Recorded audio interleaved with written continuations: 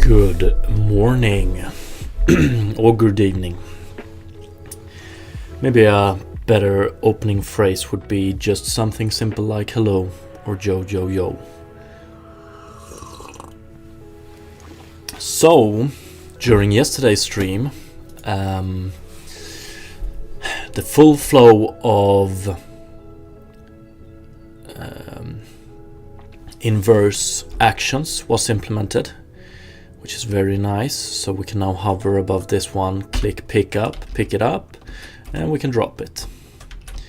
And so it works with pick up, which becomes drop. And then I would have liked to try it with consume as well, but consume is something instantly right now, so can't really do it just yet. But yeah, so that's in place now as well. So this interaction system, action/interaction system, is really shaping up to be something good. And yeah, we made it work with actions as well, so that's beautiful. Cold Bones, what's up? How are you doing today? Really need to get my animator in place, I think. But oh well. So, what up, Cypher? How are you doing today? What I want to do today is, I think I want to...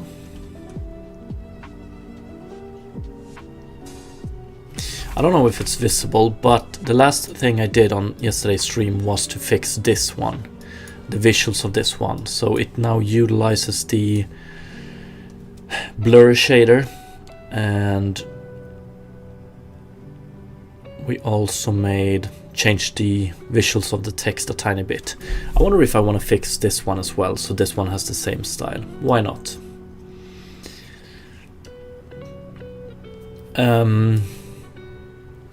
But yeah, also, so I think a lot of the focus today is going to be on the visual, how the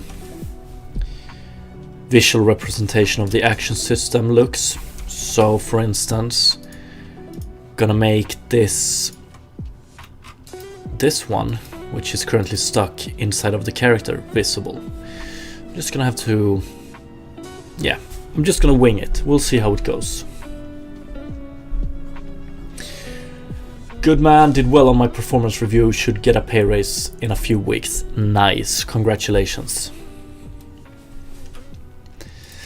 That is always nice, always nice. Okay, so yesterday I mentioned something about, let's see here. Yeah, let's pick this one up. So basically,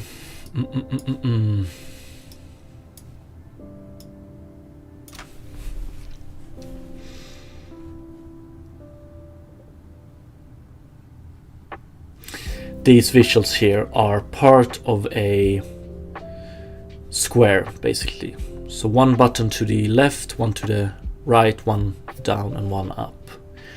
Although most of them are hidden most of the time. So yesterday I briefly spoke about altering the implementation of these such that the distance between them varies depending on what object is being focused. So if we focus this cherry, we will get the left button here, the right one here, the top one here and the bottom one here. But if it's the character that is being hovered, we should get the left one here, the right one here, the top one here, and the bottom one here.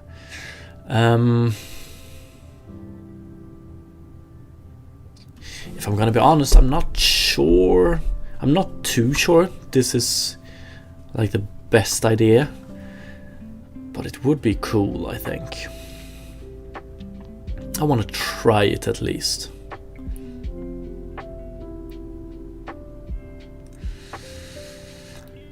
I think.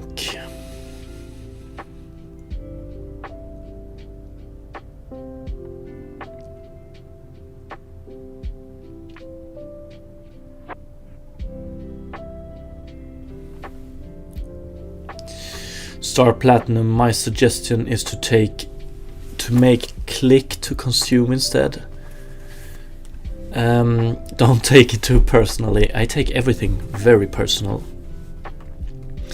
But care to elaborate? What do you mean exactly? Do you mean that I just, with the mouse pointer, hover above an item and click it to consume it? Am I understanding you correctly?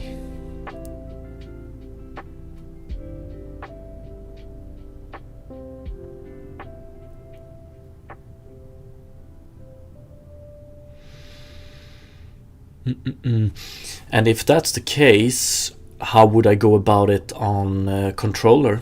So we don't have a mouse. So like mouse pointer is just something I have during development right now. Probably gonna go without a mouse pointer. It's gonna be these 4 action buttons that is going to be controlling the character basically. If you have picked up item E to consume, yeah, probably.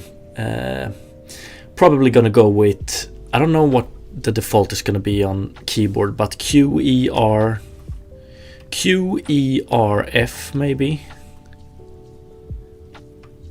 And that's an easy fix. We can just do it like, we can just do this. Let's see. Keyboard 1. Let's change this one to E. Keyboard. Let's play it again.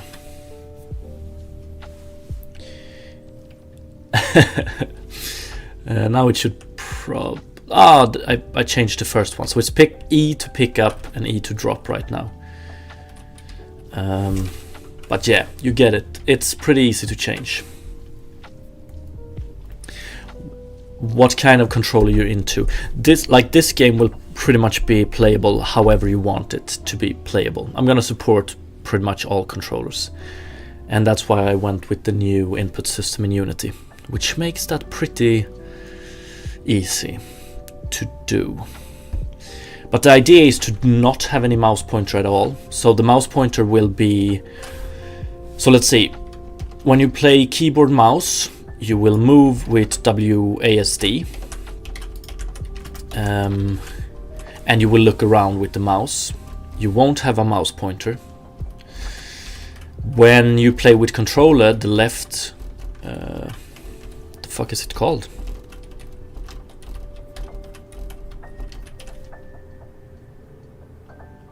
The left joystick is moving the character around. The right joystick is moving the camera around, if you want. And so to focus stuff, right now during development I hover them with the mouse. Works, makes it a little bit easier and such. But during during the real deal later on, we're just gonna focus things that are, so the closest object in front of the character, that's going to be focused. So if I was standing like this, we would still be focusing we would be focusing this one. And if I was standing like this, it would be this one. If I was standing like, yeah, it's gonna be controlled by a lot of stuff. But like if I was standing like this, I would probably not focus either of these. So yeah, how we focus items are gonna be a little bit different.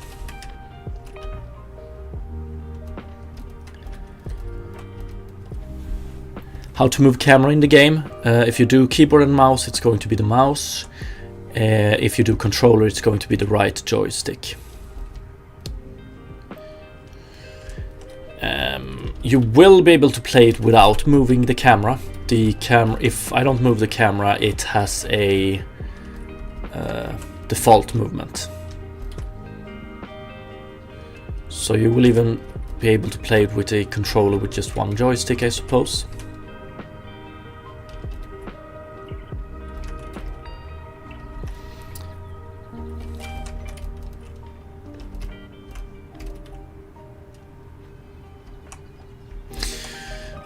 I do so very much love the visuals of these controllers appearing behind the object as well, but that might be annoying when you play.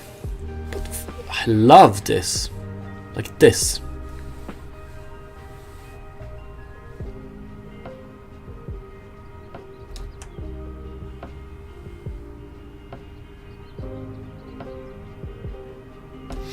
So I think we're gonna do it like this.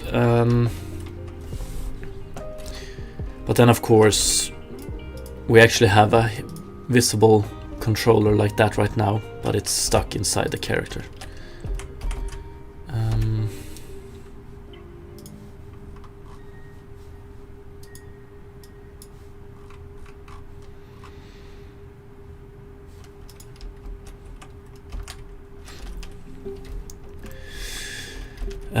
So yeah, I'm gonna alter the shader a tiny bit. We're gonna alter it such that these control prompts always show above in-game world objects. It's gonna appear like it's in the game world, but it's always going to appear in front of objects, so we won't have this. But I'm gonna make that optional. That's the first thing I'm gonna do.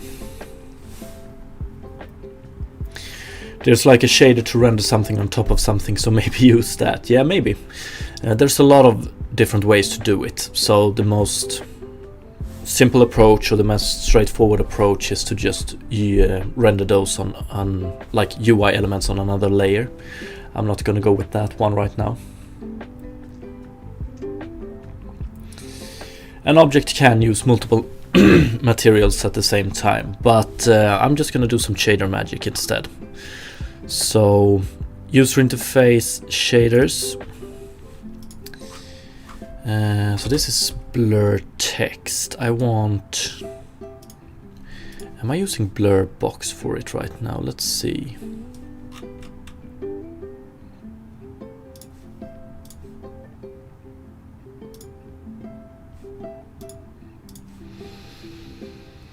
Transparent blur box. Yes, we're gonna duplicate this one. Put it here.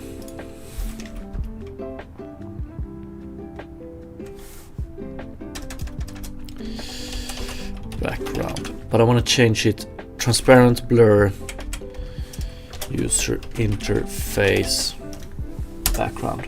What's up, Woolly Dev? How are you doing today? Transparent blur user interface background. Oh yeah. Transparent blur user interface text. Yeah.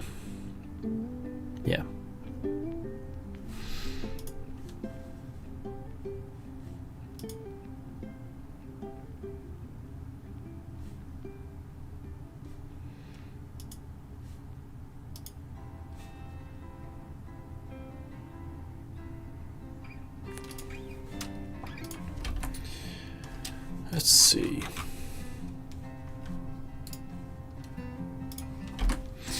Okay, so let's open these two up. Object shaders transparent. No, we're gonna go with user interface transparent blur user interface background. Star Platinum, have you ever thought about face reveal? Yeah, maybe in the future. Need to get a good camera first though.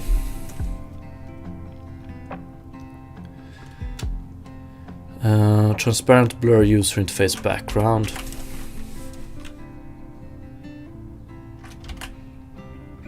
Okay, let's go with some spaces. Nah, let's skip the spaces. Transparent blur user interface text. Okay, so let's start with the background.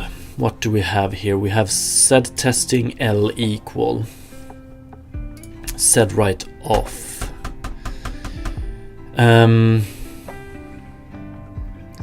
So I always want the text to be displayed above the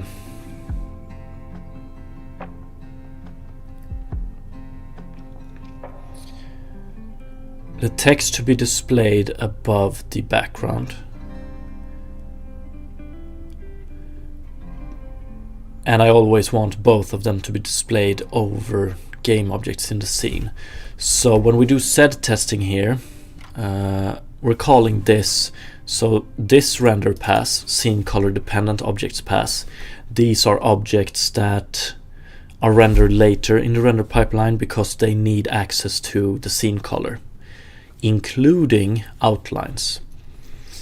So when the scene has been rendered, including the outlines, then these objects will be rendered.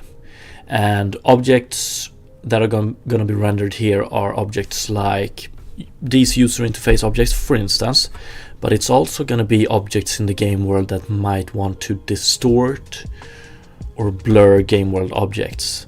So the best example is probably water.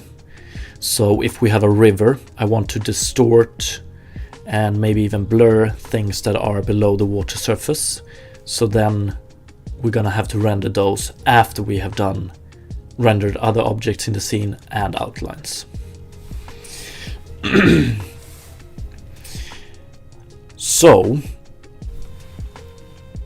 raindrops on screen, definitely. Oh yeah, that's one of those things that gets my blood or my heart pumping, you know. Such a nice feature or visual effect.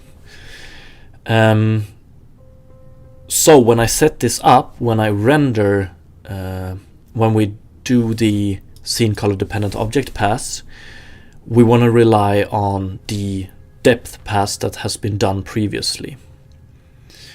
So that would be the easiest approach. Just reset the depth because we don't need it anymore, and then render these new ones, render to the depth map, and then we can do double check between text and text background. An easier way, I love HUD effects like that, so much immersive. Yeah, same here. I'm also a big fan of it. I think we've talked about it before. Now I don't remember what the term for it is, but user interface that appear in the scene. What is...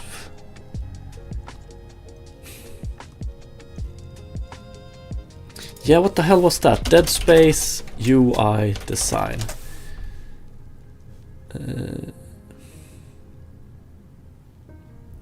Yeah. Diegetic.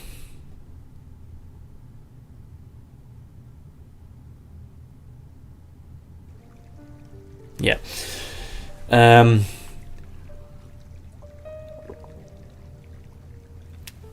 Diegetic. How am I supposed to remember this one? Oh, Woolly Dev, you had it. Diegetic. Damn, I missed it. That's good. That's good. So in some games you have, I don't know how Halo does it, but in some games you have a helmet on and the UI is shown as it is projected on the inside screen of the helmet. That together with raindrops on the screen. Oh damn, feels like I'm inside that helmet, you know.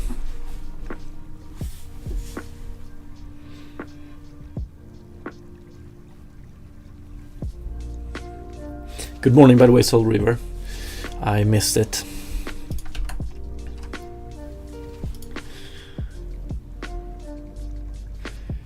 So back to this one. One easy way to do it is set test off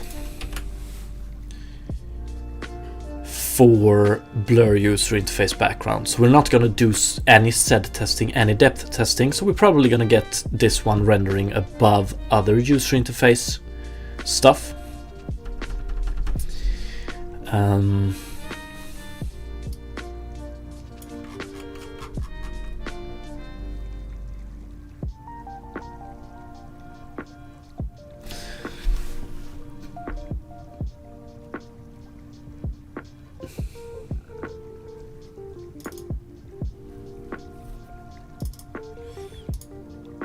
Ooh, I think we can optimize this a tiny bit. I don't think we need blend source alpha 1 minus source alpha. So this one basically,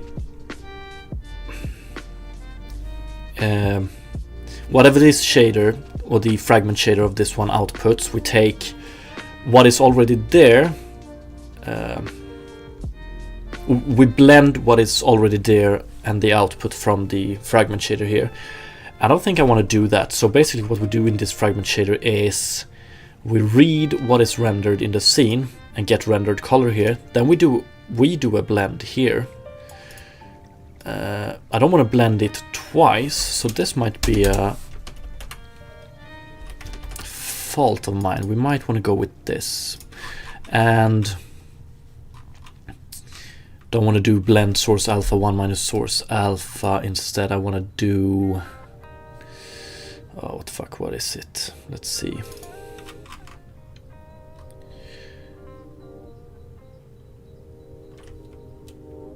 Maybe just skip blend actually. So default one. Okay, let's see what kind of result this gives so far. What's up, modding Minecraft? Any progress? Always progress.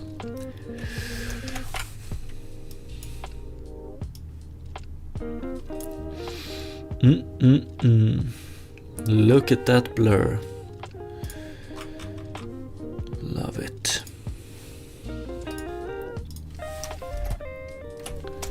I think this one works a little bit better now. That's nice. 50. Maybe 50 is okay. What's up, Jan Dev? How are you doing today?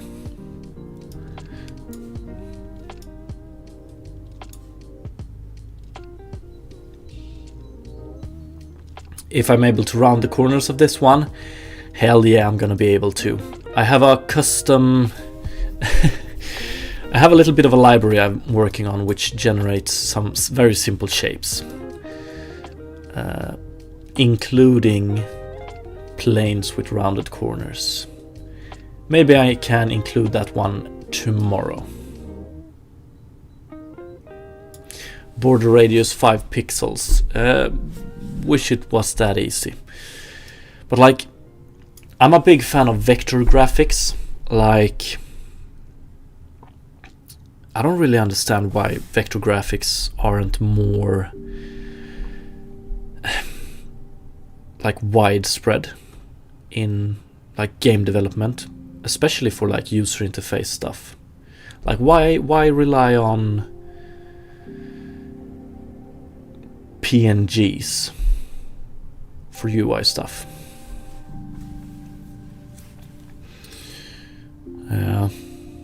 But yeah, we're gonna get some nice rounded corners on that. So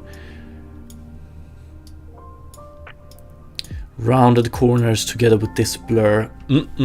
High quality product, right?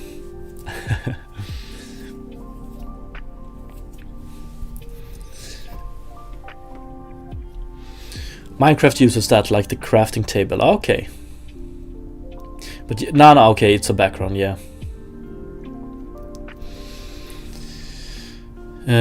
Okay, but this, does it render above? No, it still doesn't render above. We can see it here.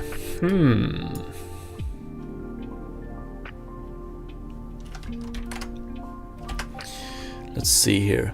Oh yeah, because we're not using the new material. So what I want to do is I want to jump here to here and do user interface background.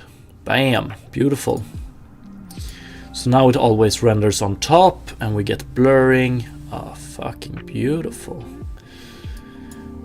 So even though it's within the character, it renders on top of the character, but the text doesn't. Jandev, your game looks very good. Thank you. Teletubby.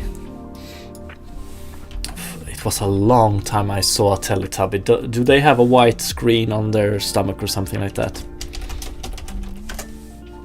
Yes, they do. That's a great reference.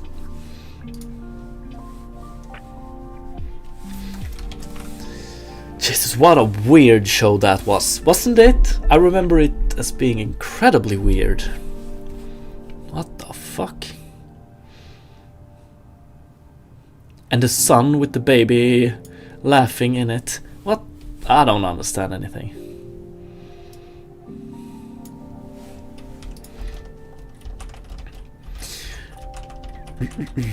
Enjoy that shower modding Minecraft.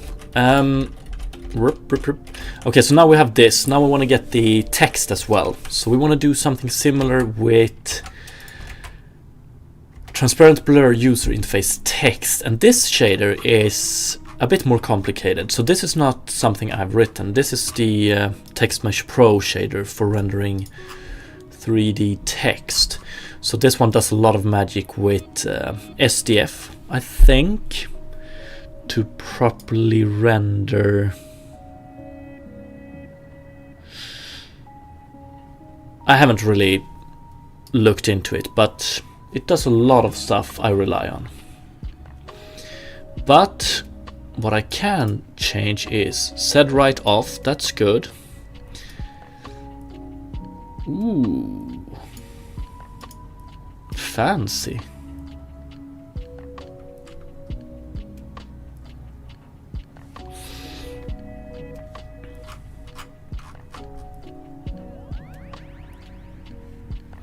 Blend 1 minus source alpha. Oh yeah, we haven't added any logic to this one. We've just made it so. Okay, now I remember. So this was the last thing I did yesterday. So we copied this one, changed this one such that the Text Mesh Pro text gets rendered at the correct place in the render pipeline.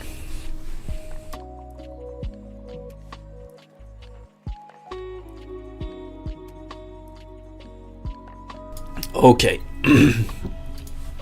So what I want to add as well is I want to remove this one and just take off, I think. And let's see what kind of result we get. We might get some fighting between the text and the background. I'm not entirely sure if it...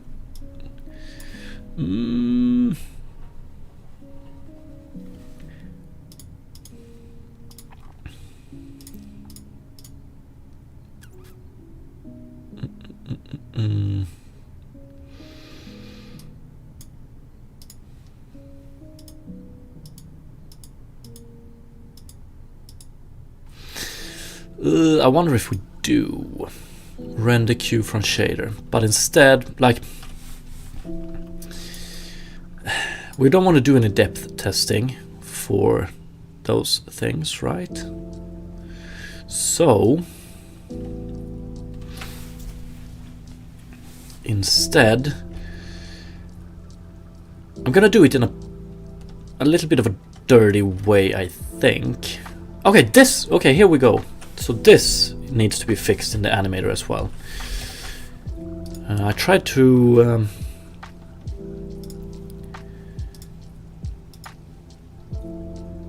what is it called?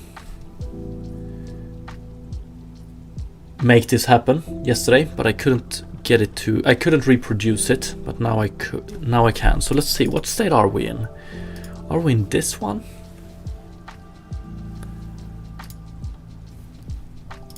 Display. Okay.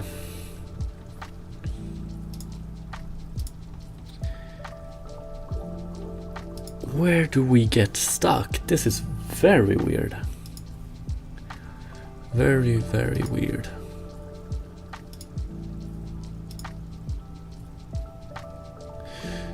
So it's this one, right?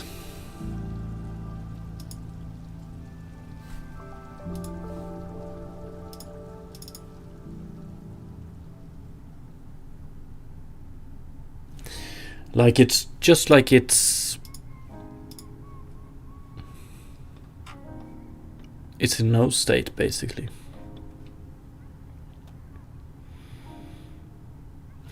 Let's see if I can reproduce it real quick. I think this when I'm walking, jumping and stopping to walk, something like that. That's such a weird.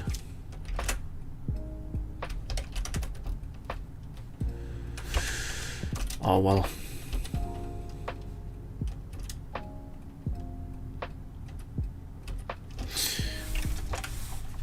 I'm gonna have to keep my eyes open on that one.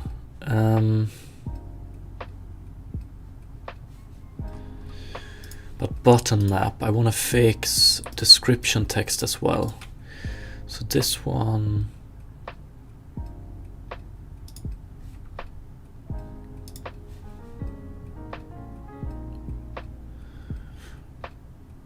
Or let's see here. Transparent blur user interface text.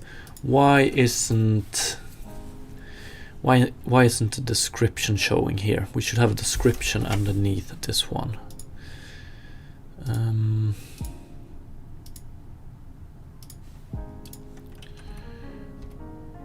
Yeah, so it's here, but it doesn't say anything. Okay, so it's not showing because action type jump, get description on jump, we don't have any here. Okay, case action type dot jump return jump.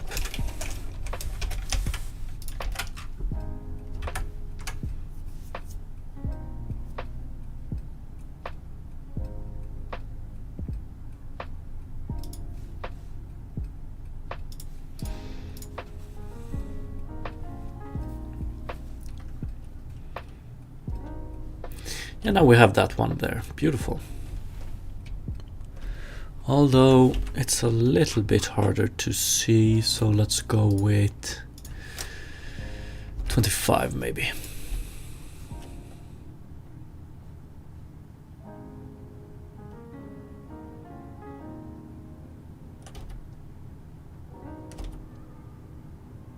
Beautiful.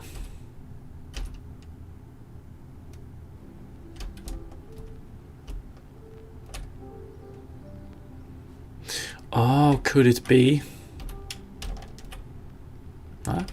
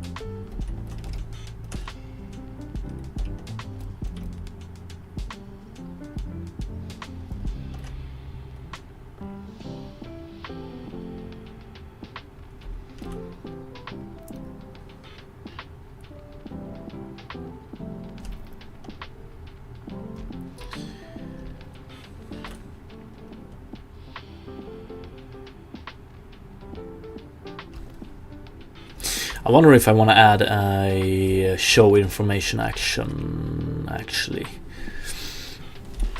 Maybe.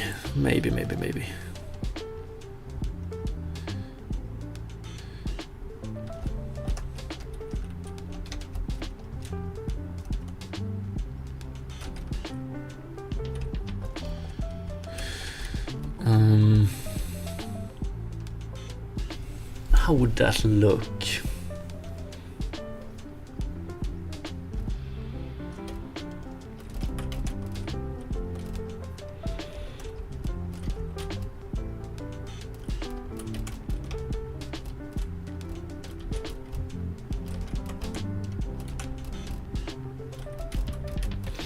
Yeah, fuck it, let's do it. So I think I'm just gonna add a action interaction show information or something like that. Might use it, probably gonna use it later, but not for showing information like this, but probably when we're in the inventory and hover above something.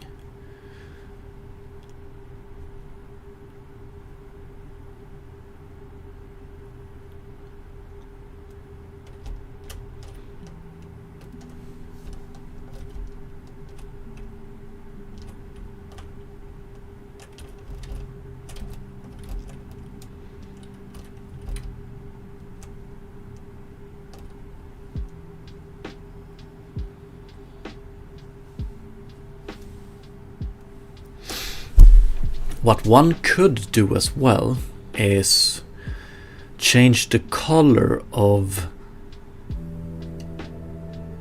like this E drop here is actually behind the head here, but it's being rendered on top.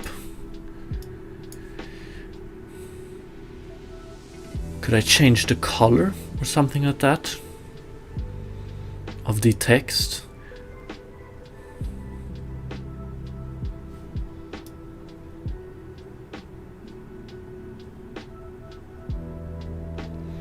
To like visually show that it's behind the object, but still show the full text. Maybe that could be something.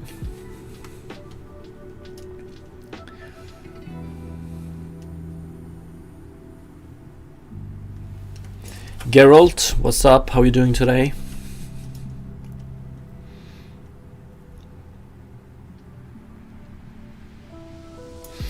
Would that be... That would be interesting. I want to try that. So many things I want to do now. Let's see here.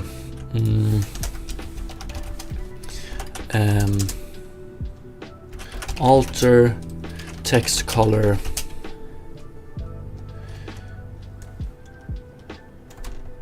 alter user interface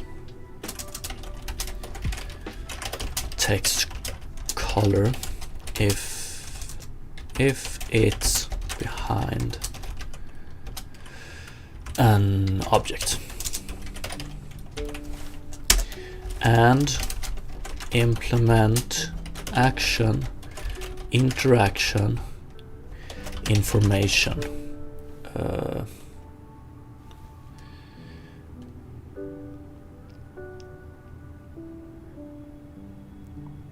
Should I go with the clean name of information, or walk, run, sprint, jump, crawl, pick up, consume, collect, focus? Information. Inform. Consume, collect, focus. Inspect, maybe. Inspect. Then it can be, so right now during debugging and such, or early in development, it's going to be used to just show information. But in game later on, it's probably going to be inspect. Yeah. So if you want to inspect a creature, look at its stats before you, I don't know, not fight with it, but compete with it maybe. Okay, so these are the two things I want to do right now. And let's start with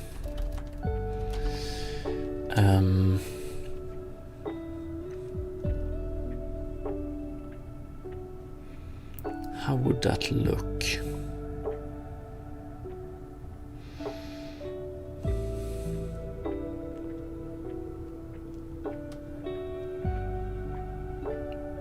Okay, first of all, I'm just gonna, if a user interface object is behind a in-game world object, I'm just gonna change the color to black from whatever it is. Yeah, so let's start by doing that.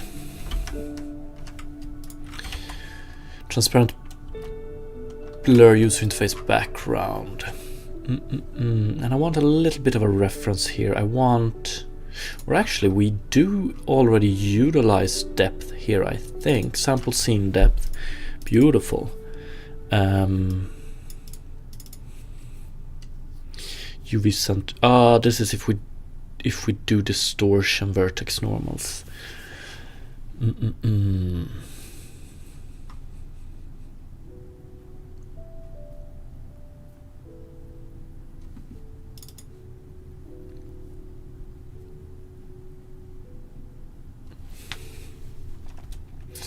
Okay, for now let's add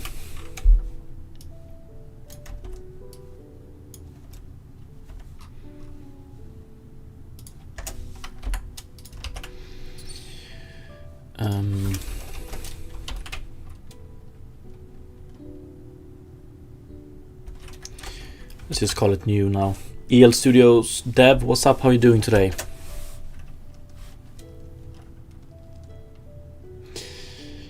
Or just EL for short, I suppose.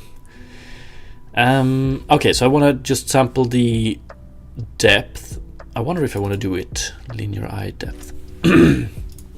Oh yeah, we want pixel depth. We're already sampling. That's, or we are already calculating. That's nice.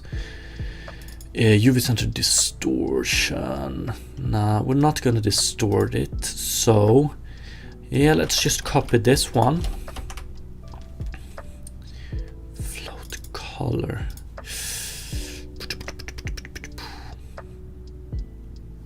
Okay, let's do an if else. Or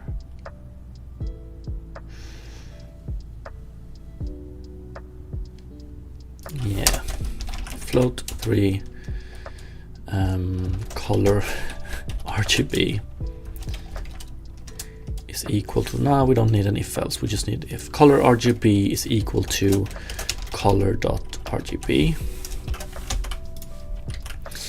And then we do, so if this is true, that is our current pixel is behind something. I think that's, Yeah, let's see. Then we do color RGB is equal to float 3000. We just set the color to black. Oh, is this shader magic? Yes, we're gonna do some shader magic today. I was about to do some joke about it not being magic because I might not be like fluent enough in it, but I couldn't come up with anything good. So yes, we're doing shader magic. Let's try this.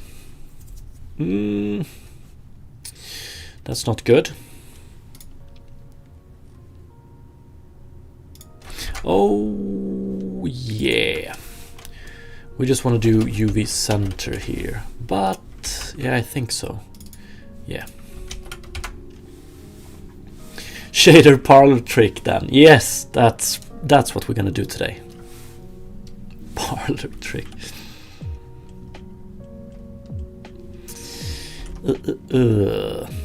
I wonder, let's pick it up. That's probably, do we get anything here? I don't think so. Or, no, we don't. So it should be pure black.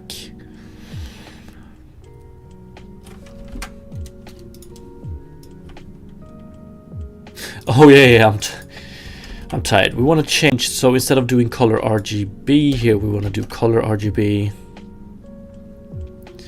Rendered color. Do I want to do this? Yeah, maybe I do. So something like this is what I want to do. Okay, so it's the other way around. So right now, what is not in front gets turned to black. The other one is white. We can do it to make it even more visible. We can do this. Float 3 colors equal to float 4 color RGB 1.0. Oh, what the hell? Color RGB. There we go. So this one is in front of it. This one is behind it. Or no, the other way around. This one is behind it. This one is not behind it. So I guess this is the correct way to do it. I wonder if I want to do this. Okay, yes. So now when we have that figured out, we can go back to this one. So now it looks a little bit like this. It's a little bit blacker here, but it's not that visible. Because the alpha is still...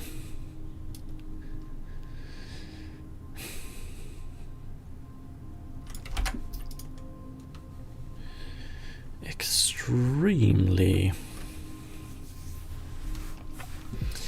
low. So if I would do white blurred background user interface material and we go, let's up the alpha a bit. Oh yeah. Modding Minecraft, I have zero idea on how blur works. It's pretty simple. It's just Google, like it's a simple kernel function. When you see it, you're gonna understand it directly, I think. Oh yeah. So this is not as visible as I would have hoped because of the, let's go with 30, because of the blend calculations here. Okay, simple is always, simple is pretty much never the correct word, but it's pretty straightforward. Might be a better word for it. Color RGB. So we multiply this with the alpha. This one is 000. So that means that this one is just 000 plus rendered color. And there we go.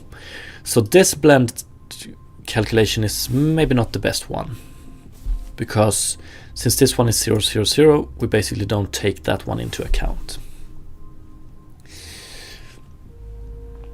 Graphics programming is magic to me as well. I love it.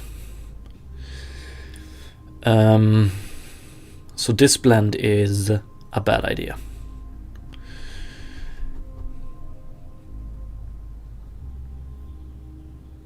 But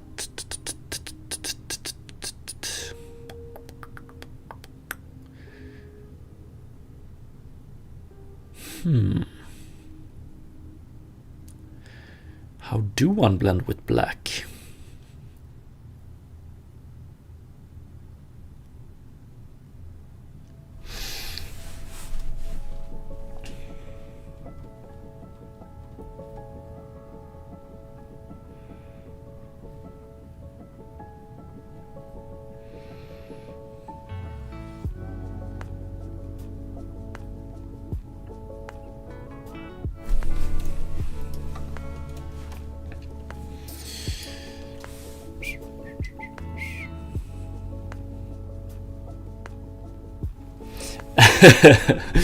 Yeah, EL, it's pretty, like, it's a fun way to look at it, like what some people find impossible, other finds easy, but then it can go the other way around as well, right? Like conversational chatbots, dude, that's hard work. That's complicated stuff.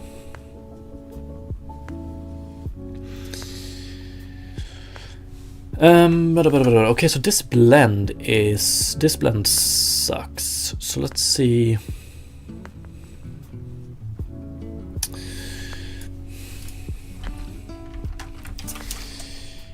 Correct way to blend, or I'm more source minus 1 alpha blend. Is that what this one?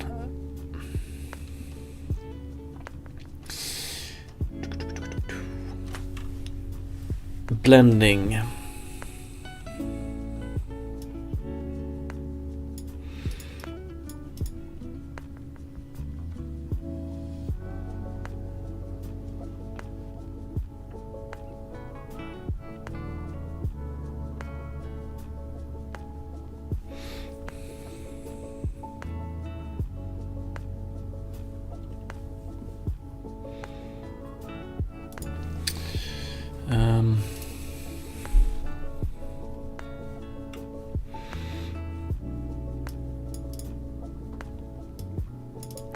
GL source alpha, GL1 minus source alpha.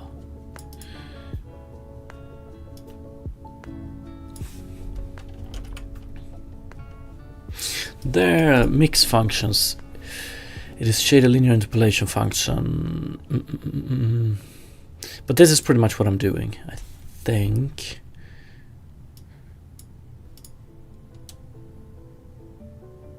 Yeah, so this is source alpha, or it's actually 1 minus source alpha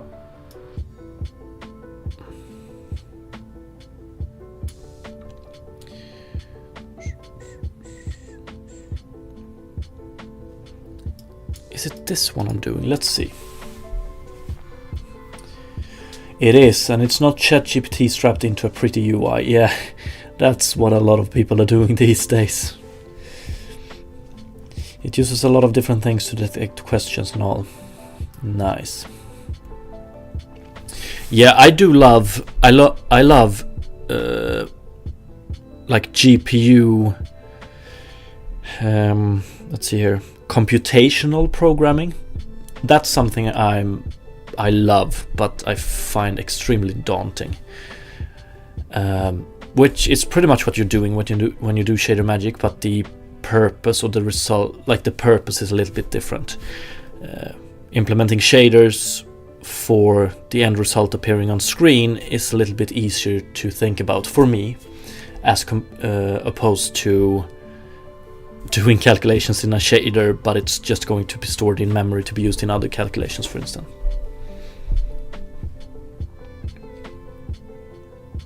Seen NVIDIA's recent local GPT thing? No. Is it cool? NVIDIA does some amazing stuff. NVIDIA is sick.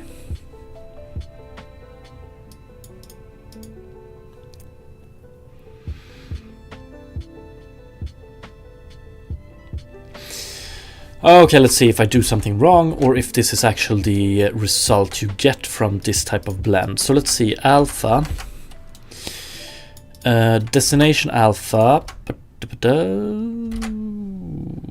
I think it's this one, or rendered color A times plus source alpha. Yeah, this is pretty much what we do. So in our case, this one is the destination and this one is the source.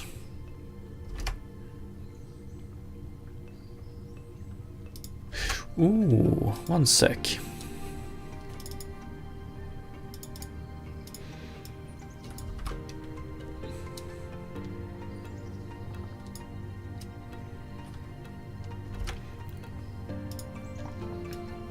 Yeah, so this is source and this is destination.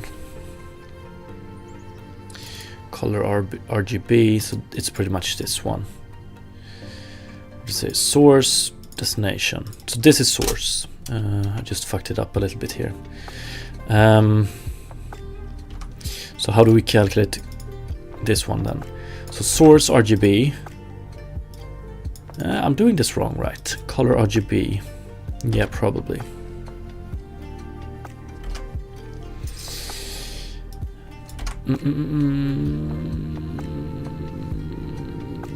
Pre-multiply. Let's try this one then. Float 3 colors equal to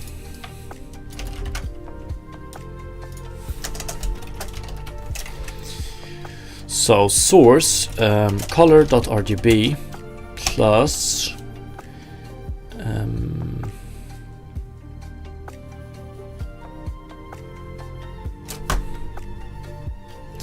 I don't know, maybe this is not the correct one. It's a bit shit, but it's a start. Okay. Yeah, but maybe I will take a look after this stream. Okay, I want to see what kind of result I do get. I should be able to figure this out. Color RGB plus. This is going to be additive. This is not correct, is it? Results are pre-multiplied. Yeah, I don't think so. Mix version. Mix version not available. What the? Yeah, this is probably what I want to do. And this is pretty much what I'm doing, right? Color RGB, color A, yes. Although it's not really what I'm doing.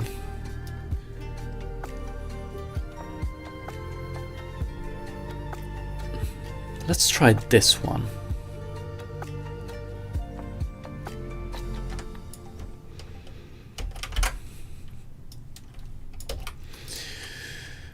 So, source RGB times color.a. But then of course I don't want to do color, I want to do color RGB times color A. So that's pretty much what we have here. But then we're going to go with plus, and we're going to do it a little bit different. Destination RGB, yeah, times, so this one is a little bit different. 1.0 minus source A.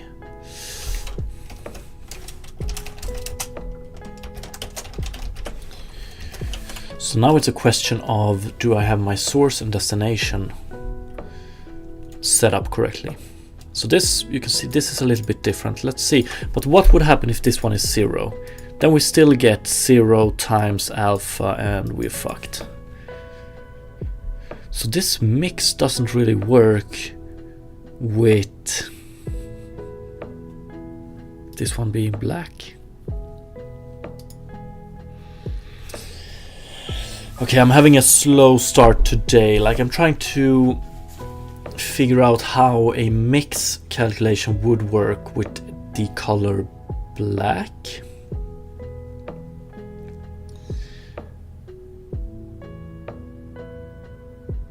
Like, if we have the color black here, then R is 0, G is 0, B is 0. So then we have 0 multiplied by A, so this is just 0, 0, 0. But actually, okay, it might work. Because this part becomes smaller, of course. Yeah. But still.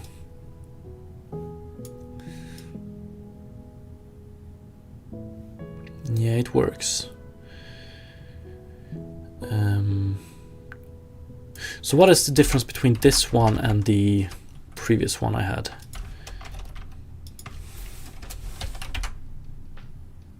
Nothing.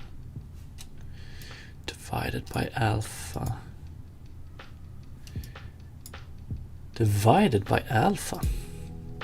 Yeah, there's pretty much no difference here, so might just go with this one. It's prettier if you ask me. Fabic Ipu, hello sir, this might help, thank you. Let's take a look at that one. And Arth Dev Life, thank you so much for the raid, appreciate it. And welcome to my stream.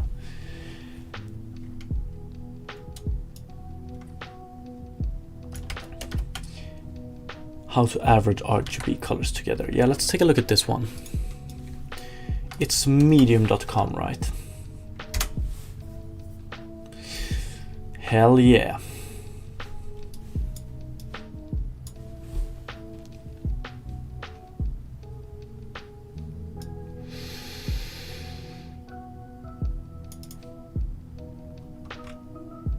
Wait. What is this? So this is a person that thinks... Okay, this might be true still.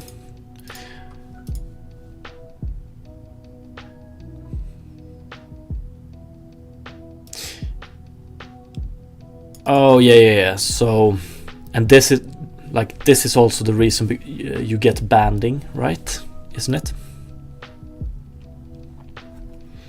Or something.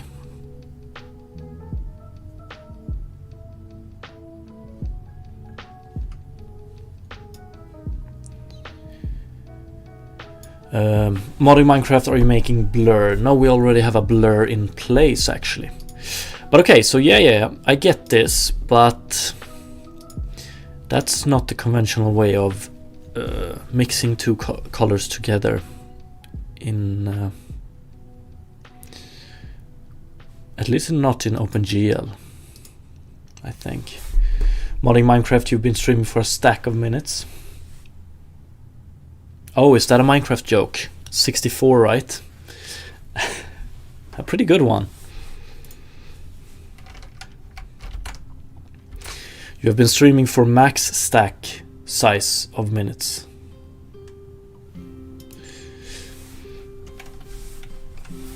Okay, so this mix is actually the way to go. So this is, what is it? Source alpha 1 minus source alpha. So this is the same as doing blend source alpha and 1 minus source alpha. I think that's pretty much it. But by doing this, you blend with the wrong thing in my case. I want to blend it with the texture reads. Okay, so we're gonna do this, and then we have it here, and yes, but oh no, did I stop running this one?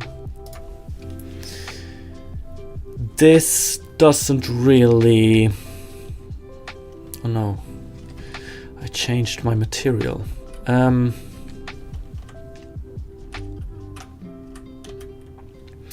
Let's see. Ooh, maybe it actually.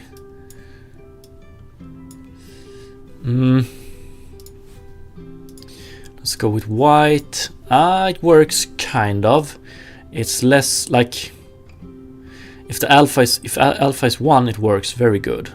So the higher the alpha, the better it works. The lower the alpha, the worse it works, pretty much. So instead of changing the color, one might want to change the alpha. So, or one might want to alter the alpha as well. So if we go with 30 here, this one doesn't really appear that much darker. Pretty much not darker at all, right? A tiny bit. So let's see here.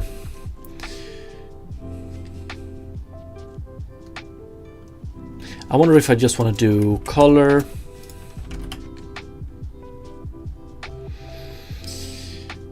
Yeah, color RGB A.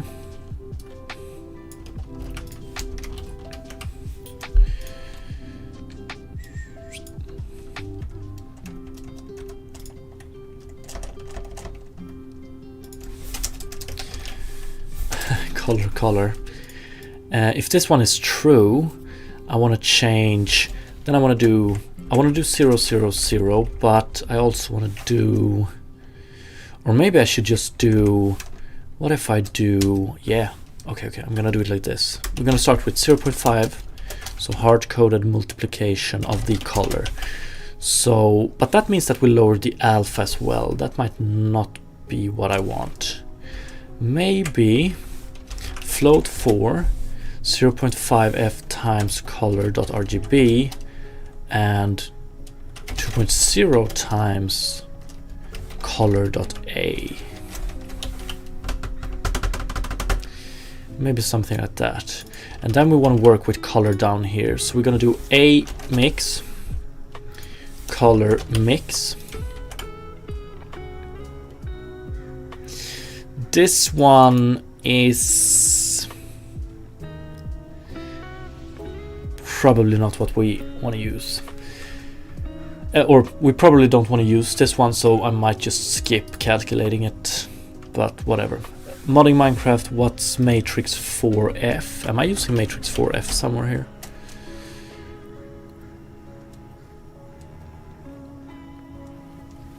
Matrix 4f. And I pretty much never worked with matrices in HLSL.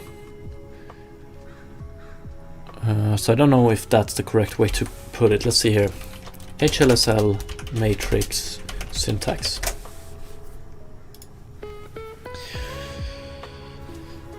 Yeah, this is how you write a matrix, right? In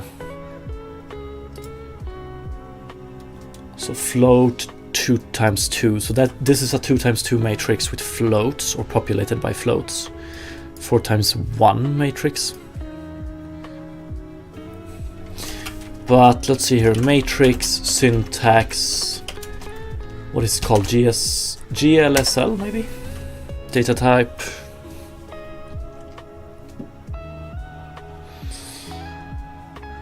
Yeah, this one works with math. So this is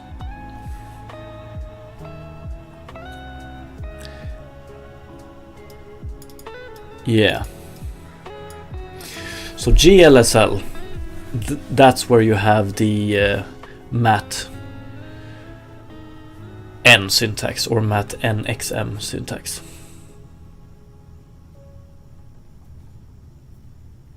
Okay, 10 years old, that's a bit early.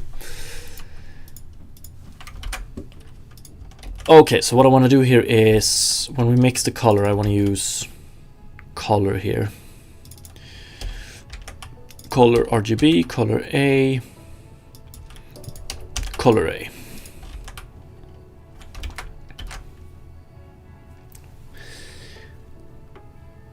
Invalid subscript of A126. Oh yeah.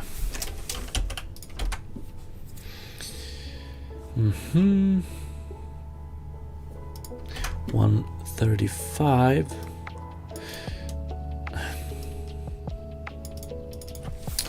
Color mix, and maybe I want to change this one to a mix later on. I'm not sure. There we go. So what happens if I do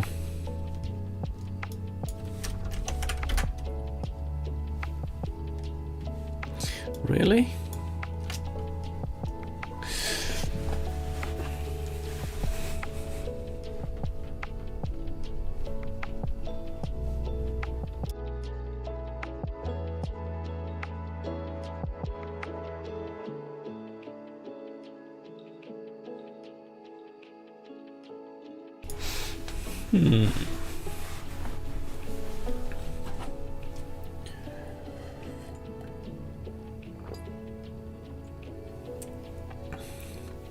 Yeah, we have a pretty low blur here.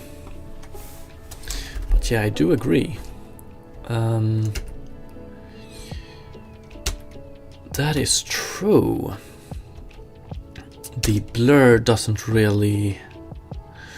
Ooh, I might want to do this before the blur. That's definitely true.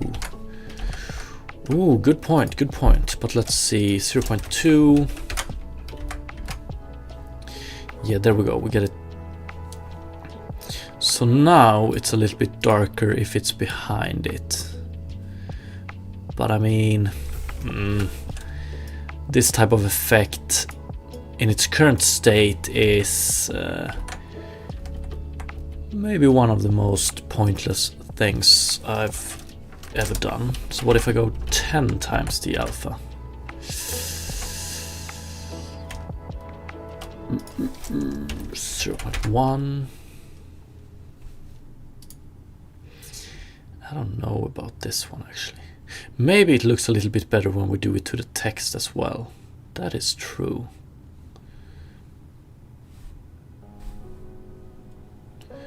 Ooh, we actually get a...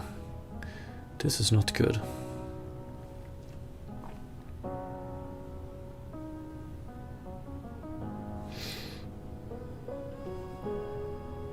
That's not good at all.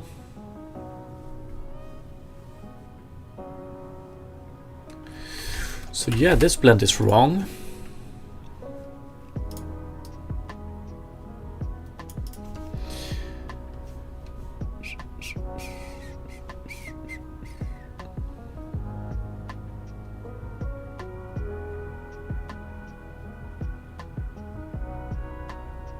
For the action letter, is it possible to add a slightly darker outline to the letter? Yeah, that sounds pretty cool. Rockadoodle, have you heard of Dusty Room's new asset line kit? No. Is it Unity line kit? Dusty Room, let's see.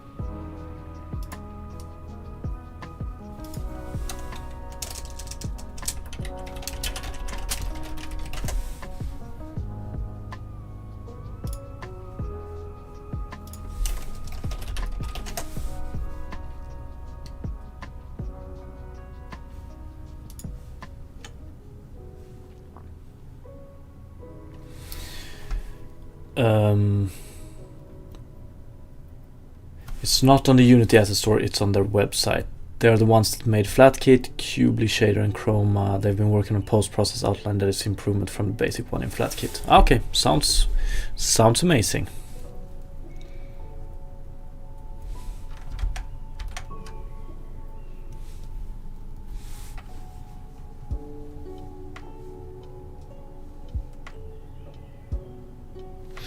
Yeah, I might look into it later on.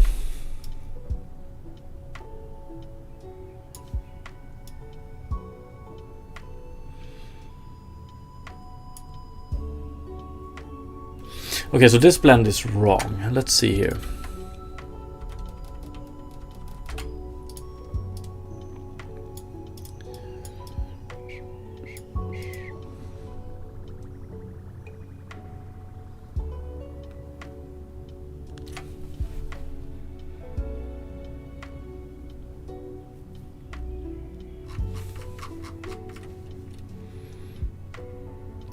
So is it actually this blend that is the correct one? Let's try this one again. Color.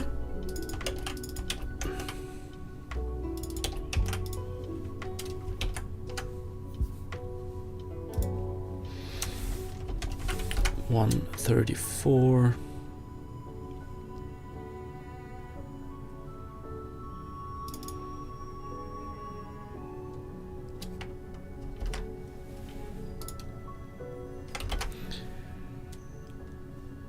Oh yeah.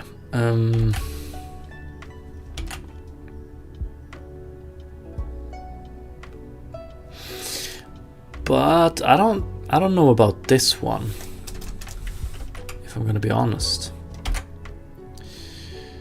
And we do get this. That's weird.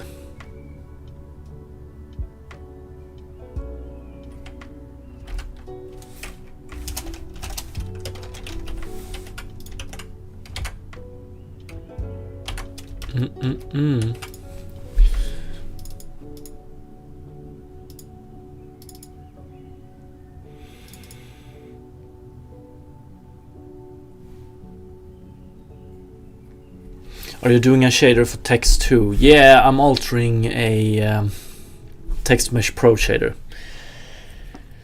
We're gonna do that soon. I just need to figure out this simple blend here. Why am I getting like inverted colors here? That shouldn't be the case. Color RGB plus rendered color RGB.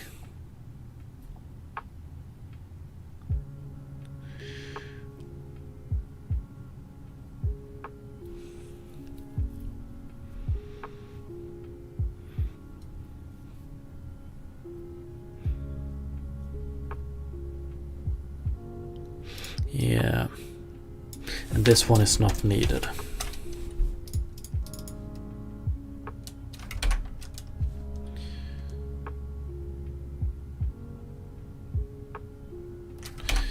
That's weird. Okay, so it's this one.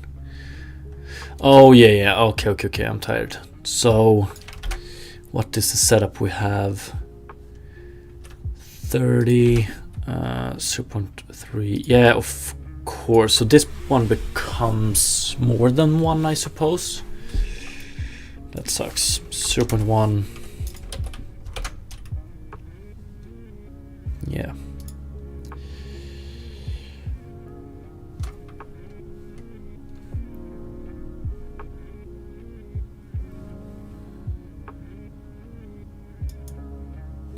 But yeah, we need to take the blur into account.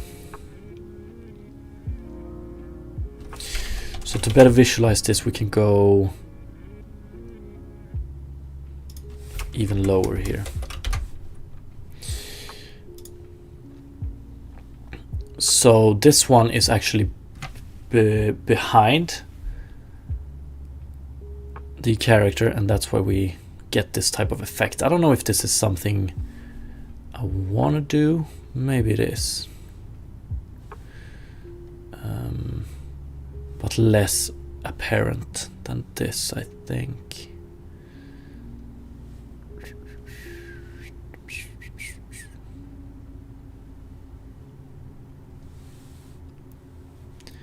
So you can see the difference. If it's in front of the character, we get a visual like this. If it's behind the character, we get a visual like this. So it's just a tiny different way of rendering the user interface component based on its position in world space.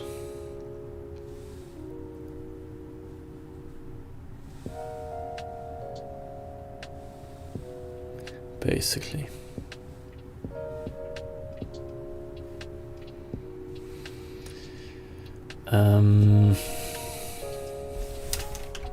The question is, how exactly do I want to render this one? Maybe this is okay.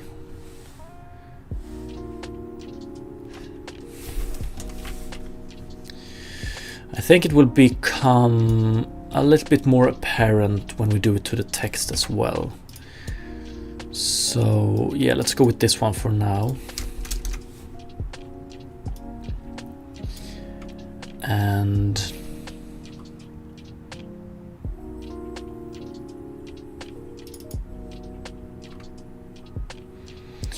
what do I need? I need pixel depth, so we're going to calculate this one in fragment shader for the text one. I don't need pixel size. Or let me put it this way. Right now we're not blurring the text. Maybe I should do that actually. So if we take drop here, I think that would look pretty nice.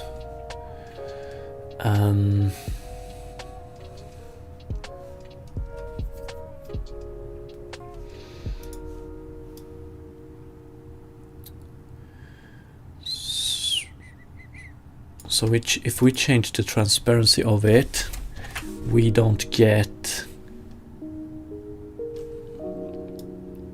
The transparency doesn't really work, does it? I would like to make it a little bit thicker.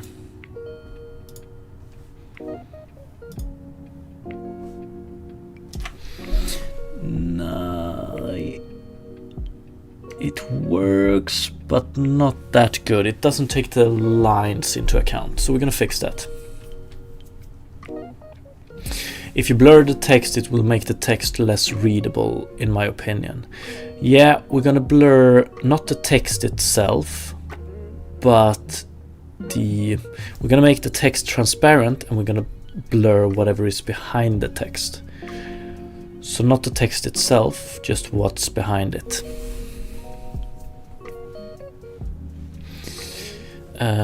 Let's see if I can make this a little bit more visible.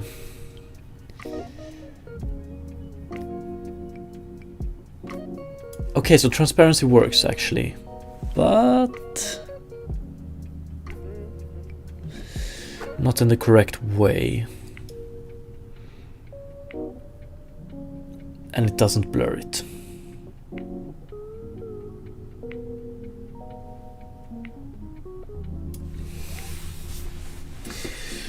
I know you're working on a sort of general rule of how everything displays, but would it make sense that the player action buttons could be displayed essentially on the opposite side of the player from the viewport, rather than always having them between the view camera and the play character?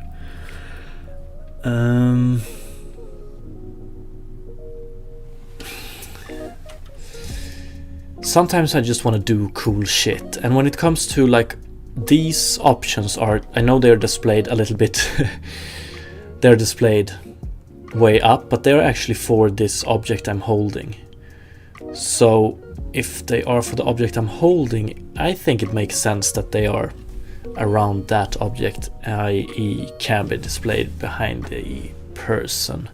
But we're on experimental territory here, so whatever I'm doing right now might just be stupid, but you know, sometimes you just want to experiment. But yeah, so these prompts will sometimes they will appear on the character. For instance, when we don't have anything, we have jump. If we focus something, it will be displayed on top of that one, and if we're holding it, it will be displayed there, and so on. So yeah, we'll see. I want to test it at least.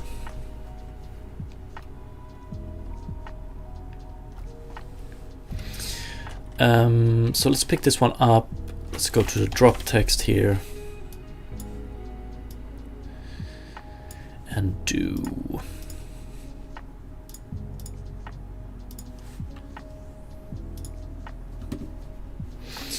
okay, drop.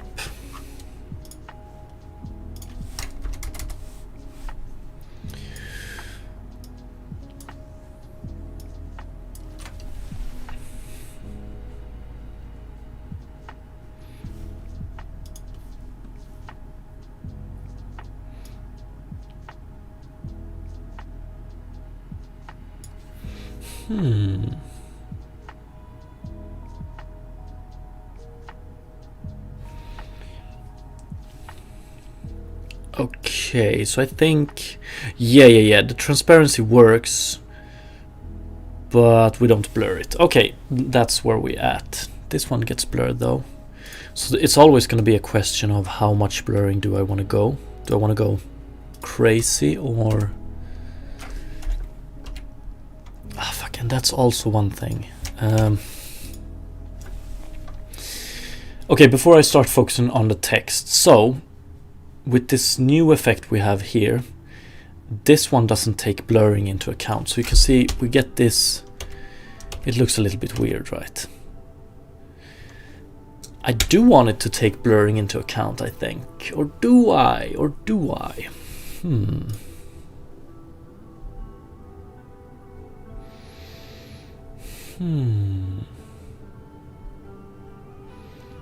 probably not.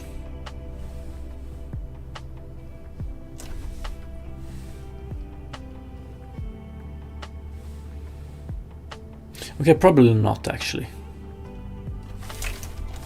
Okay, let's focus on the text. I'm all over the place today.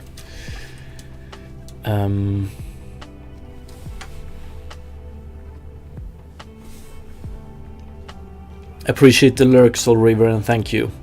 And thank you for dropping by, always. And good luck on the meetings.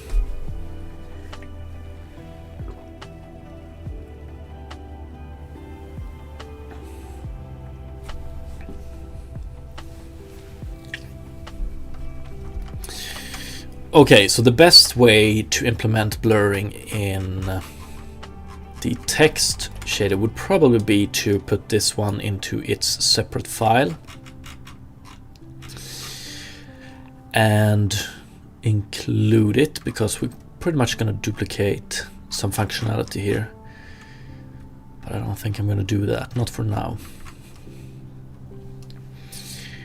So, what do I need? What do I need? First of all, I need blur. I need this.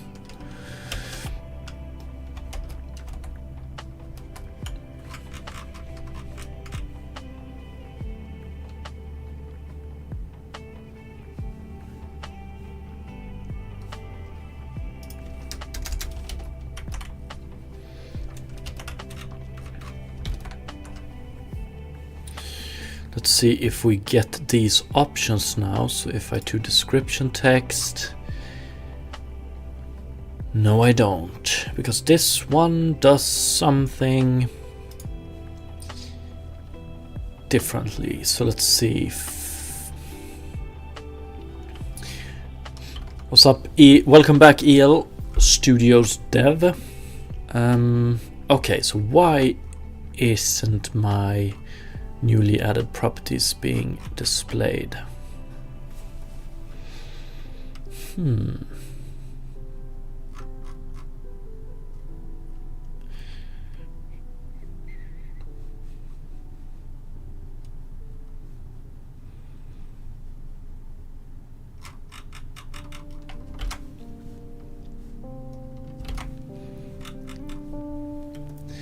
Transparent blur user interface text. Okay, so it's some override function that removes.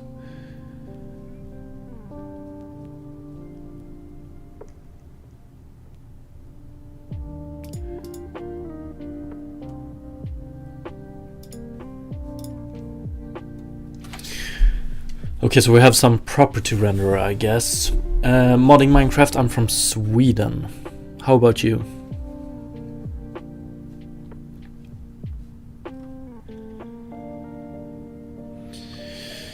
Okay, this is tiresome. So how this one is displayed here is decided by Text Mesh Pro documentation font resources.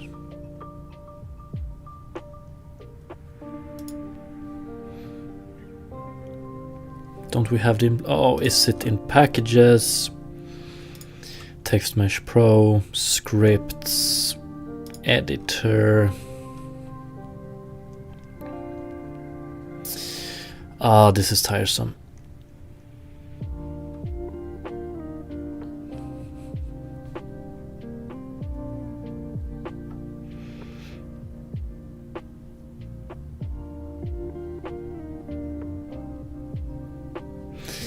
Editor shader utilities, could it be this one?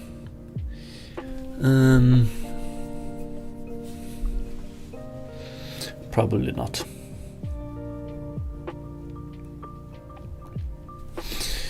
I'm from Hong Kong, that's why my English is so bad. I don't think your English is that bad.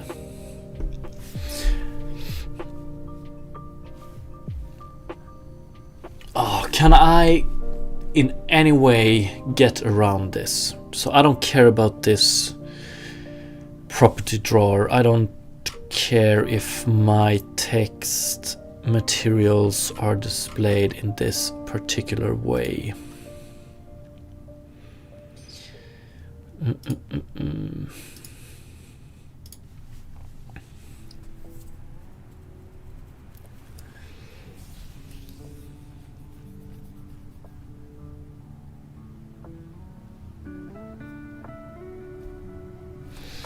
Actually, how is it?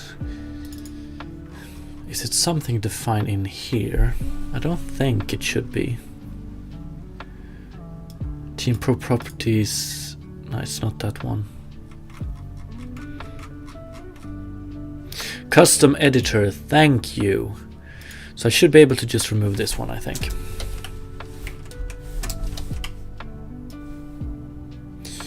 Or I think and I think, I hope. Yes, there we go.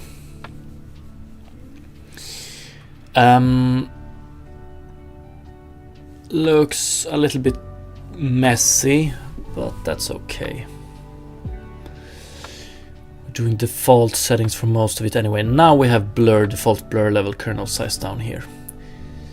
I wonder if I want to do a custom text SDF renderer shader, so I don't have to rely on this.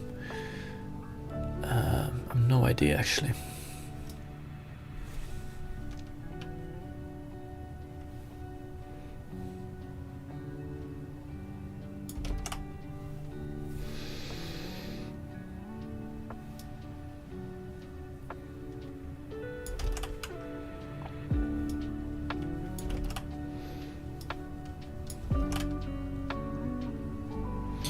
Font Atlas.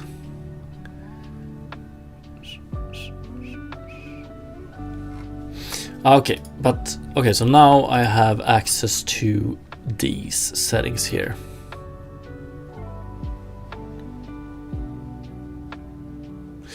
Although, let's see here, maybe, what did we have here? We had custom editor, tmpro.editor utilities.tmp sdf shader GUI. Do I want to write my own? Maybe I do. Let's see.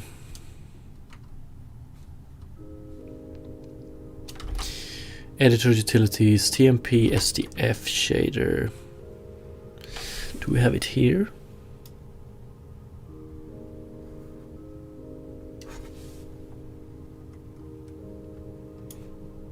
This one, right? This is pretty cool. I've always wanted to jump into this.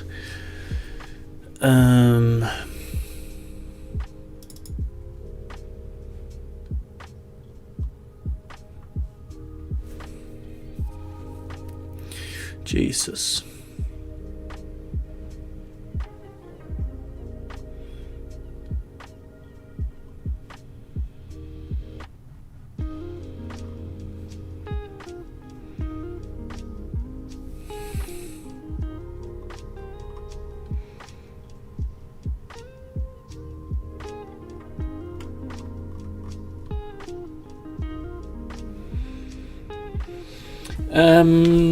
Probably gonna wait with this, but it's good to know that this one exists here if I ever want to do it. But not today. Okay, so we have default blur level, kernel size. Let's see.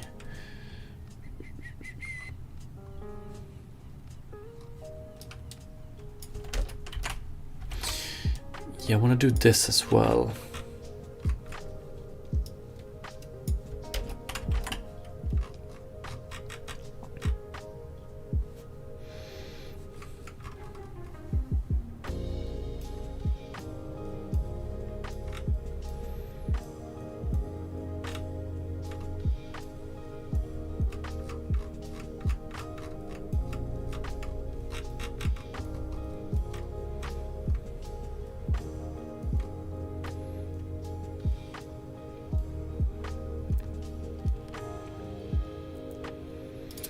Vertex, SV position. Do I have everything I want? Or everything I need, rather? And then I wonder, do we never face color?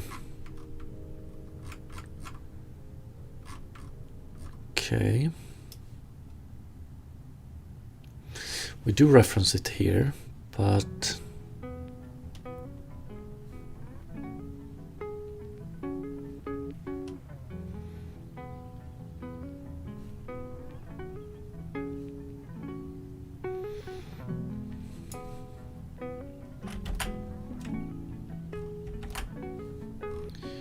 pass. Okay, let's just put it here like this. Do we have any error? Yes, we do. Texture 2D at line. Okay.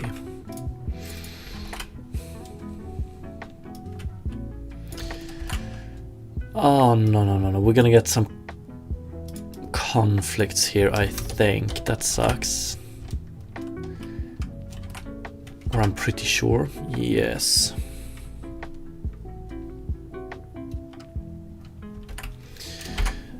What about if we remove this one then? Or actually, let's see here. Let's remove these. So it's texture 2Ds and sampler here. We don't have any reference to. So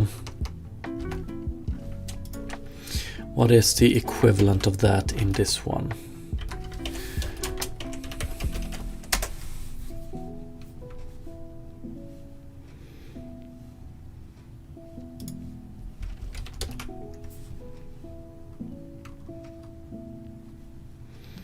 Sampler 2D main text.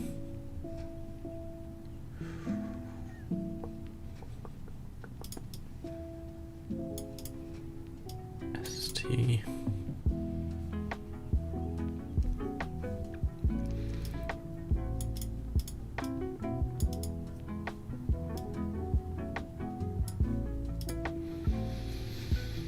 Okay, so I guess I'm gonna do it like this, use a sampler 2D instead. So what is it? Sampler 2D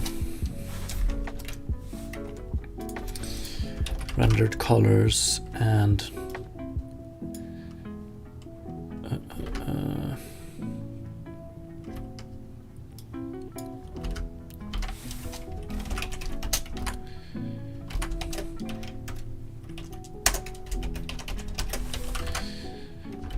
this, I suppose.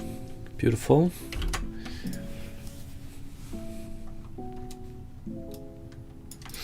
Okay, so now to the hard part. Now we're gonna have to redo this one.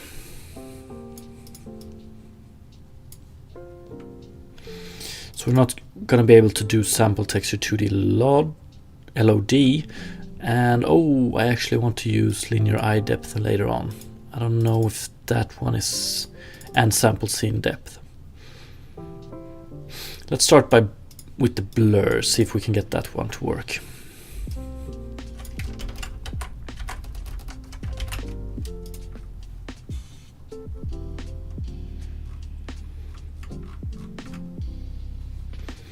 Return C.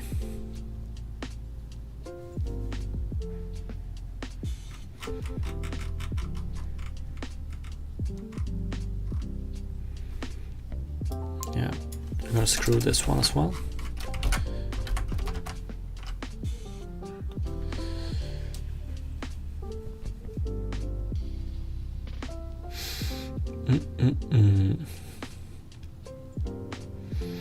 Okay, I'm gonna have to handle that.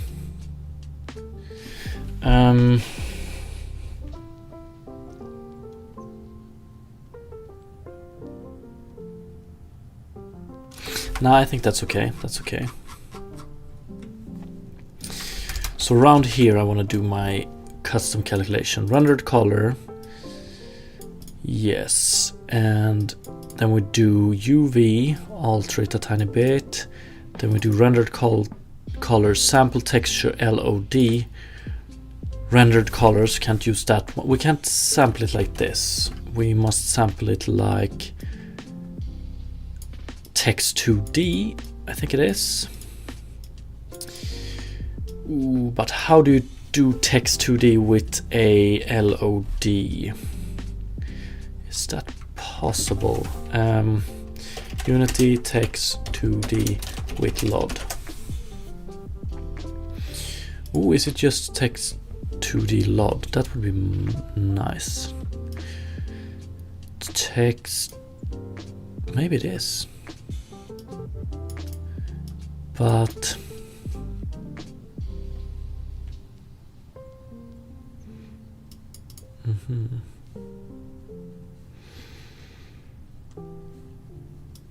text 2D level of detail is not supported in Unity. Okay, that's not good.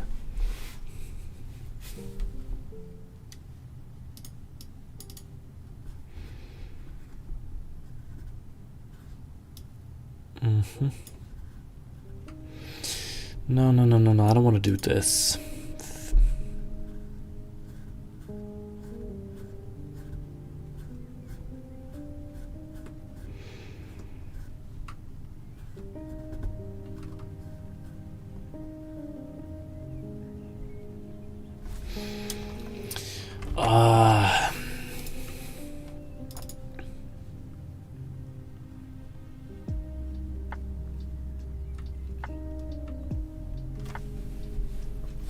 D-Sabbath, that's from 2012. Okay, maybe a little bit outdated information. What's up, by the way? How are you doing today? But like, I have a feeling like this one is pretty old school, like it is. Like these days when I write shaders, I rely on these includes. Then you get a lot of nice helper functions. But yeah, this one, that one is old school. Though HTQ, oh no, Unity shaders. Yes, welcome to hell.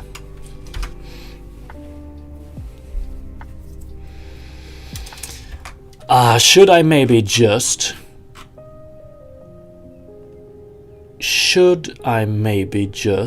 get myself together and implement this shader, like create my own shader for rendering texts, pretty much. Fuck, there's so many things done here.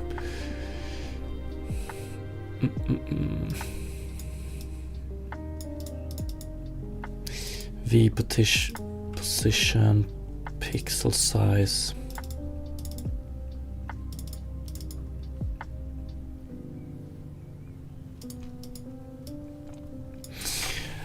Why you want a custom font render? Because I want to do custom things to it.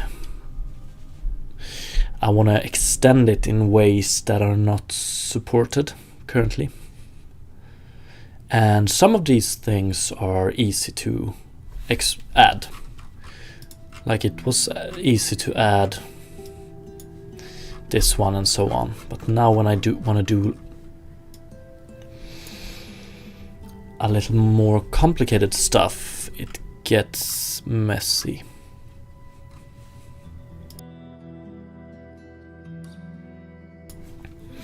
Glowing text, I think it actually supports in a way. It's more like it's other stuff.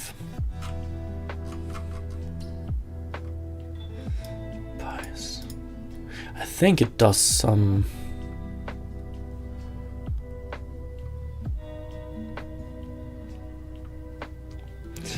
pretty cool stuff here. Fix this.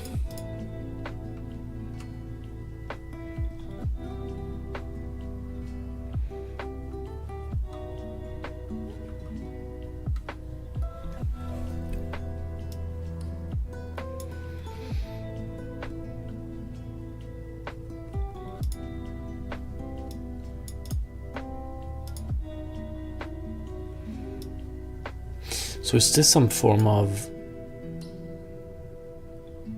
anti-aliasing, or what is it doing with C?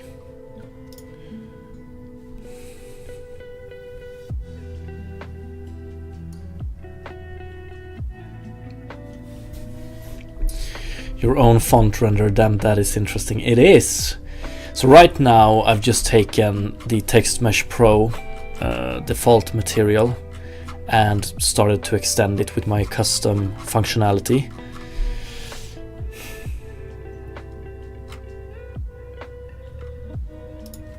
But yeah. So it's unnecessary to re-implement this myself, but with a newer, fresher library, I suppose. But it is interesting. I would love to learn everything that is going on here. I guess the documentation won't be very good though. Like, it's going to be hard to find information online. Because it's this one. Okay, which function does this one actually rely on here? Maybe I can... Let's see. Okay, let's try this. UV center at line 247. Let's do...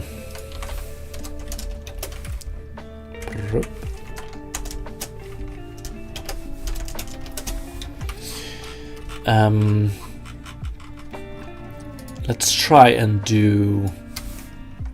Actually, let's see if it works first.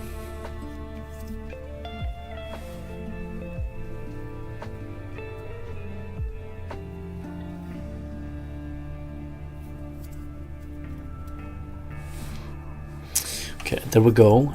And what if I do this? So what methods does it rely on in that library? Unity vertex input instance ID on one, but this one can't be the only one, right?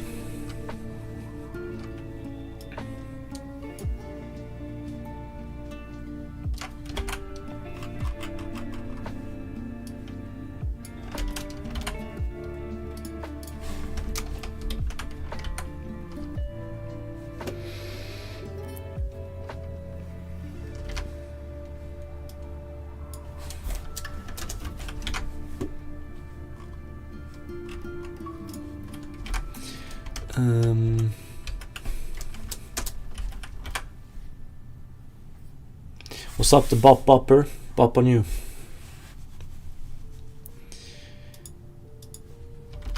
What did I screw up?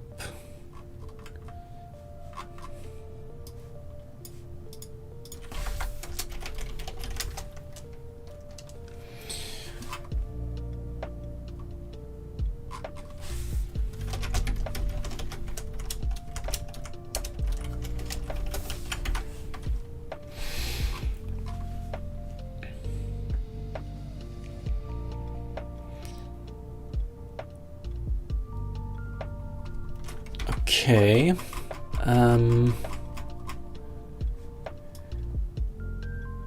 Does this one actually define these things? That's weird.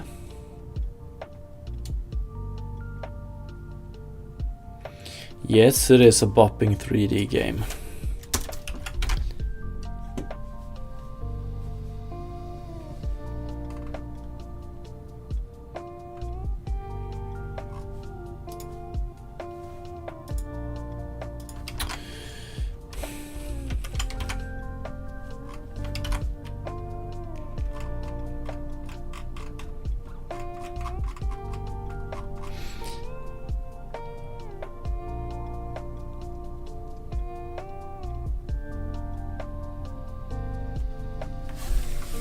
Bop is a good Russian D&B artist. Oh, that I didn't know. Okay, so this is gonna be a bit harder than anticipated, which sucks.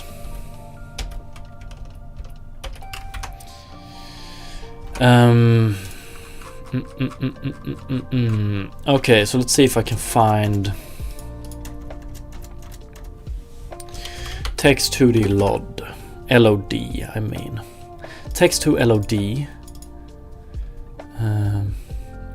2023.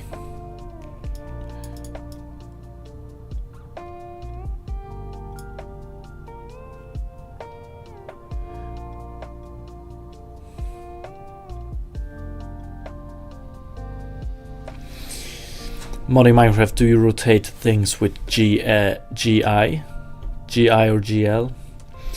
Drum and bass. Drum and bass is life. Drum and bass is part of life at least. GL. No, I don't work with GL.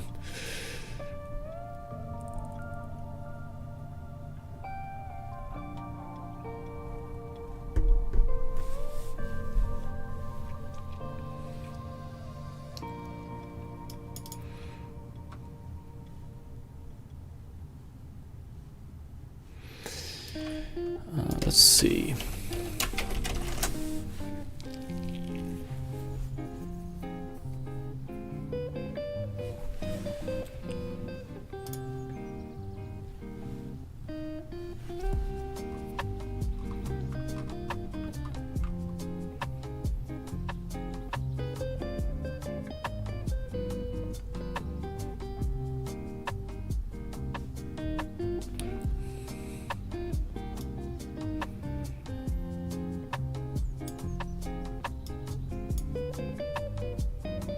Okay, so text2d LOD is a text2d LOD takes a float 4.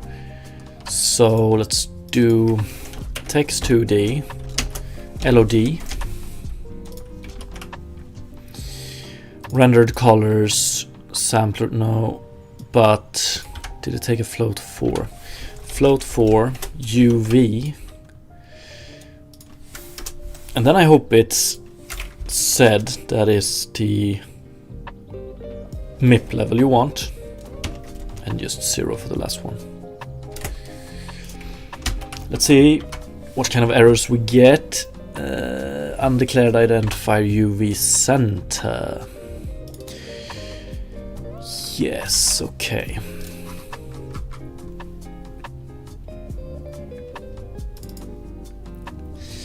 Yeah, definitely want to do this.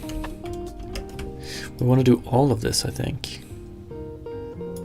Wonder if I have access to these.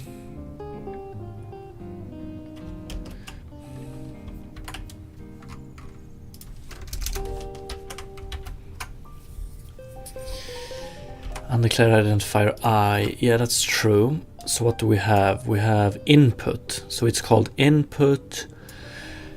And I think it's just vertex, right? Screen pos, or do I? Let's see here. Screen position, compute screen position.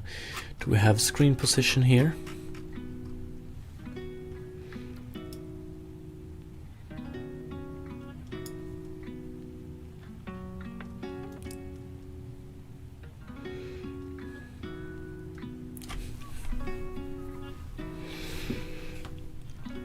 Positioning clip space, but this one should be that as well.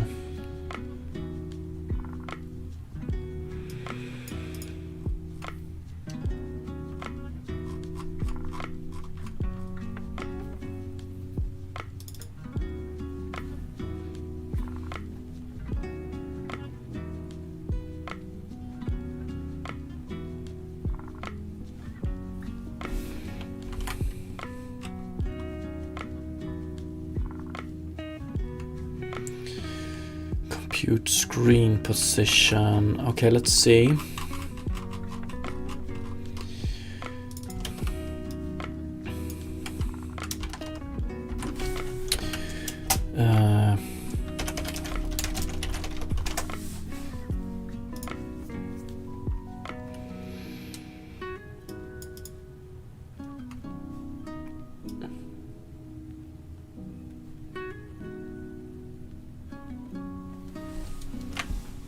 Okay, so he uses this one.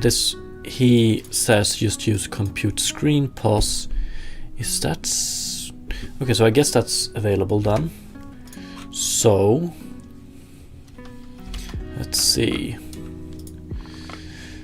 Compute screen pos. We take the position in clip space. So let's add here.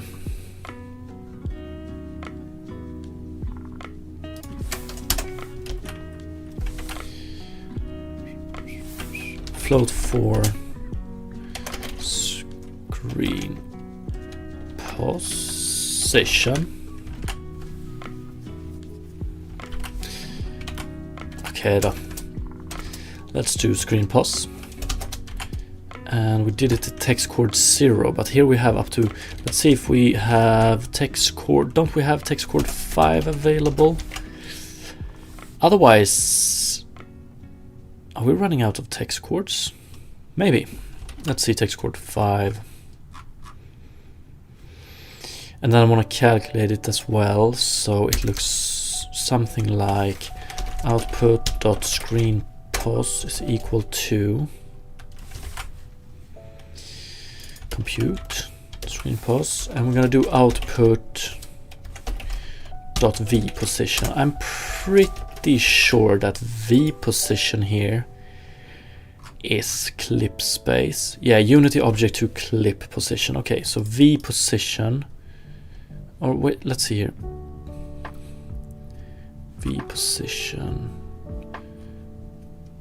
Ooh, not output, but output vertex, yes. Or I could just replace this with v position.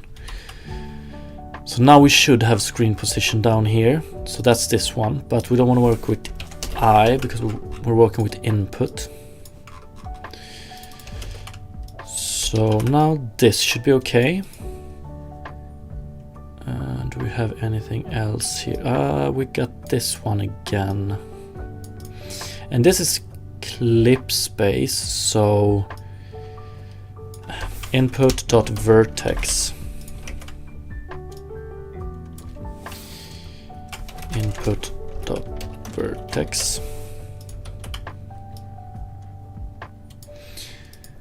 Oh, yeah. So I want position in view space as well. Fuck it, let's wait. What am I doing here, by the way? I set pixel depth to this and then I do position view. That doesn't make much sense. Okay, so it's probably just this I want to do, not this. Anyway, let's do this first. Let's see if we have any errors. Yes, we do. Default blur level 255.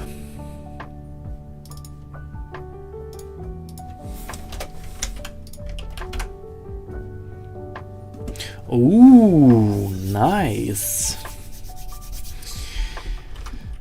Okay, rendered color. Let's see what we get here. Okay, I do like what I'm seeing here.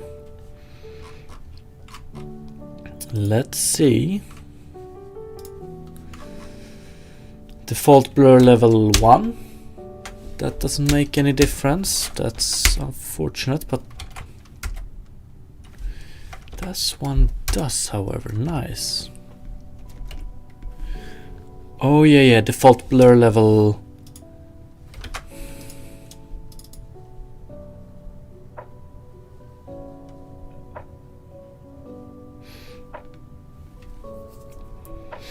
Default blur level should, like, I'm pretty sure having 0 here and just going 1 on default blur level should change it.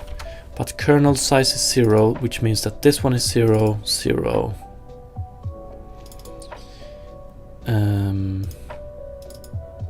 0, 0. So we do it once, right? So UV center, text size.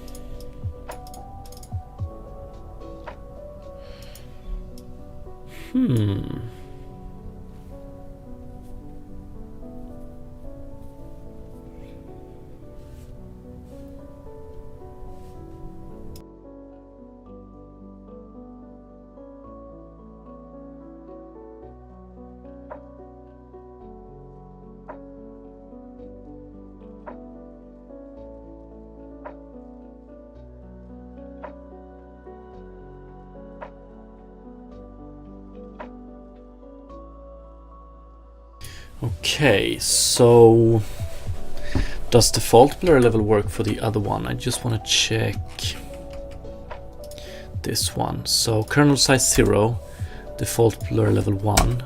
Yeah, that works.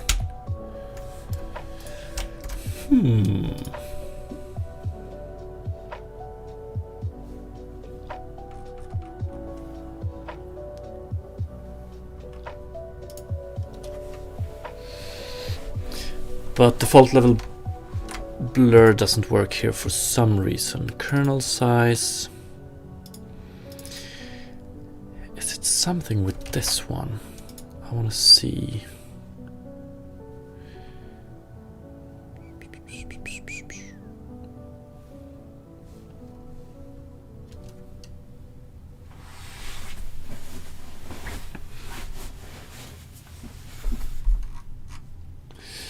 Yo, yo, yo, good morning, Lova. How are you doing today? Late morning indeed. Okay, this is weird. I'm assuming... Ooh, one sec. UV. I'm assuming it has to do with this one, but I don't know.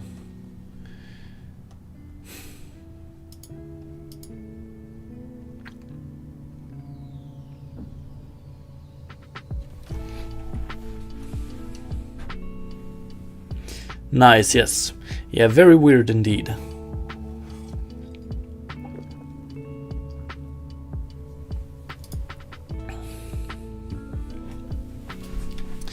So it's pretty much the same code as this, except we use text 2D LOD instead of sample texture 2D. So let's go to the definition of this one. Definition Unity. Can we get it by googling this? No. Wind texture. World plus X. What the fuck is this?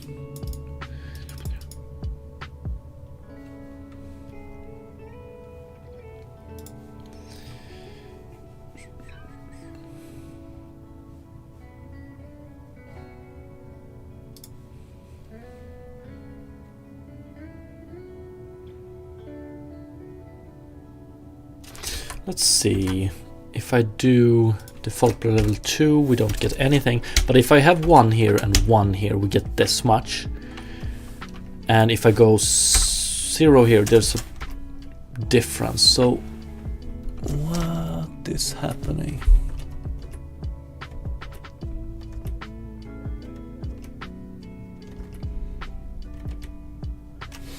We get this weird blurring as well.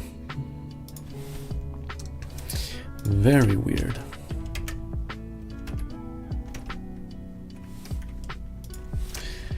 And that tells me that we might not... Are we not calculating screen params? I feel like we're not calculating this one correctly, but I don't know.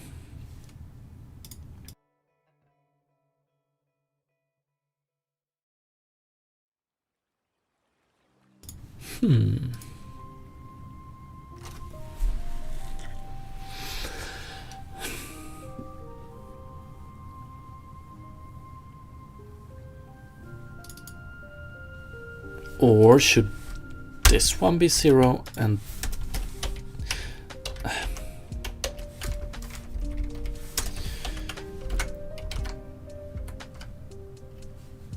would love... Ooh, does this actually looks better? Fuck yeah, let's see. 0, 1. Okay, there we go. If I could have just gotten the documentation, I could have seen this. I still want the documentation for text2d log. But is this, let's see, is it OpenGL from the beginning? Let's see what this one does. Hopefully... Okay, it's HLSL. HLSL. There we go. The sampler state, the texture coordinate.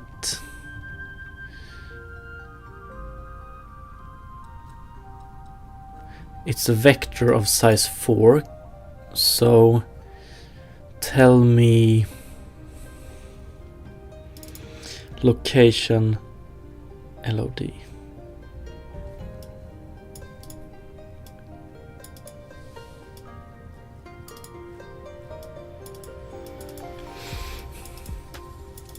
Okay. Yeah, this is something I'm using like in the other shader, but I would love to know the parameters for T. Expand now.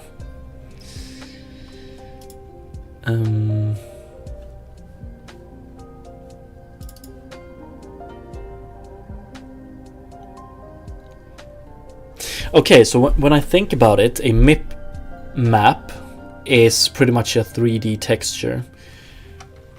But okay.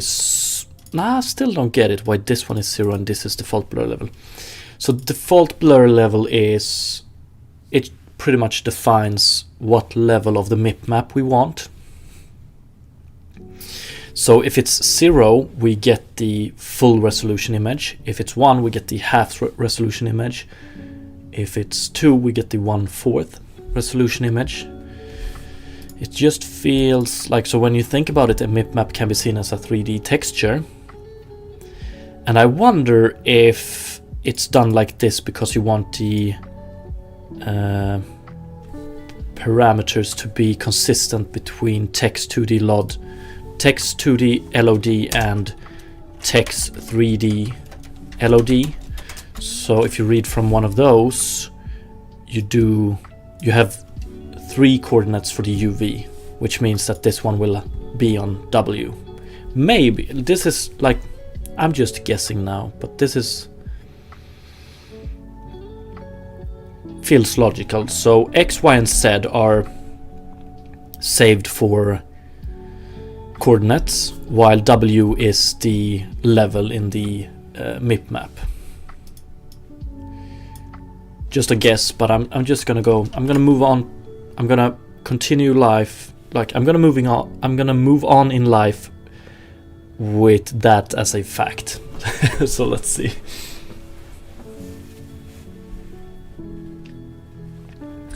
Cypherman, I have a Steam group and get messages constantly from people wanting it. Like wanting your Steam group. Is it extremely big or something?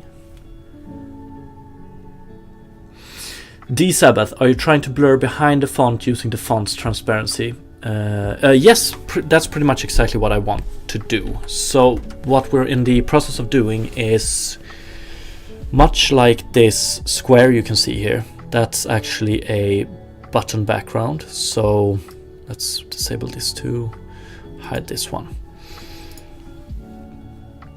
So this is just a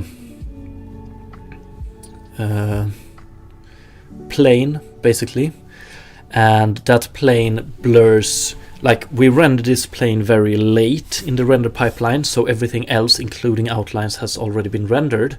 So then we can like when we render this one, we can use that information to blur the world including outlines.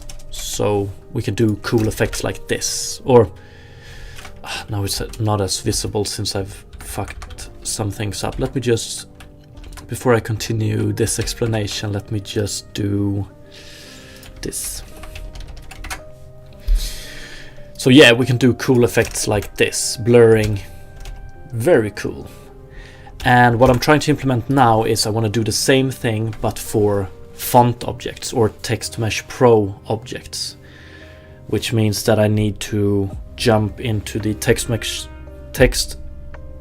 Pro shader and like duplicate the functionality of this one and inject it or add it to the Text Mesh Pro shader. Cypher 5, nah, just for the name of it. Okay. I didn't know that Steam group names were unique. Today I learned, I suppose.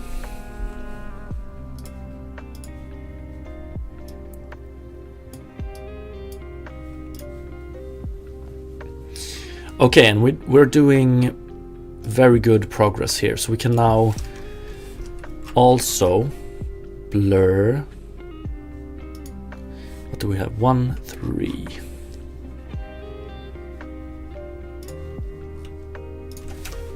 One, 3. Okay, that's good.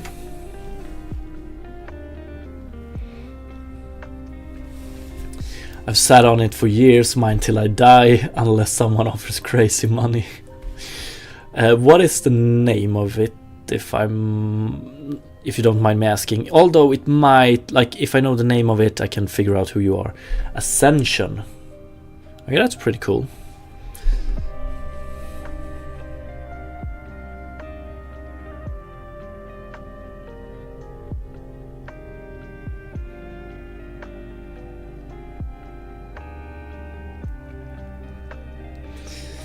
That would solve so many issues with text being barely visible on visible backgrounds. Maybe. Like,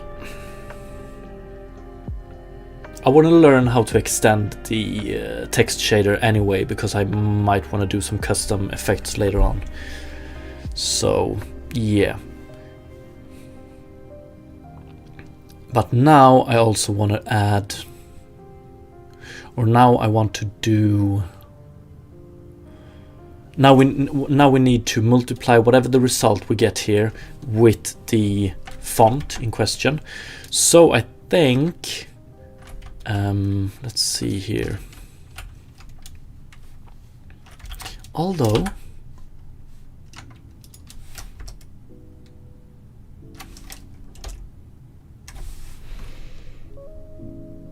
okay, never mind.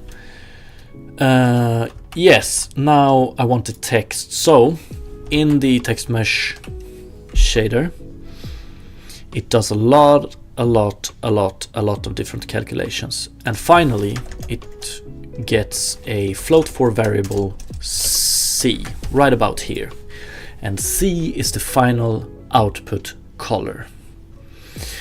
For actual text, this one is white, so, or for actual text, this one is the color of the text, I suppose.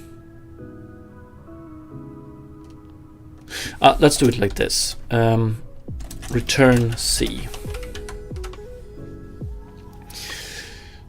So my face color is actually white right now, but yeah. So for the actual text sprites, or the actual pixels that belong to the letters, they are the color of whatever you put here. And the alpha is 1, or whatever you put here. So whatever you put here.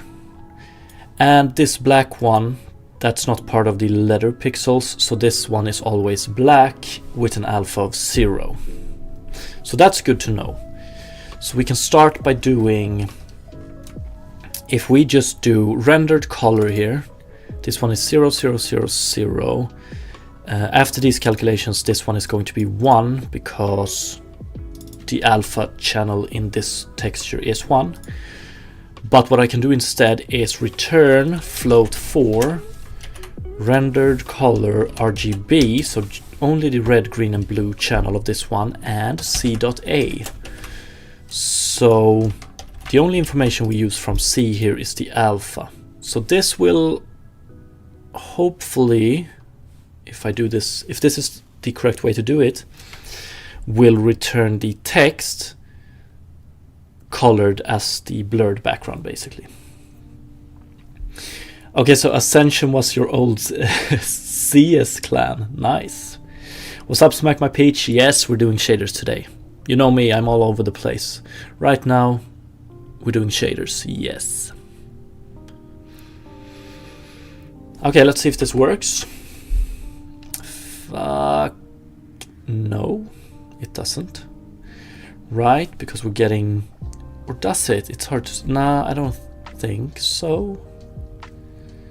Or is it?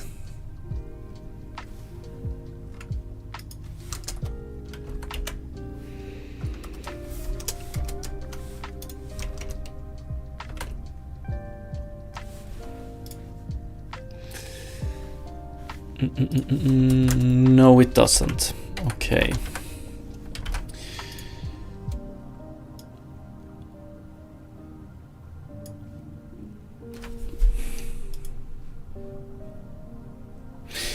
Oh, yeah, I know why. So what we want to do here is also... Yeah, maybe I shouldn't have been so quick to remove... Here.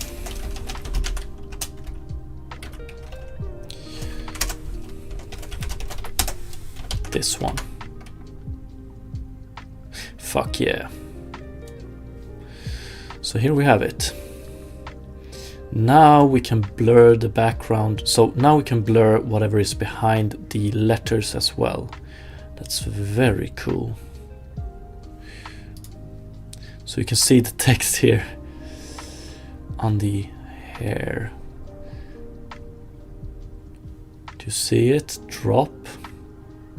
It's barely visible.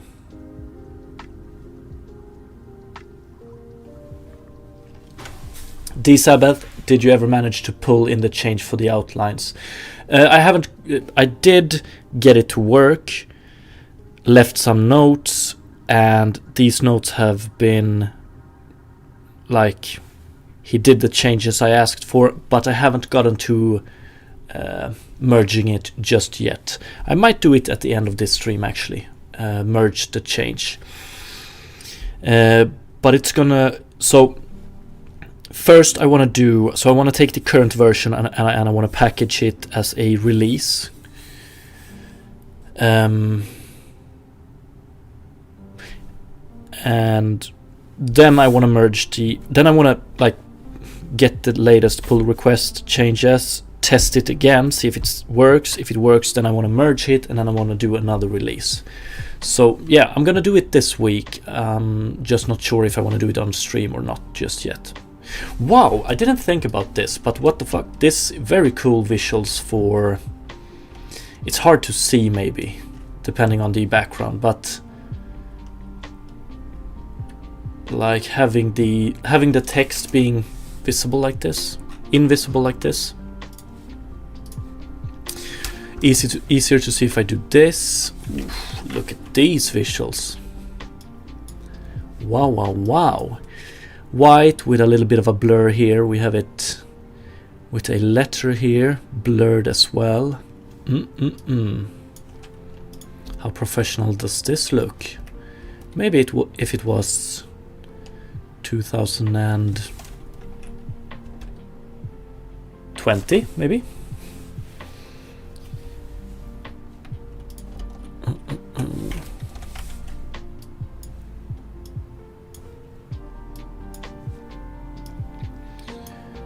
It looks better than any Roblox games, I suppose. Yeah, we're gonna do rounded corners later on. I already have a library to do that, so... Maybe stroke the text. What do you mean by stroke? So like outlines on the text? Yeah, let's do some outlines on the text as well. We're gonna try it.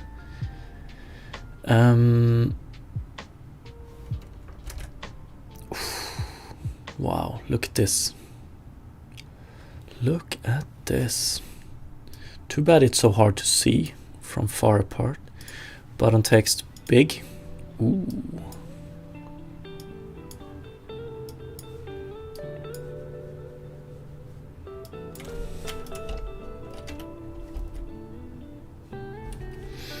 It's way too hard to see. Yeah, I want to fix this text as well. Yeah, that's true. Okay, let's see. Let's see if we can add back only the outlines and nothing else. That's interesting.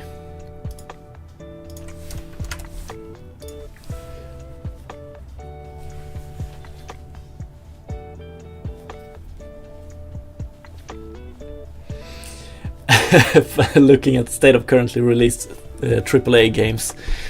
I appreciate it. I don't know how true it is though. Is this gonna be released before GTA 6 modding Minecraft? Probably not, but that's the goal. Let's see here, because there's always going to be that one background where it merges perfectly with the transparency. At least an outline differentiates it. Might take some tweaking to not look... Yeah. So I think we're going to make these whiter than this. We're going to go back to how it was previously, but making these a little bit transparent. But before I do that, I want to try and see how it looks if we just add back the outlines, like you said. Modding Minecraft, are you going to make money with this? Hopefully, yes.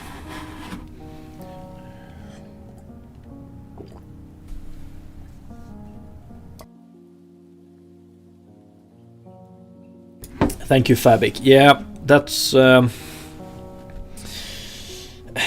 one of my weakness, both a strength and a weakness, I suppose. I'm a perfectionist to a idiotic degree, if that makes sense.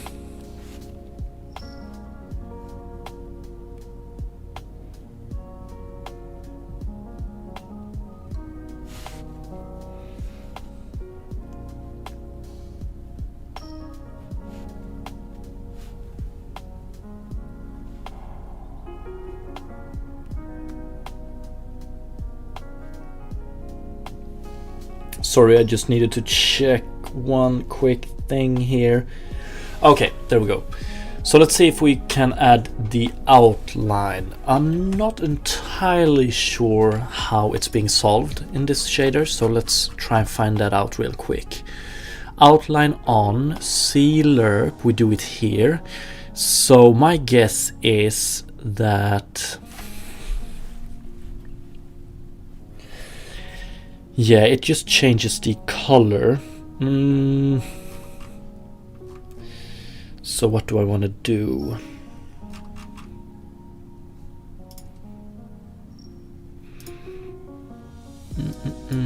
So the outlines are pretty much packed into this one. I guess we could do it like this actually. Let's see. This might be a little bit of a hack, but I just want to see if it works. Face color is white, so 255 or 1 when represented by float values or normalized values, I guess you can say. So that means that every value of this one that is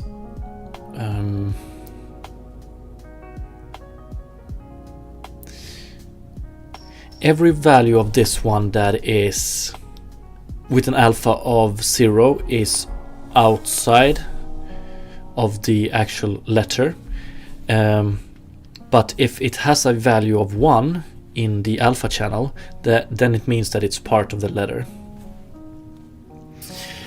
The letter itself should be white, so every pixel that is not entirely white should be part of the outline. So could I just do an if here? So like if the value is below 1. Fuck, how do I want to do this? I guess I could do this actually. Rendered color RGB.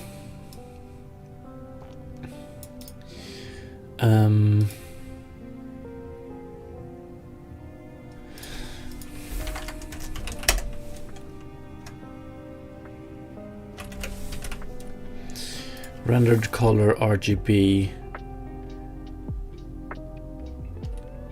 c.rgb times this one. Can I do that? There we go. Ooh. Let's see. So outline thickness.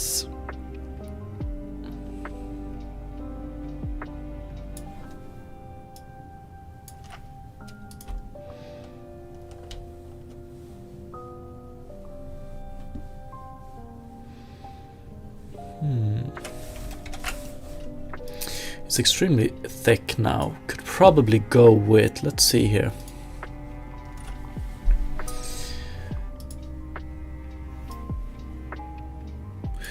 So this is basically with 0 outlines, just a tiny bit. Oops.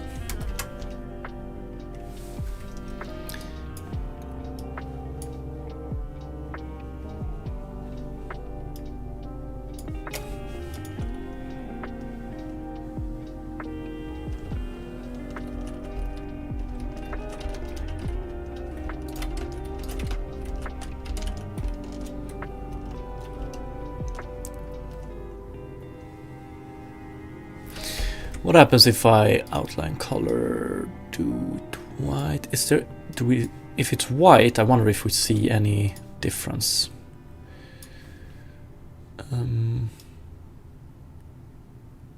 Okay.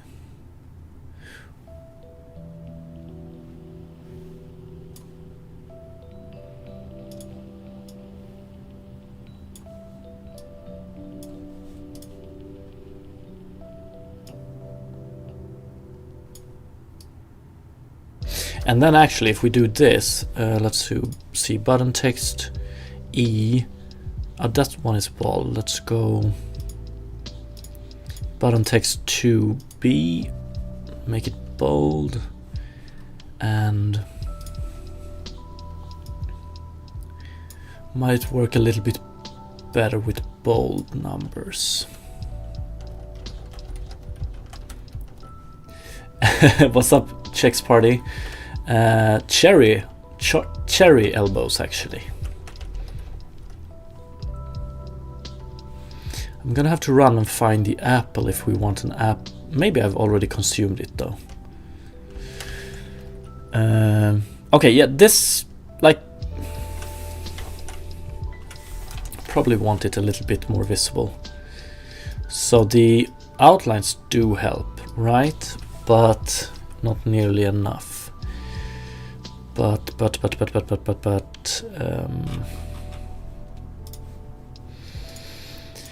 this one helps the most, just making these a little bit more visible. Oh, it's gonna take, it's gonna be so many iterations to get these to look nice in a way I want, but yeah.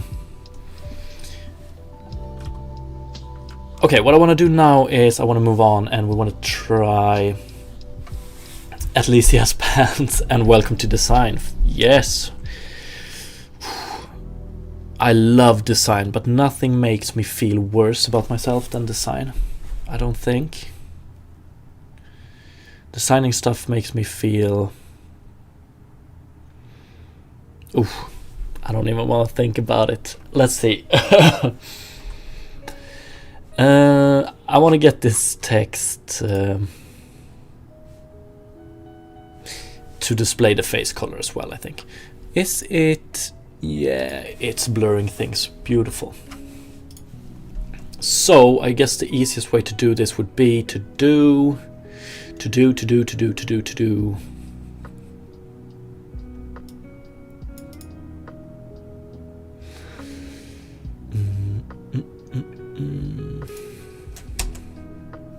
Okay, first of all, we want to do CA here. We want to do mixed colors. We basically just want to do this. Color mix, and we want to do add the color mix here. Rendered color RGB. This one is actually CRGB, I think. I think I want to do this. Pretty sure I want to do it like this.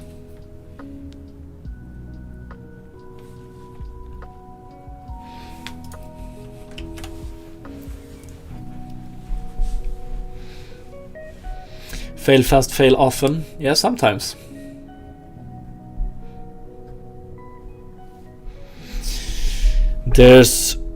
Exists so many advice. You're just gonna have to find what works for you.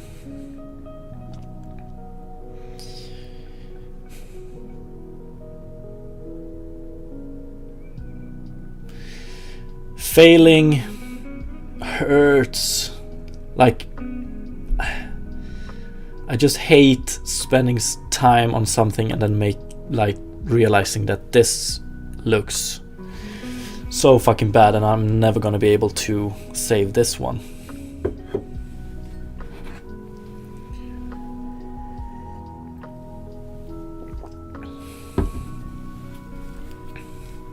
Okay, let's see how this looks. Yes, looks beautiful, exactly as how I want it. We don't have any, or exactly how I want it. We don't see any blur right now, but if I do change the... Do we get any blur here? I don't know. Actually, why don't we get any blur here? I don't see any blur here.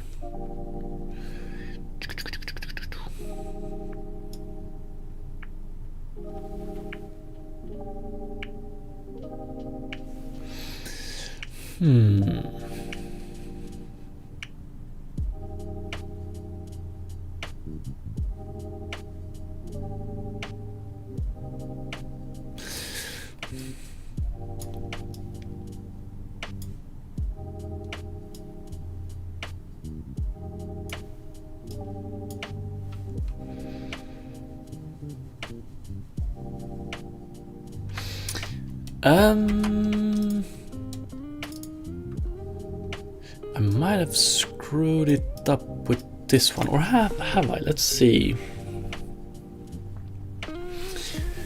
Cooler SK, what's up? E indeed. So we take the blur color, 1 minus this one. Yeah, but this one is 1.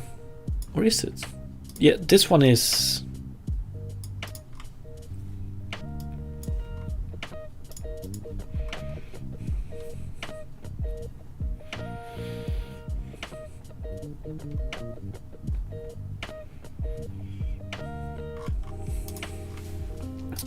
return c.a, or do I need to do float for ca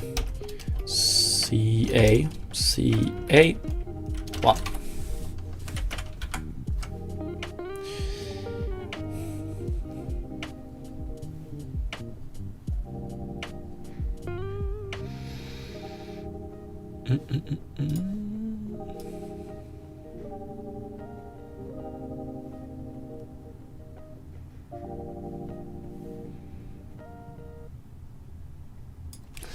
Does shader programming require a different way of thinking? Yeah, I think so.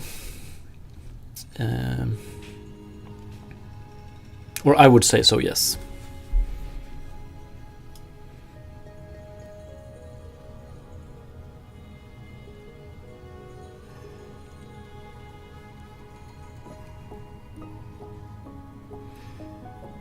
You have to think a tiny bit more in parallel, so do things in parallel. Everything is going to be done in parallel. Everything is going to be done by multiple sub-processes at the same time.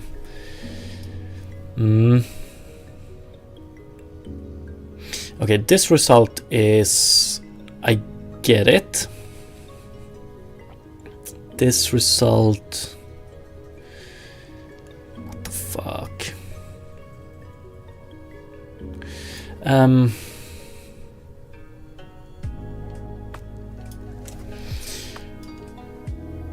Okay, I get this.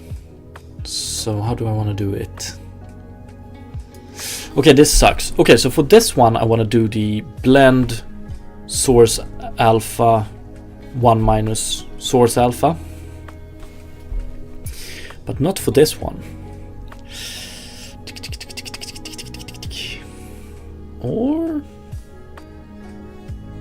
Or rather... Yeah, it's this one.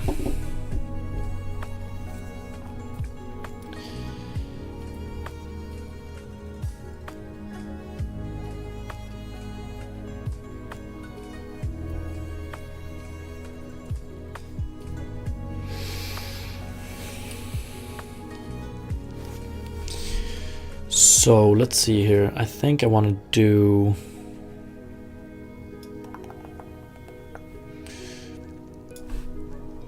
I think I want to remove this one again.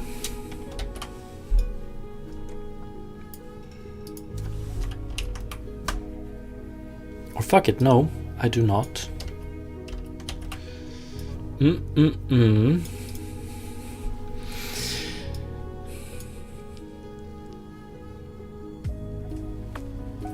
Okay, so what I'm trying to get at here is that the alpha of the output color, we want this one to be either 0 or 1, and nothing in between. So 0 if it's outside of the letter, 1 if it's inside the letter.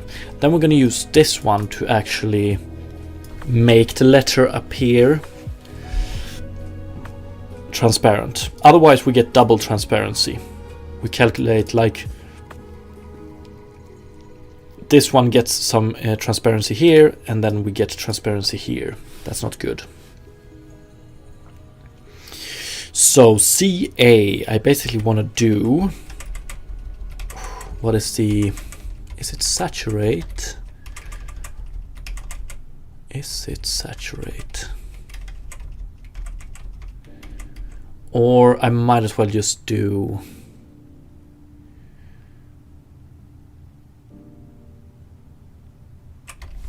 CA bigger than 0, I think. This one should return 1 if it's bigger than 0, or 0 otherwise, I think. But this tells me that I'm wrong.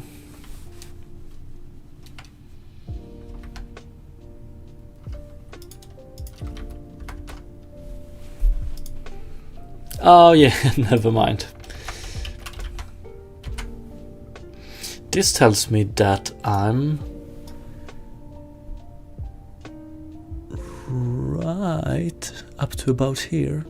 Yeah, no, here as well. Let's see.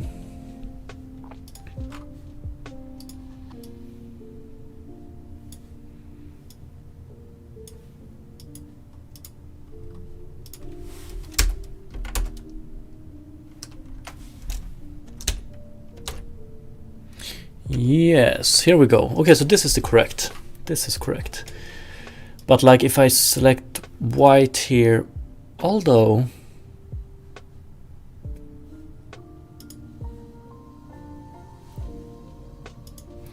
a white here with like 100 in alpha, why does this one look way less white than this one with an alpha of 50?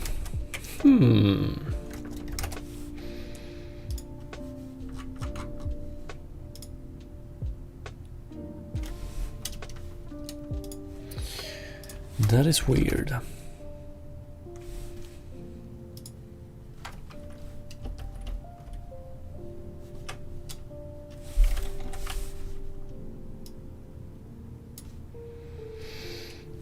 Barely visible blurring here. That's nice.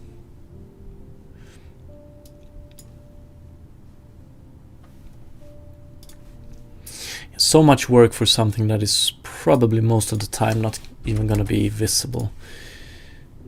But you know,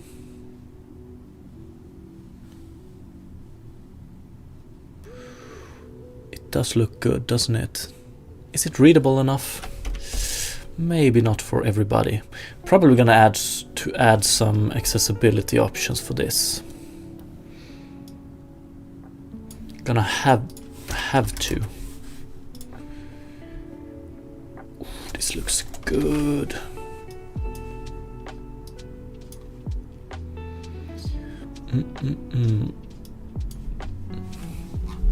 I wonder if I even want to do 50, 20, 10.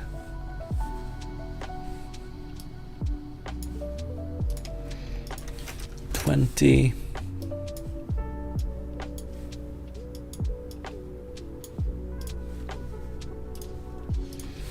$100. This is weird. I'm gonna have to get to the bottom of this. Why? It's something with the alpha.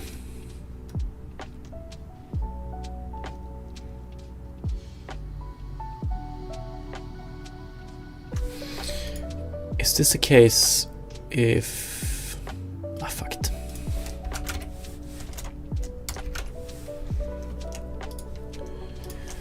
$150. Look at this.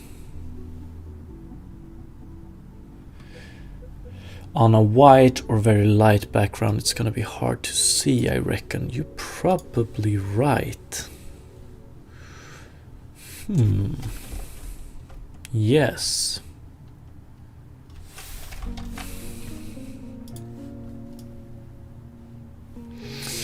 Yeah, I'm gonna have to think about how I want to do this.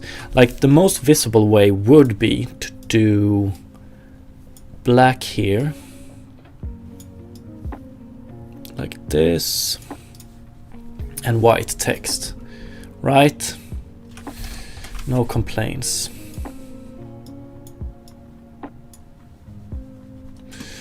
Extremely easy to see. And if I do it like this, I might even be able to do just 50 transparency here. Like, get away with this. But then again,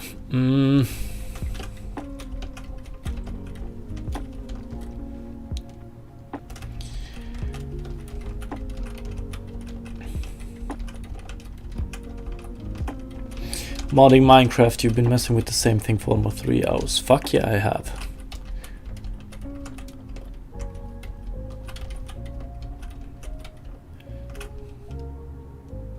This is nice, like black with white, 50.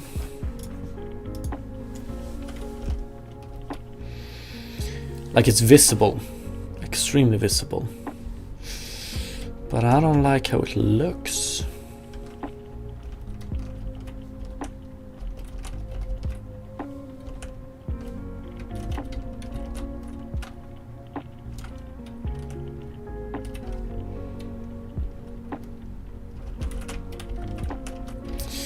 Could do.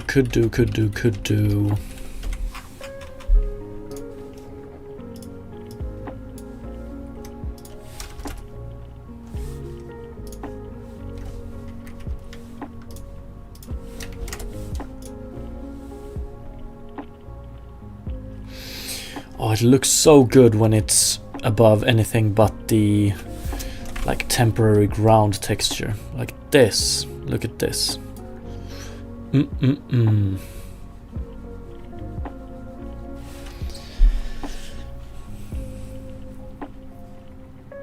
Extremely pretty.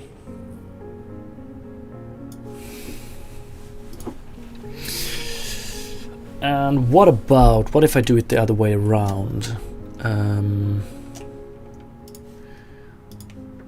Black.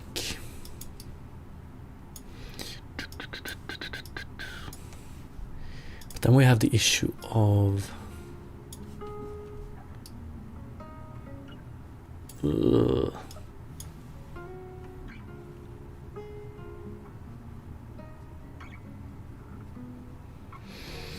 can you detect if the main color is in some white range, then switch the BG to black, otherwise leave it white? Yeah, could do that. That's good input. That's definitely possible.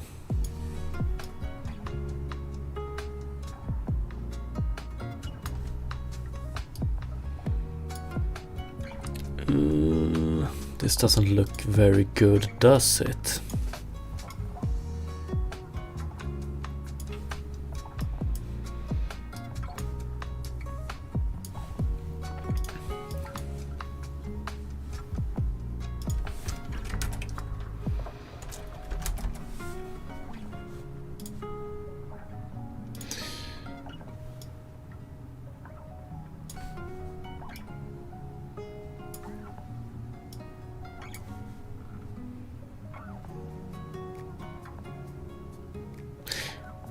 Whoa, border color.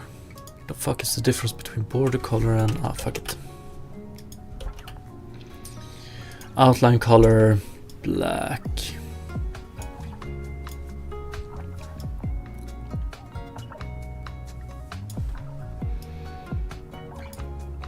I'm gonna have to do something like this. Probably sampling the background and changing, because whichever way you go, it will be either be hard to see on white or dark background. Yeah, that's probably true. Outlines.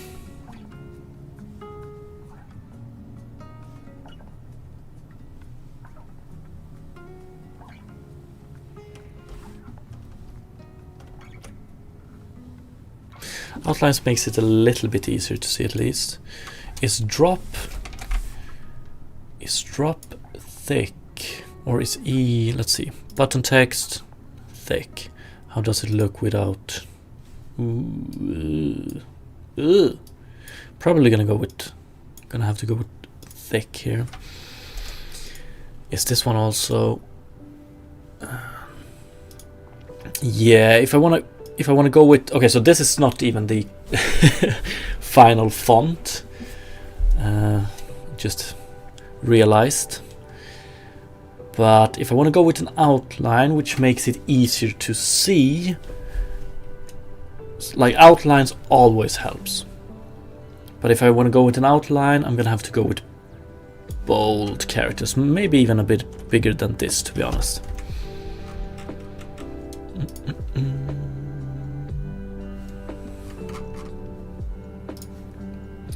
0.4, 3, maybe.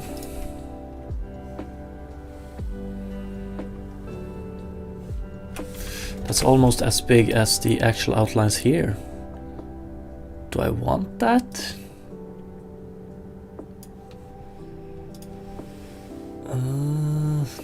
I'm not so sure about that actually. Outlines on the UI, outlines on the foreground objects. Maybe. The boy in the game looks like a 10-year-old. Good.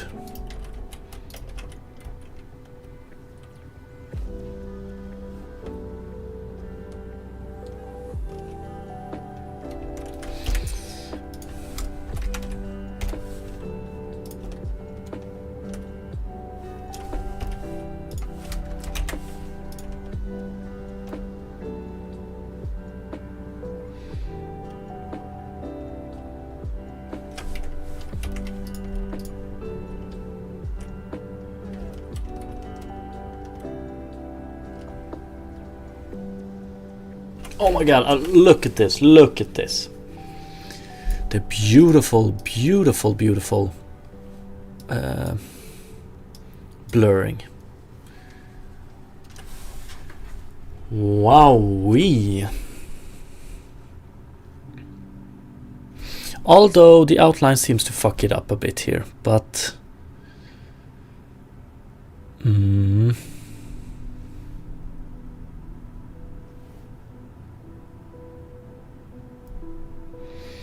yeah, the outlines fucks it up because we are... Yeah, because we're rendering... We don't do depth testing on the UI elements, and we're just rendering them above each other. And this one does... Wait, why? Yeah, so this one overrides this one.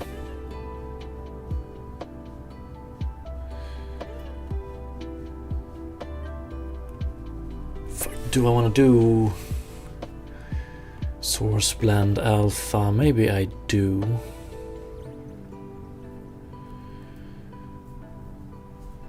How much does it screw it up? Let's see.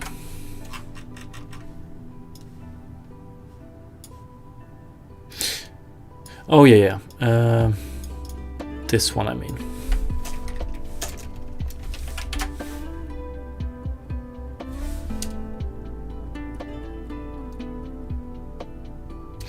That's better. That's way better, right?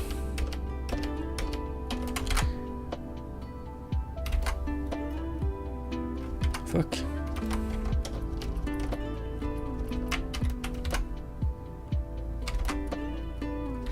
Okay, this is way better, I think. So pretty.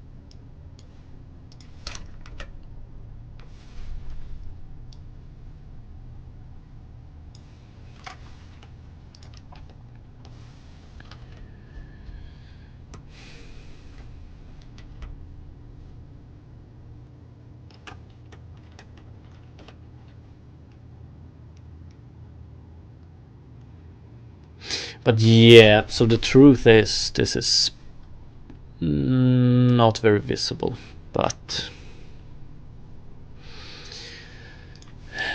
yeah.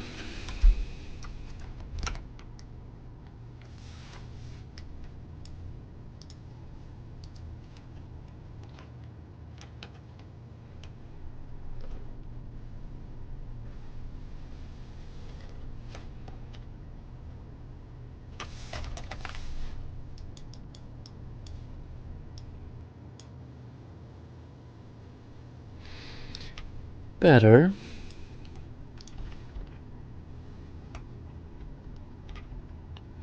But like, it's when it comes to the actual text, like having, is this actually more visible? Ooh. So maybe we don't want to go that big on the outline thickness. Maybe the text itself shouldn't really be outlined. Is this more or less visible?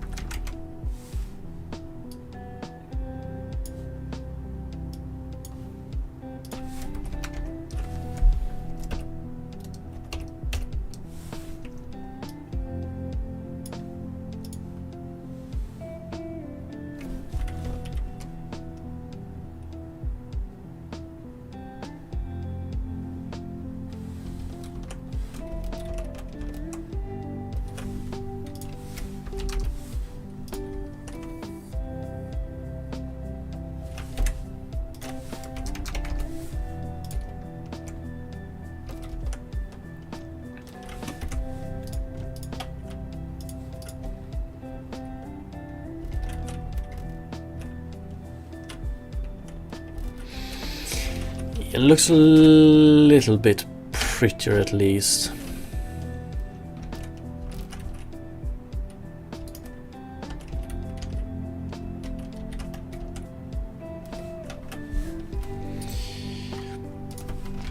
Okay, so that's like the alter use interface text color if it's behind an object. Okay, so I haven't really even done the first task I wanted to do today. But yeah, I'm gonna jump into it. So that's, let's see here, pick up. So that's when so that's a question of this object is currently behind the character, but we just draw it on top of the character because we don't do any depth testing. So now it's a question of, do I want to alter the look of this one and this one a little bit based on if it's behind or in front of. Guess that would be pretty cool. Maybe let's try it. But before I try it, I just have to say thank you for the follow, PD and Zed, and run AFK real quick to grab something to eat real quick. Real quick ×2. So be right back around 5 minutes, I think.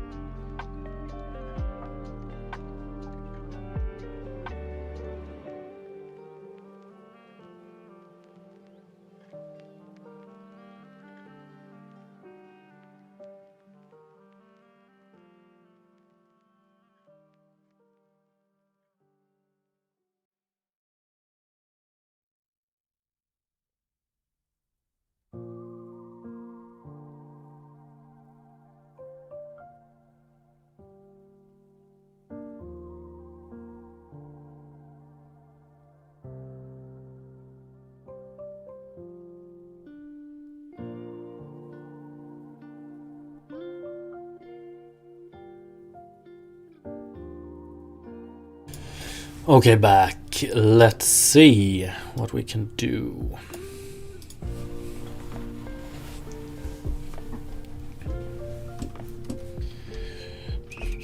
Oh fuck, it's very invisible again. Is it only because of the bold?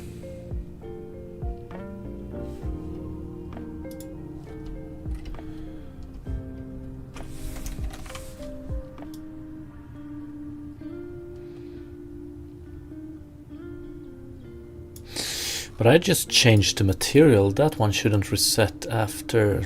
Nice, this is it. Was this how it looked previously? This is hard to see, isn't it?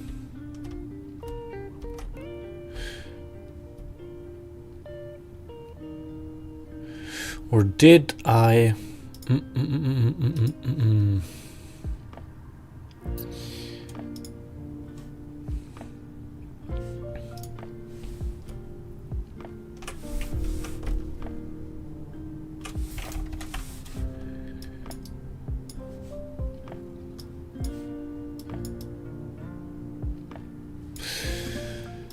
fuck it, let's go with this for now. So first of all, I just want to change button map buttons such that button text should be bold, but not the description. Okay. Let's see if it is possible to add some cool effect to it when it's behind the character, just making it a little bit darker or something like that, or if it's possible to make that look good. I'm a little bit skeptical,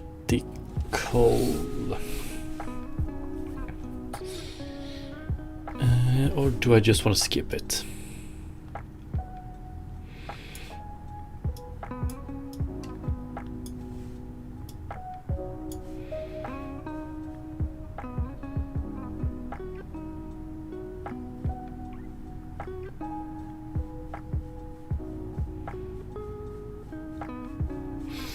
Let's see. So if we start with the background here, because we have the check here already. So how do I want to change this? I might want to go and just change the alpha here. But the question is to what? I wonder if I want to do color.a times equals to 0.5.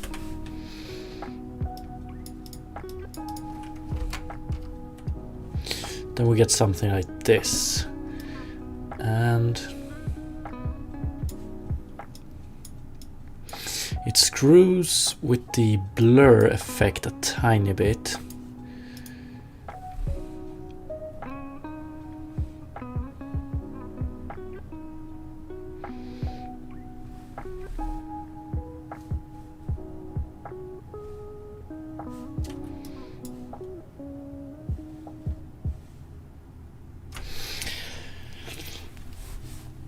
But it also makes it appear... Ooh, let's see here. What if I do...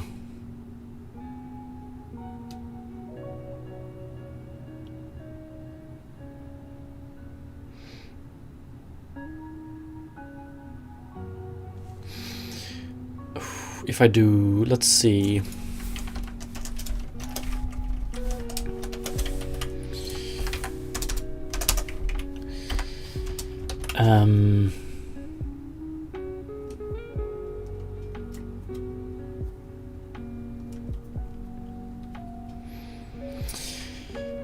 float to...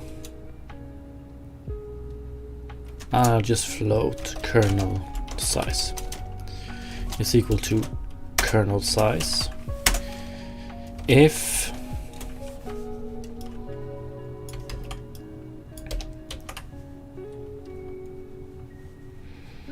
I wonder how this will look kernel size is equal to 0.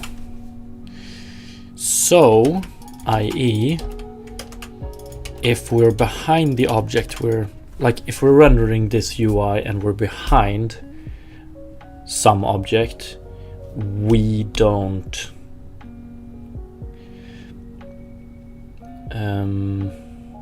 blur the background, basically.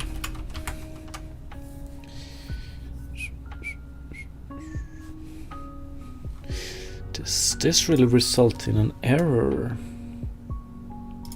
143.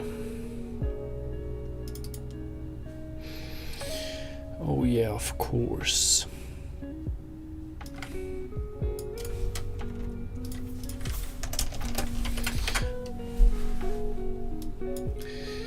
So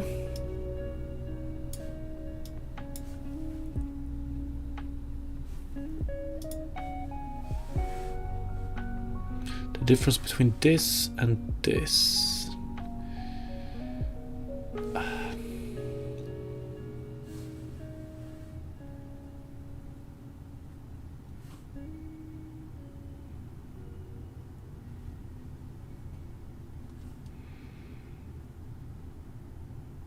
Not that big of a difference, really, is it?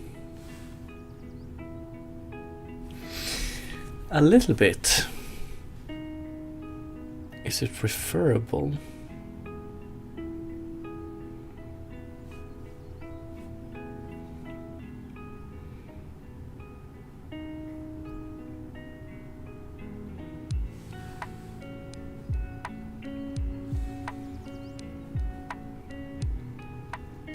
I don't know. I don't know if I like it or not.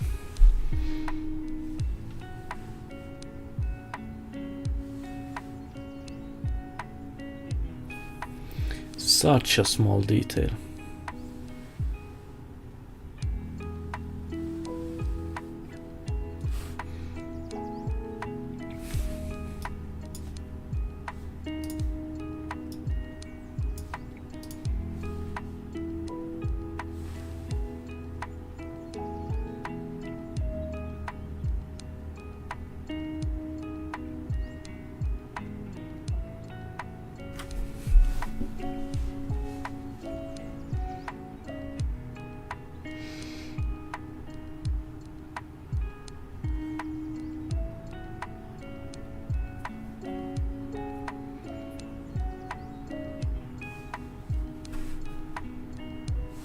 But it's also a question of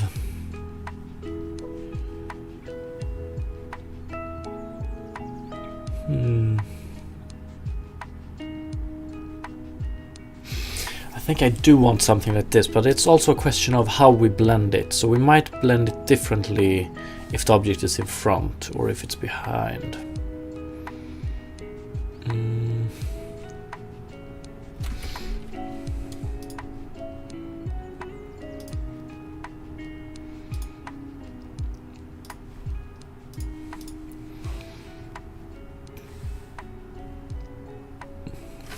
It's basically what I want to do is I want to make this appear in front of this one.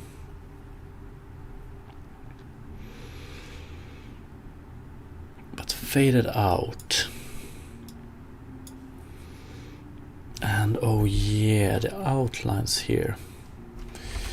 That's an issue because the outlines don't write to the depth map, so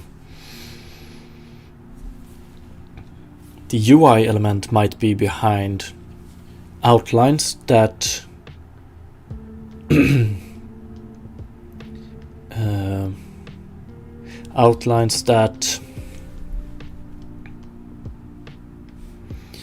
what is the word I'm looking for?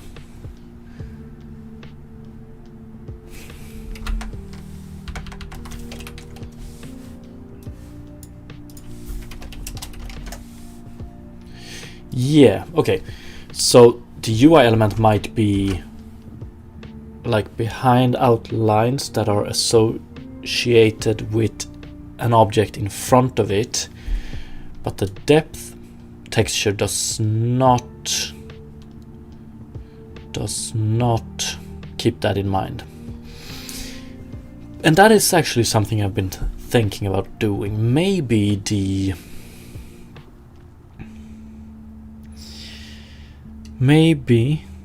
the outline shader should write to the depth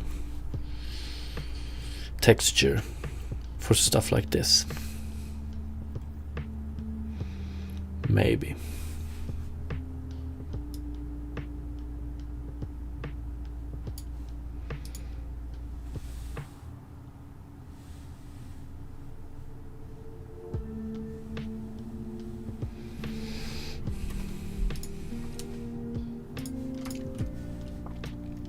But I can't do it any prettier than it already is. Or of course I can, but I can't work with that until I've decided and researched if and how I should approach the outline to depth texture. So I'm just gonna make a little task here. Possibly implement depth right in the outline shader.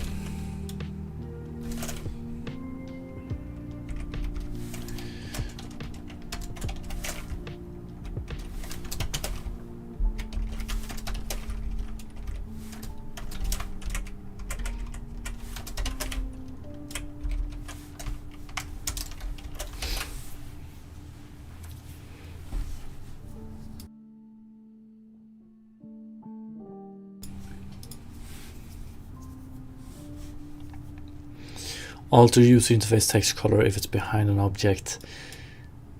Sort of done.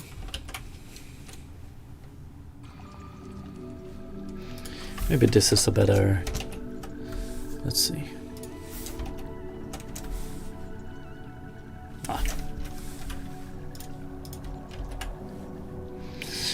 So, is that it for this one right now? Let's see.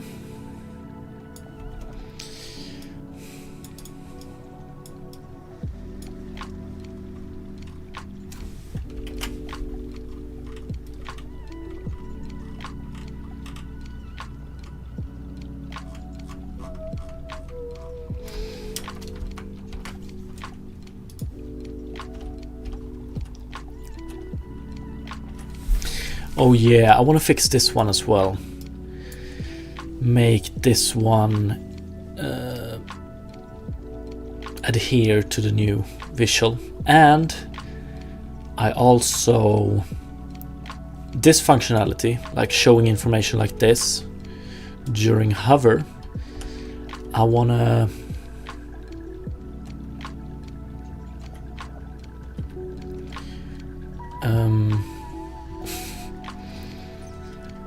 I want to hide this information until I've pressed a button. I don't know which one that's going to be, but that means that I'm going to implement something called action interaction inspect. So let's do that. And I'm actually going to go ahead and do default action 1 space. Wonder how that will look though. One sec, just want to check this. It's probably... Yeah, that doesn't look good.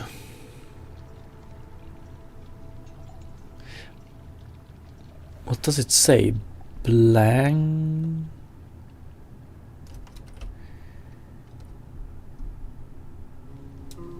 Blanteg? Blanteg?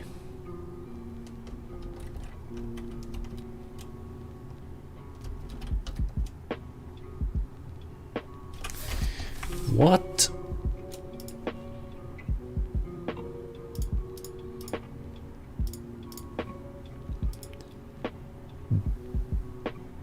Blanksteg. Blanksteg. Is that the Swedish Blanksteg? So I think that's the Swedish word for space.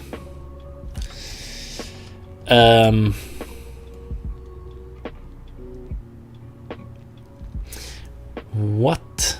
So, let's see here. This is very interesting. A blank was my first guess, but then I saw... So blan TEG, but blanksteg. Blanksteg. So, this is very interesting. Let's take a look at this. Input handler. Okay, let's just do...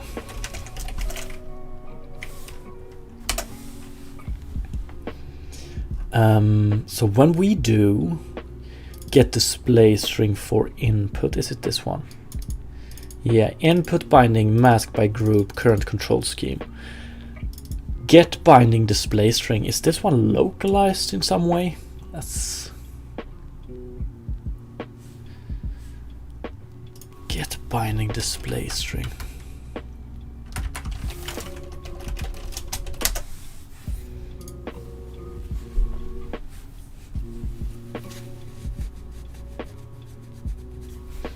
Away. Get binding display string.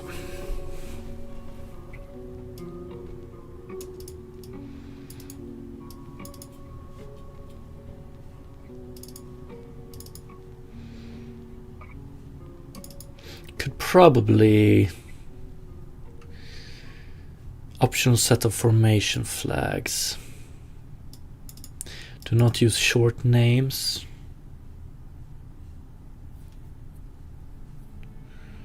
Okay.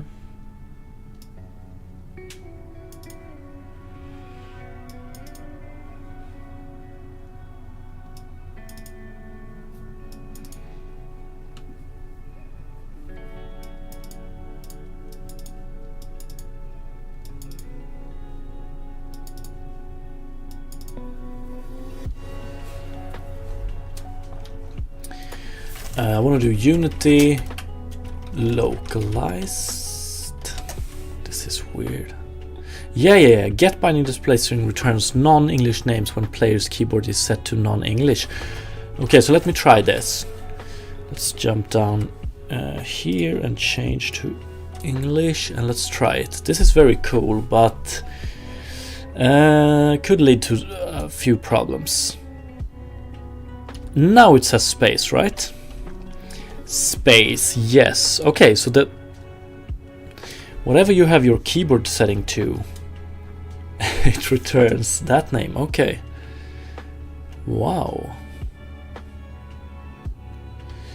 Interesting. Let's see what they have to say. The object itself, like the button itself, doesn't resize properly though. So might want to check into that as well. But let's see here.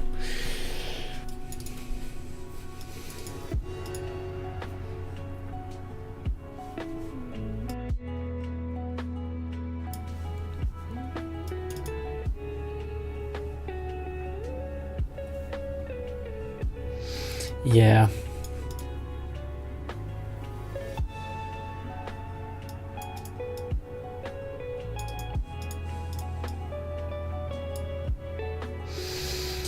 Ooh, okay, makes sense. Wow, after reading this, makes 100% sense.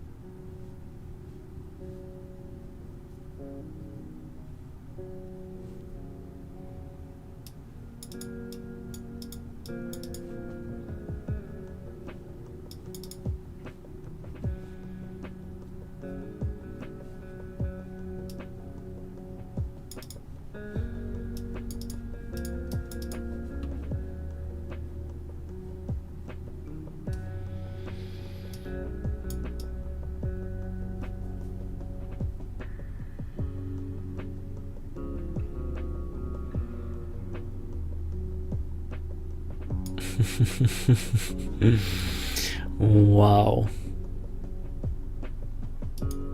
Wow, what a crazy solution.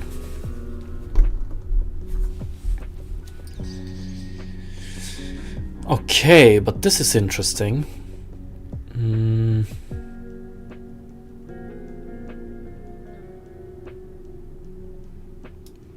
And something to keep in mind. We're gonna work with sprites mostly, I think, so. But still.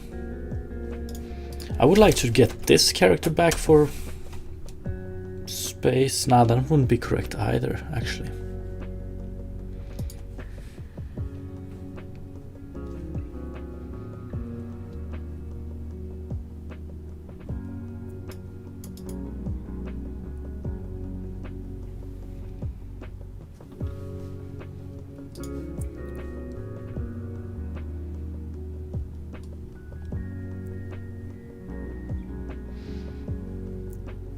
Okay.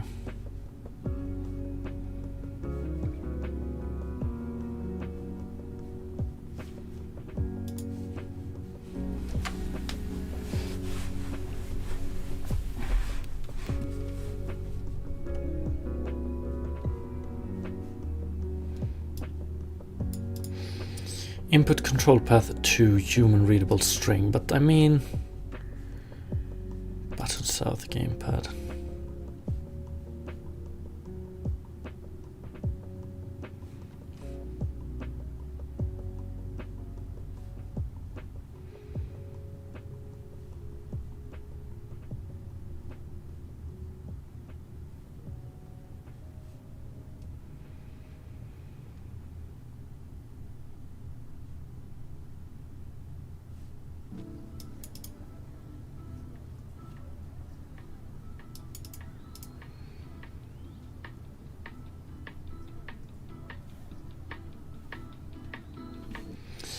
Okay.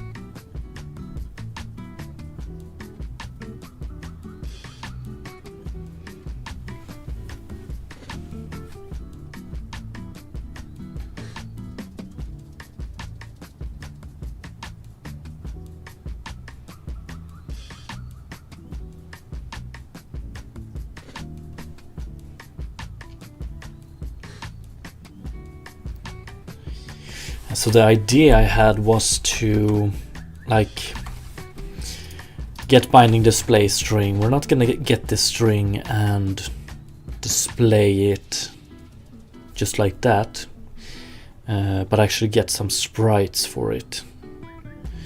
But if this one, if the return value here changes between localizations or whatever the language for the input controller is, then it becomes not as straightforward as I thought it would, but there must exist some function that does what I want.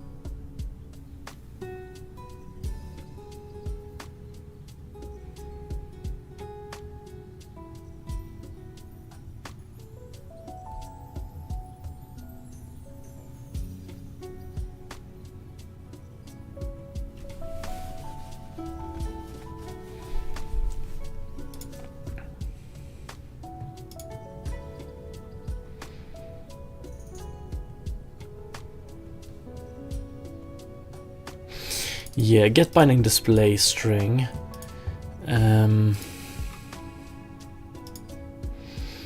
Are there any settings I can set here to binding index? Nah. So binding index, here we get the current input device, the use for the device in the given binding if okay.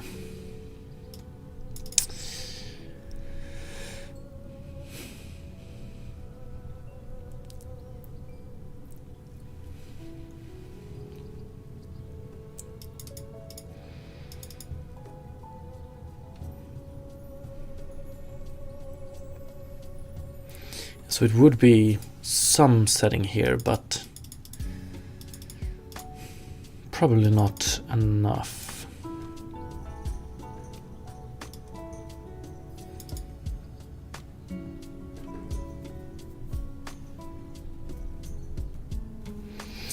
Yeah, so that's one problem I'm gonna have to solve. But okay, so now I want to implement an action interaction inspect. Oh yeah, and change this one back.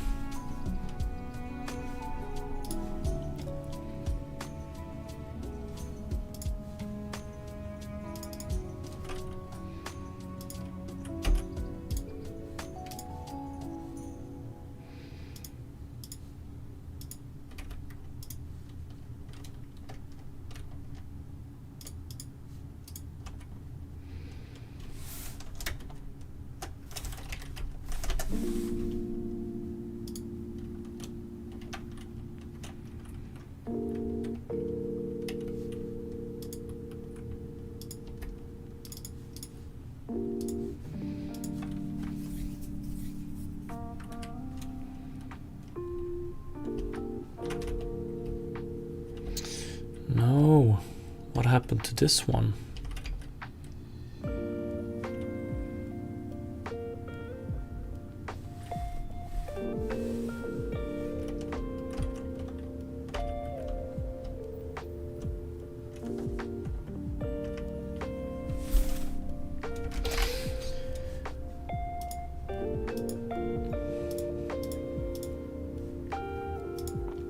Should be Q, so why is it not visible?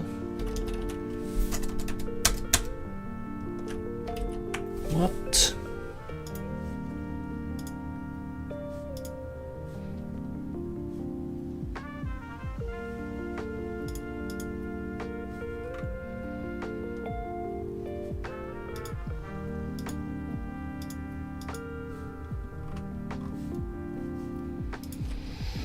Okay, so everything else works except for Q. That's weird. What do we have here?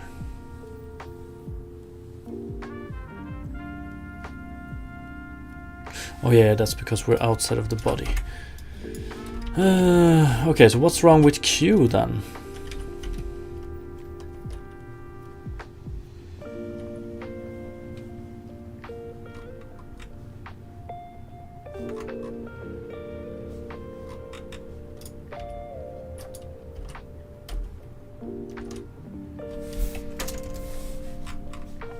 Is it the size?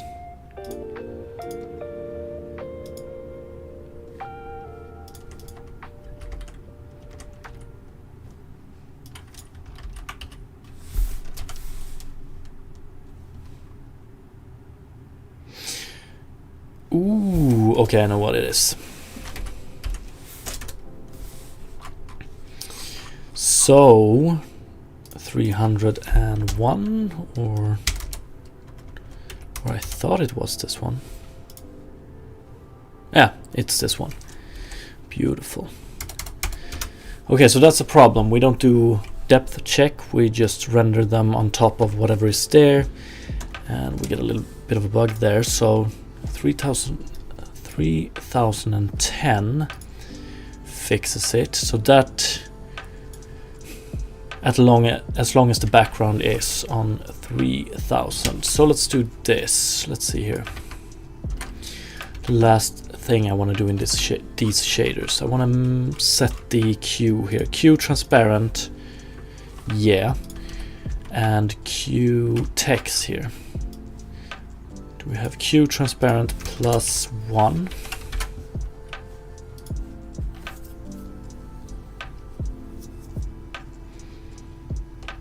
Yeah, beautiful.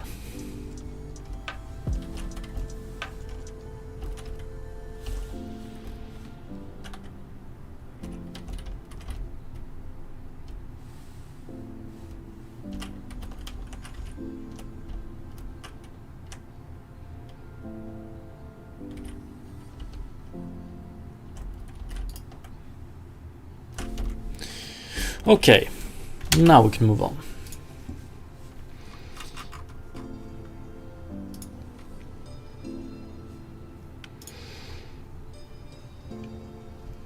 Okay, I think this is gonna be a nice way to do this. So let's see.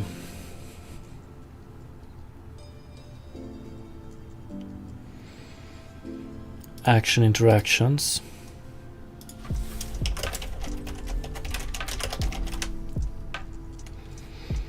Action interaction inspect.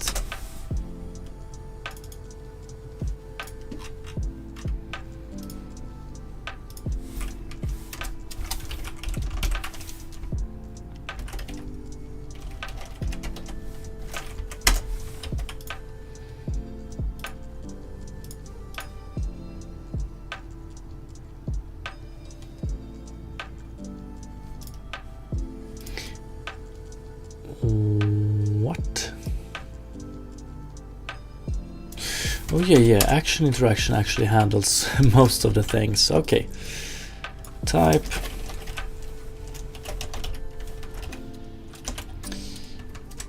Don't we have inspect here? Nope. So action type. Thought we had it. I wonder if I want to put it at 100. Would have loved inspect at 100, focus at 104.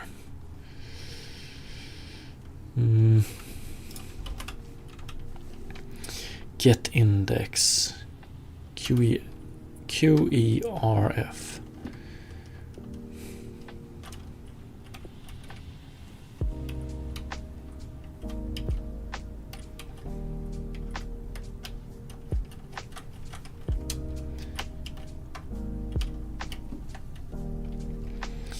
Collect on 2.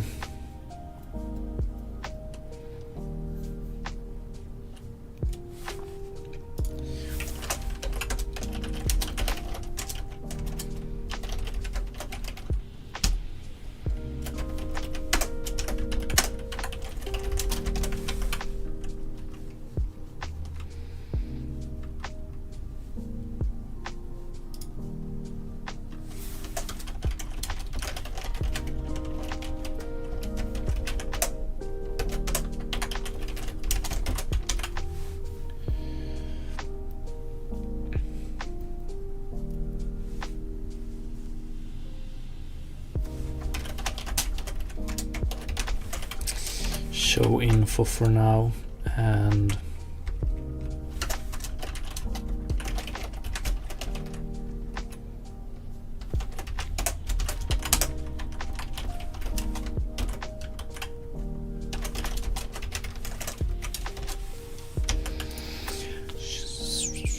show info, hide info.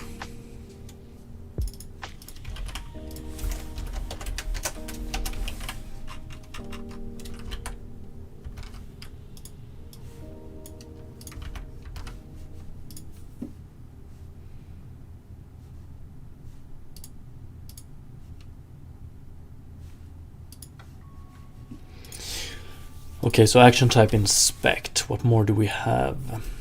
Let's take a look at action interaction.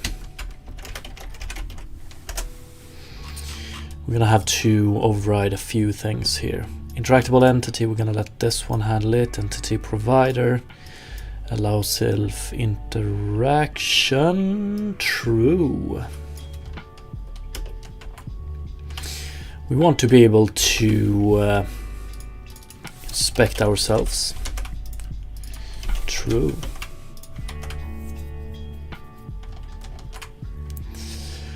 What more? Start. Do I care about start? Don't think so. Get affected game object is ready to process. Start processing, however, is something I'm gonna extend.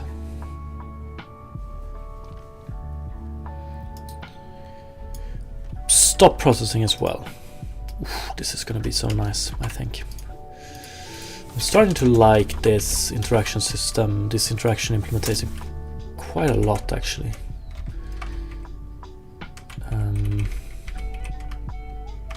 Can I do this? Ah. What can I do? Yeah, nice. Start processing.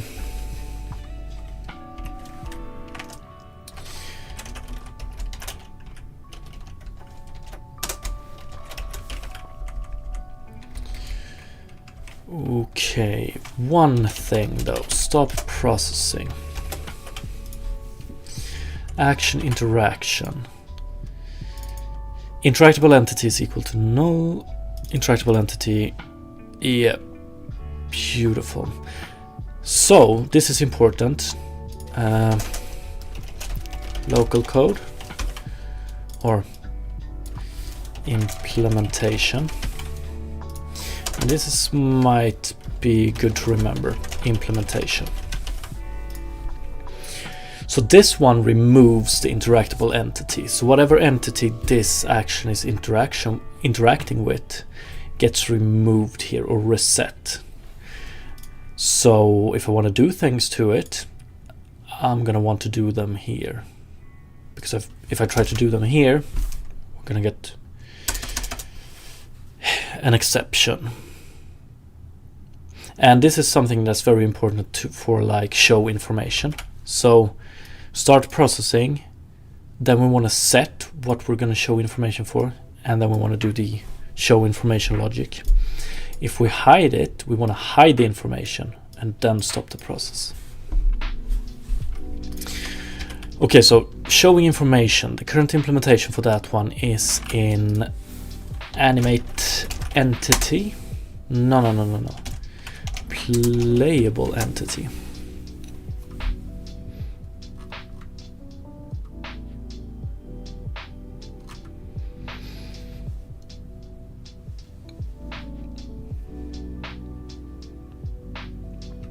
And it's this one. So okay, here we instantiate action focus, like create an action interaction that is action interaction focus. And then we say, okay, input handler, anytime we get a focus event in input handler, we call action focus. Action focus state change event. So anytime action focus changes state, we want to call this method display information. Currently send in this one. Don't think we do anything with it though. Okay, actually we do. And this one do get affected object, get information display component, and on it goes. So not extremely pretty.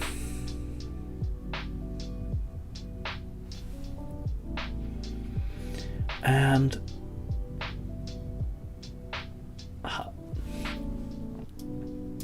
oh yeah. So this one is going to be way more cleaner now, because we don't need to have this one here anymore. So like by implementing by implementing an action interaction inspect, we're going to make everything so much cleaner. We don't need some of these we don't need to rely on some of these ugly solutions like this one, having a information displayer variable here just to be able to hide it and such. Modding Minecraft, are you making HUD anytime soon?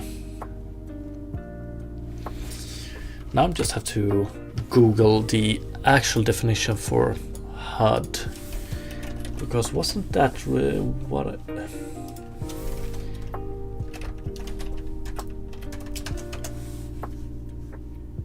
heads up display?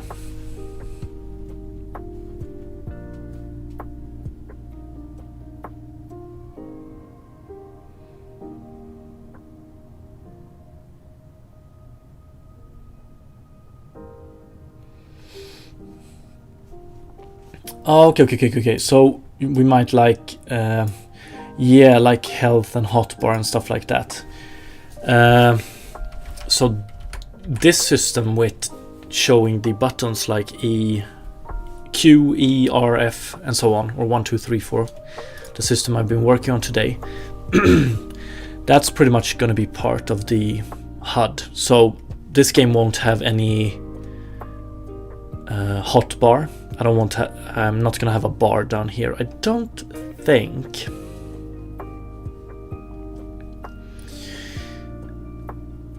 And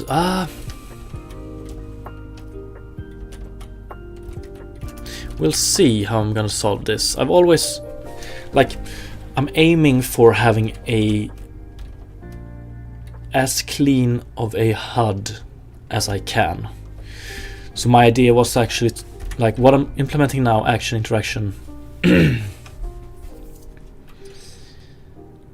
So we're not gonna have health in this game, but we're gonna have energy or hydration, saturation for the player. But I'm thinking of having have it invisible most of the time, and you have to click a hotkey to show it, and it's gonna be very similar to how this looks. But I do want to implement the HUD for this game soon, but I don't know how soon I can do it. To answer your question.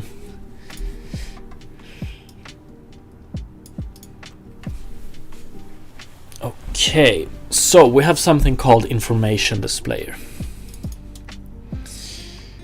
I don't think we're gonna work. Let's take a look at this one now.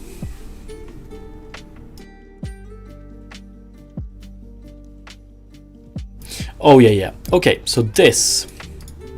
We're not gonna do it like this. What about main menu? Oh, main menu is far into the future. So main menu is probably one of the last pieces of the puzzles, you know. Okay, so this information display, this we're not gonna need anymore. Information provider.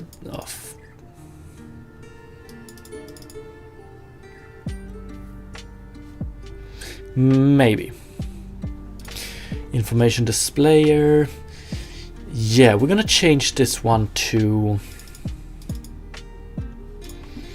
information displayer is pretty much gonna be interactable inspect.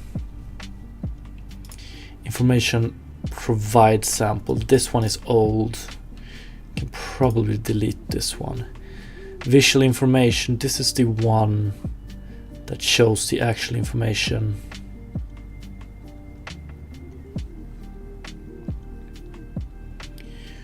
To the player. Okay, let's clean this up real quick.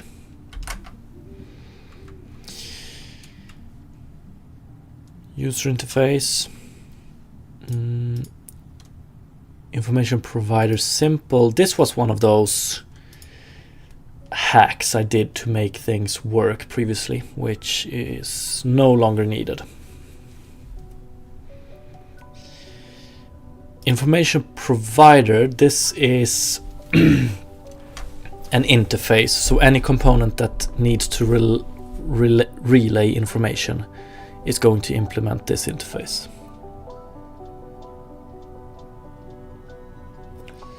Speaking of main menu, you should do something sooner or later. That's true. And as for your second question, are you comfortable with working with multiple scenes? I am not. I don't think I've ever done any game in Unity that involves more than one scene.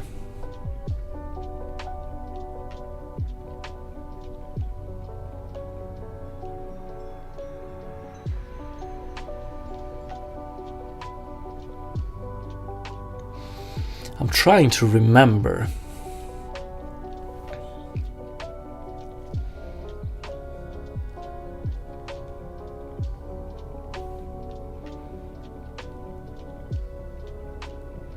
No, probably not. Okay, so information display is going to change to interactable. There is all kind of shenanigans with don't destroy unload. Yeah, so I'm going to be honest.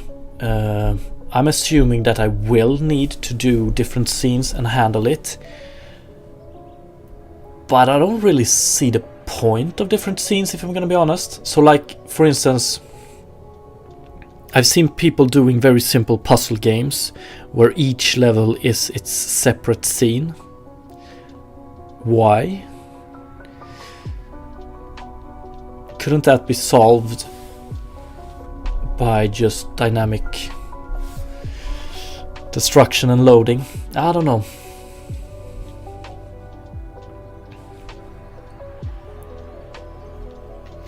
But yeah, probably gonna have to check into that very soon. Okay, so back to action, interaction, inspect. There are trade-offs to both approaches. Okay.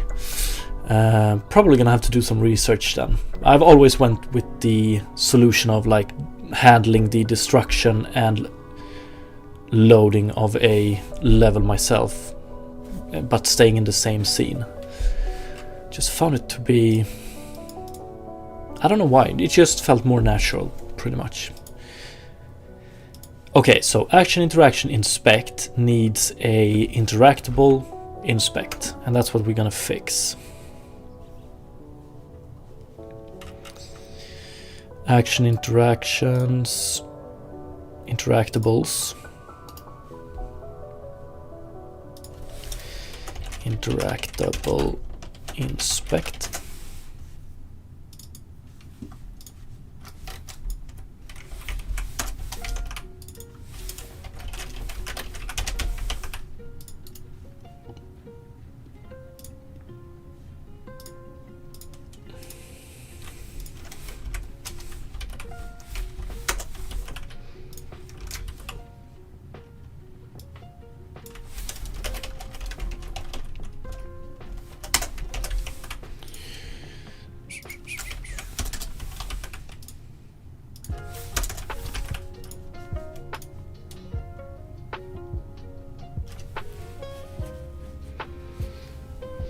Cancel interaction, handle interaction. I don't know if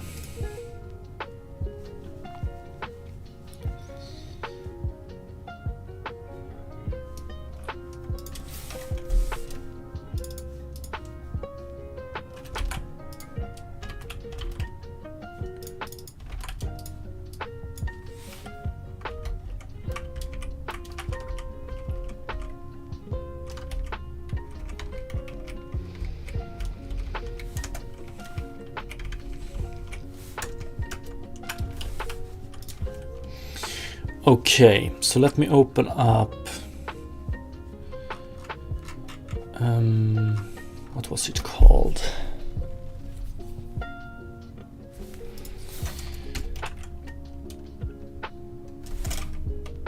Information displayer. Yeah, let me open up this one. Because we're gonna do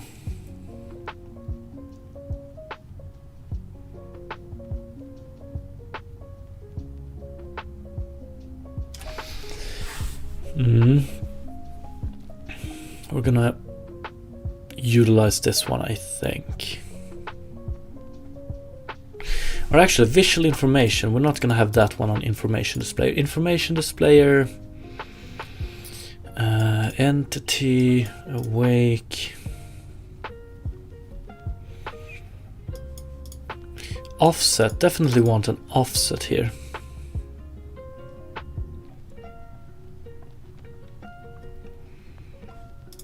Okay, information providers, this is something I want to do. But Yeah, we added and removed information providers. That's why it's a list. Do I need to keep it a list? Are information providers going to change? Yeah, maybe. Let's keep it a list for now. So interactable inspect. Every object that can be inspected is going to have interactable inspect on it, okay?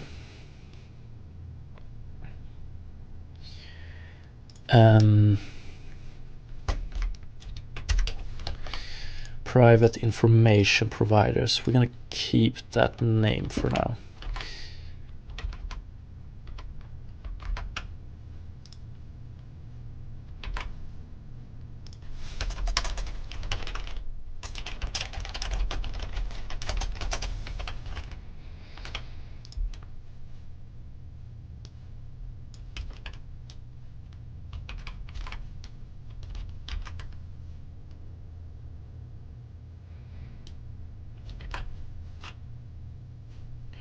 Is it a link for that one? Okay. Ooh, and actually I want to change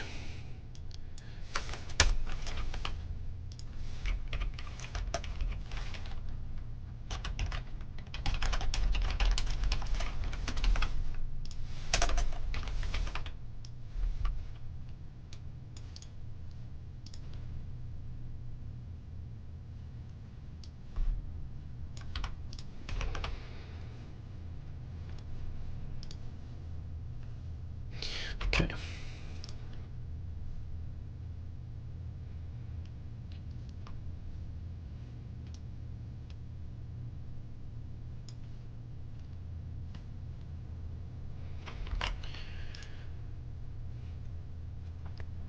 So, like interactable inspect, they will provide information. I don't think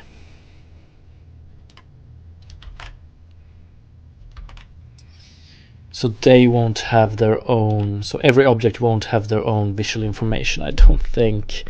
Like, this is something that might be good to have, actually.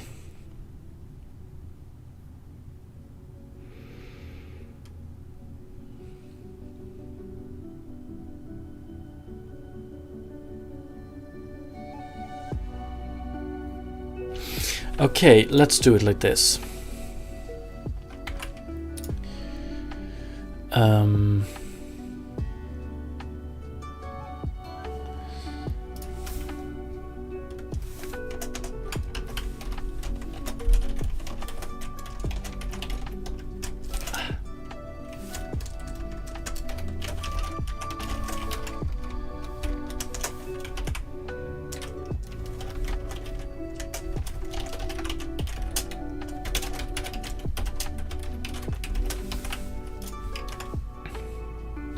Let's actually have a, so each interactable inspect will have a visual information, but visual information is probably going to be moved to action, interaction, inspect later on. So in the end, it will only be the player that has a visual information object, because we will only show one of those at a given time. But right now it might be good to have the option to show multiples. So every object that has interactable inspect, which is pretty much going to be every entity, will have a visual information as well.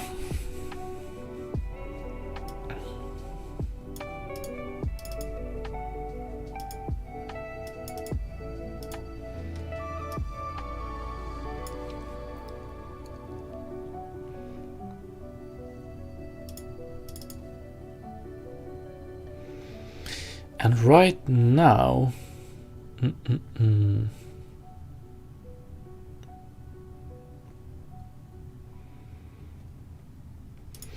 this one has the default material, I think. Would love to be able to send change the material of this one.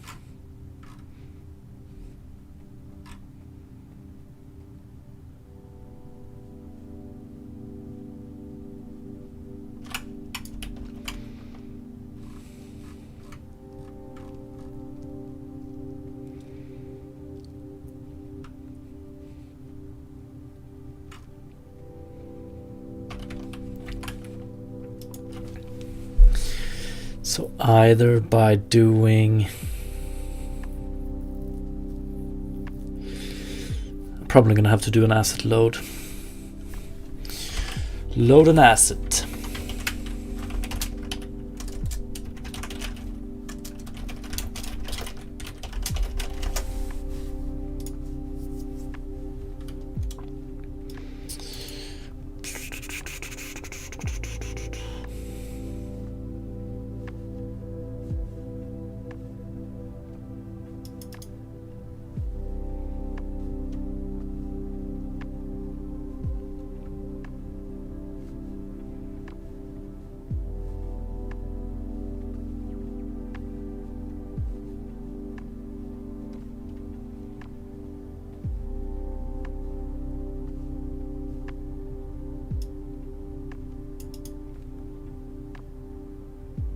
What?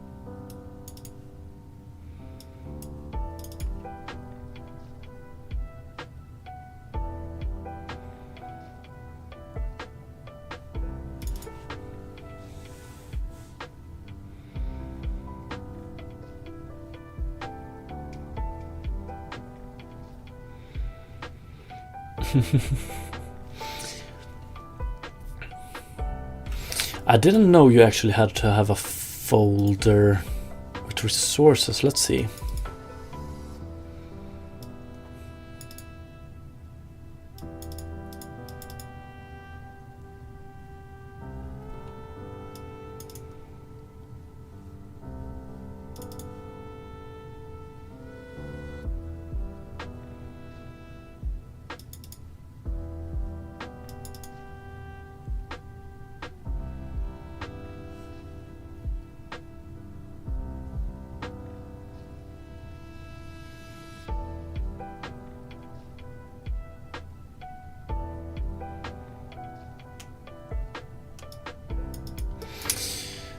Can you load resources without having a resource folder?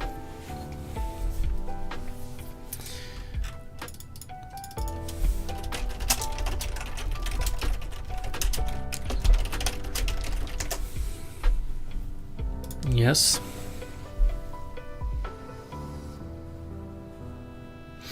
Oh, yeah.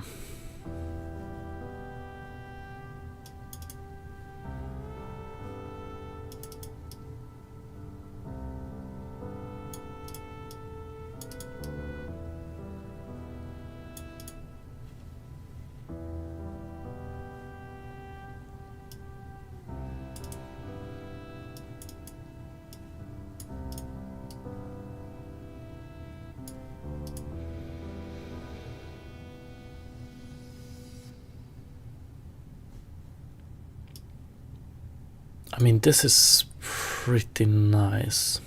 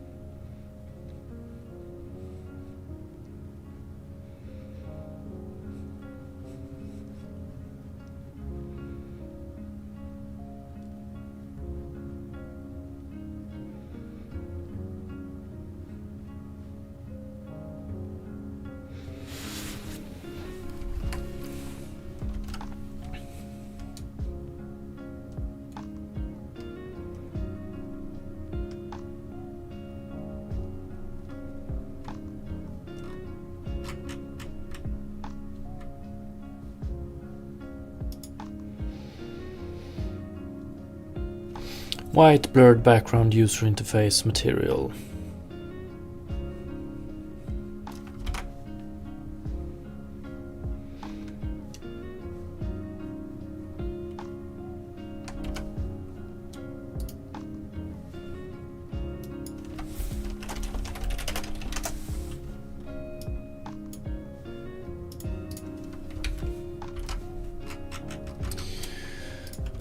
Visual information.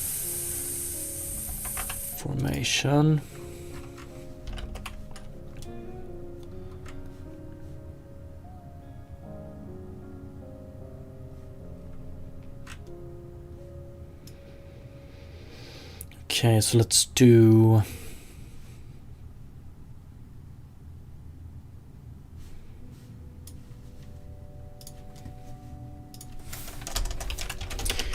private static string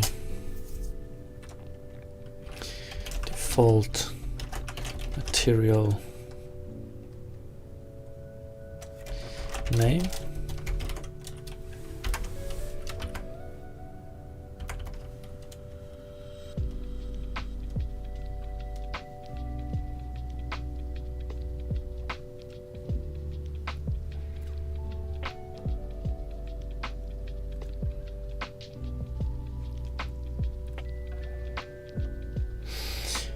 Okay, so if I do with material here, I should be able to do this by just using this one.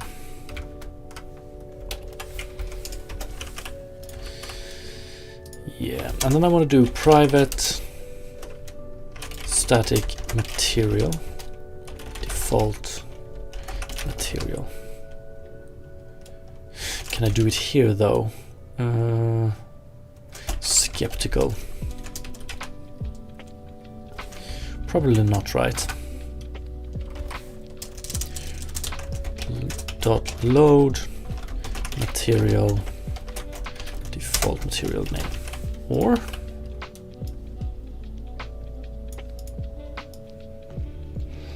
is that so? Okay, that's pretty nice.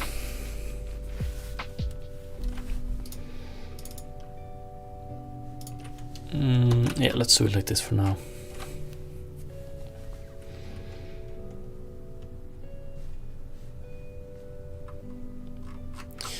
So when we create one here, I want to do visual information.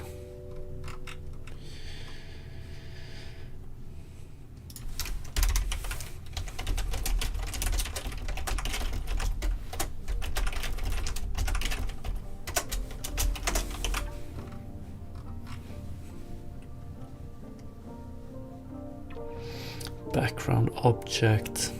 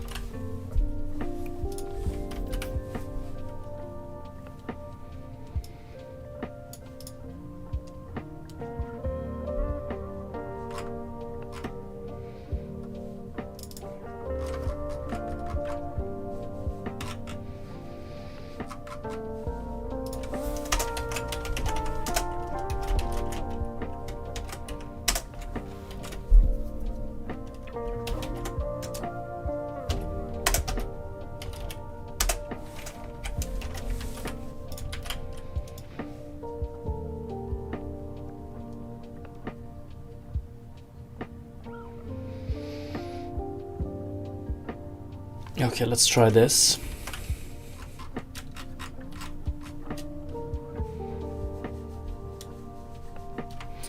I haven't done any changes that should...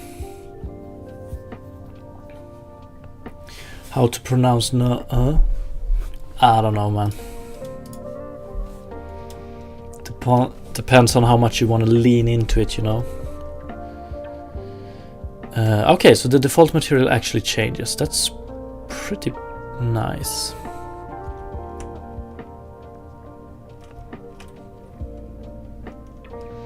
Extremely hard to read.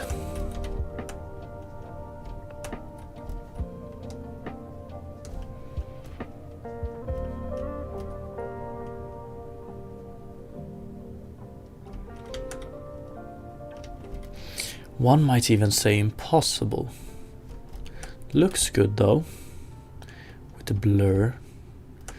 Do I want more blur for that one actually?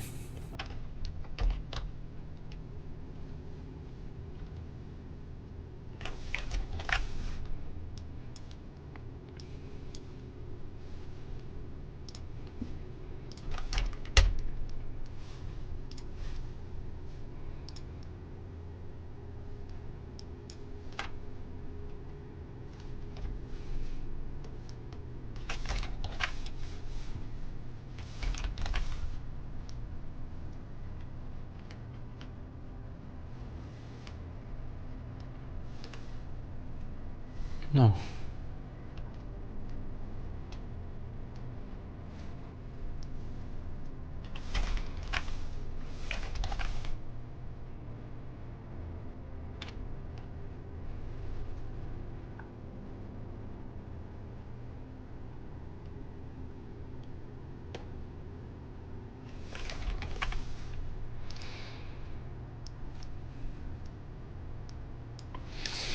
Mod in Minecraft, did you make the engine? No.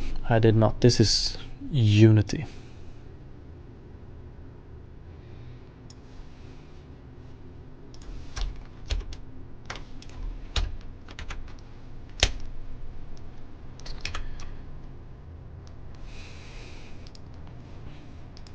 I want to go with pretty aggressive blur, right? That is the way to go, I think.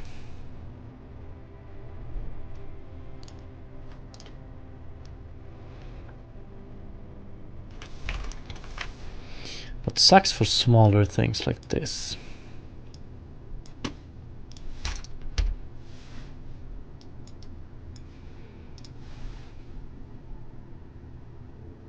Oh well. The text kinda hard to read. The text is pretty much impossible to read if you ask me.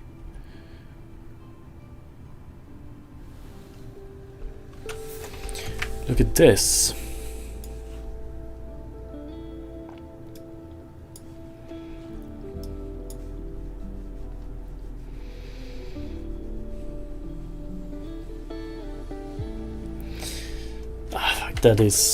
That the current solution is extremely ugly.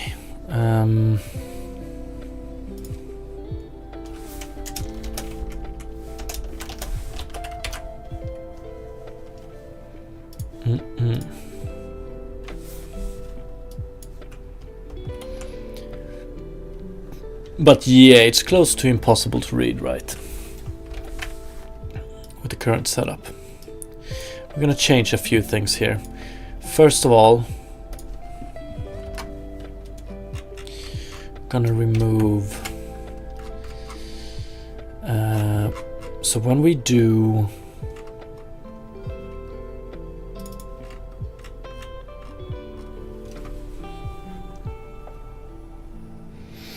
update transform here,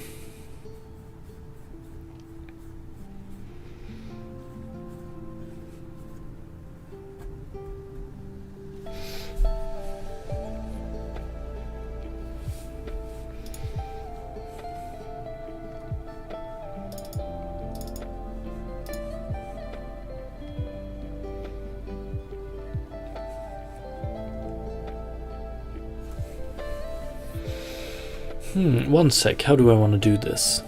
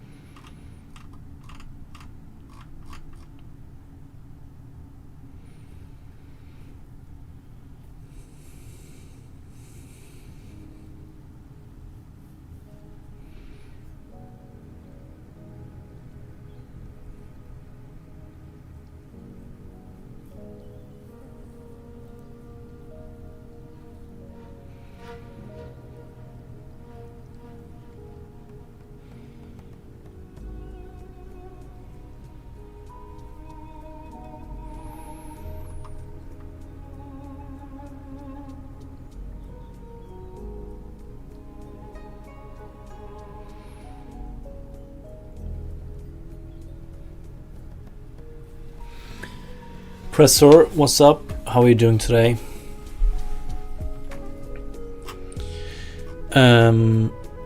Yeah, so this one probably not gonna lock it to this direction anymore, so I think we can just do this right.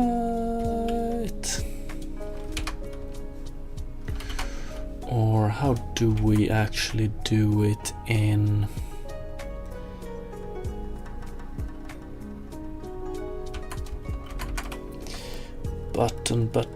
button map item late update look at? Yes, beautiful.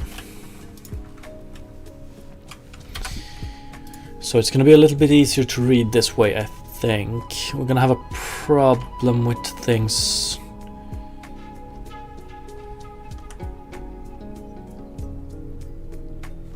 Am I still not? Yeah, I think I am. Where am I? It's still not being...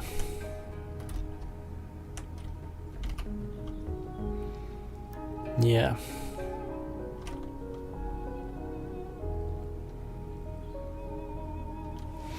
Have you ever ordered things at PH? I have no idea. So probably not.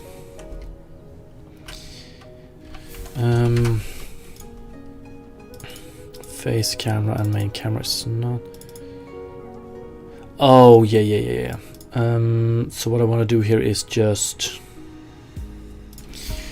Pizza House. No, I have not. Are they any good? I don't even know if they exist where I live, to be honest.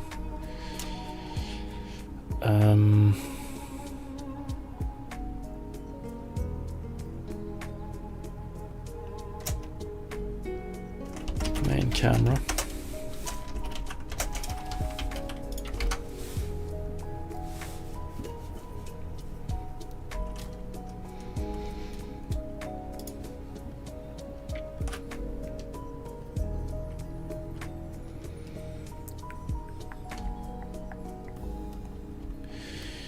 Yeah, there we go. Now we have this problem, but so now it should be easier to read, independent of angle at least.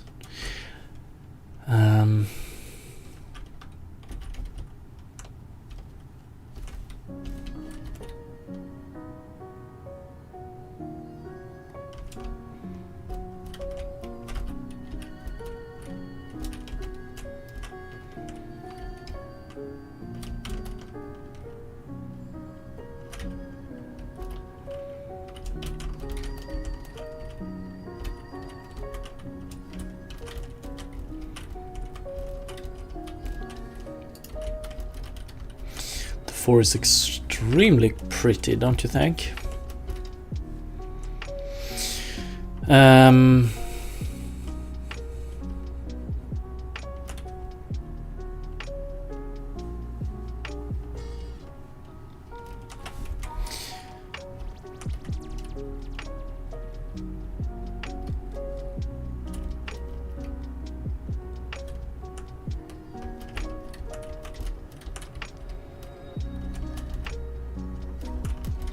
So display information. How do I want to do this? Let's see. Okay, we have the correct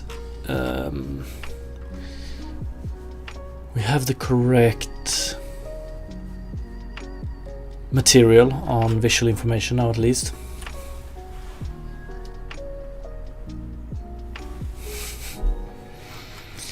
So let's see. Now I just want to instantiate in interactable inspect information providers.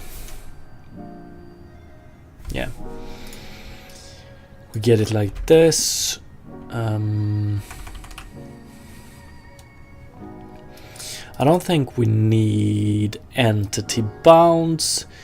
Would like to utilize bounds. That's true.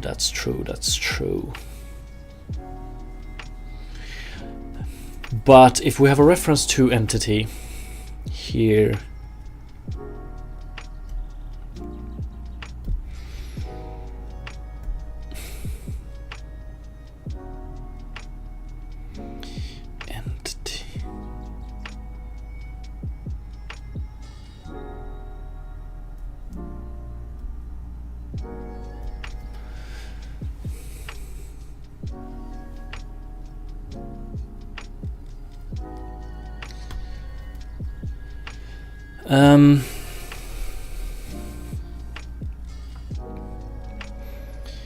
So it's a question of where I want these bounds to be. The initial idea was to have them in entity, but the more I think of it, so like if we're gonna have a reference to entity in information display, it's gonna be a cyclic dependency. Entity is going to have a reference to interactable inspect, and interactable inspect is gonna have a reference to entity. So I'm okay with entity. So entity should have references to interactables, but maybe not to things like colliders and stuff like that. Maybe that's maybe body definition should have that, but body definition is not general enough to let, like, for instance, a stone. A stone is going to be an entity, but it's not going to have a body. It's gonna have a something. I'm gonna have to come up with the correct term for it. Just make name tags like Minecraft. I have no idea how Minecraft solves it, or what specifically name tags in Minecraft are.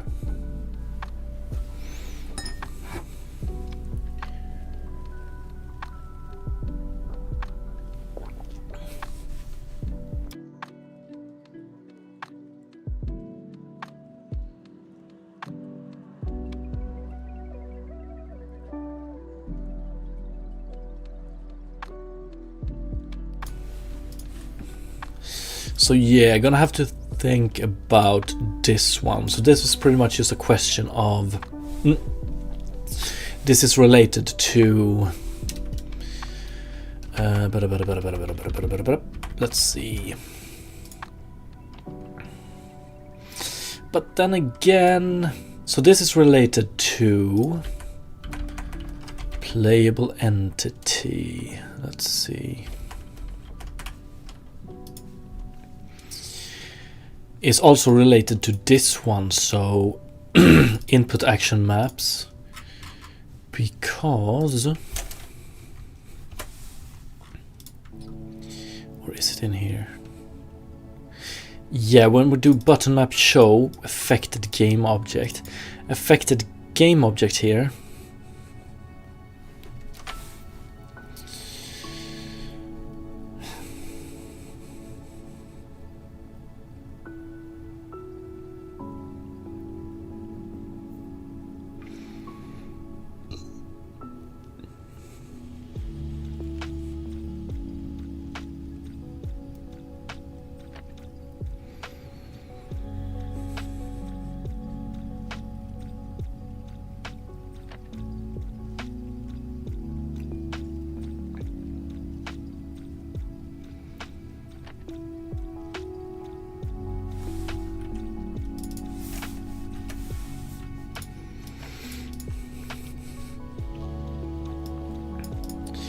transform position owner, transform position.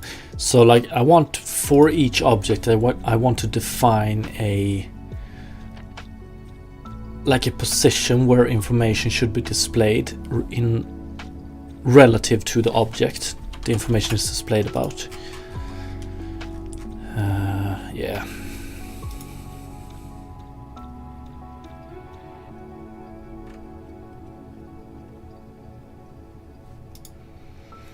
Body definition. Maybe that's a good term.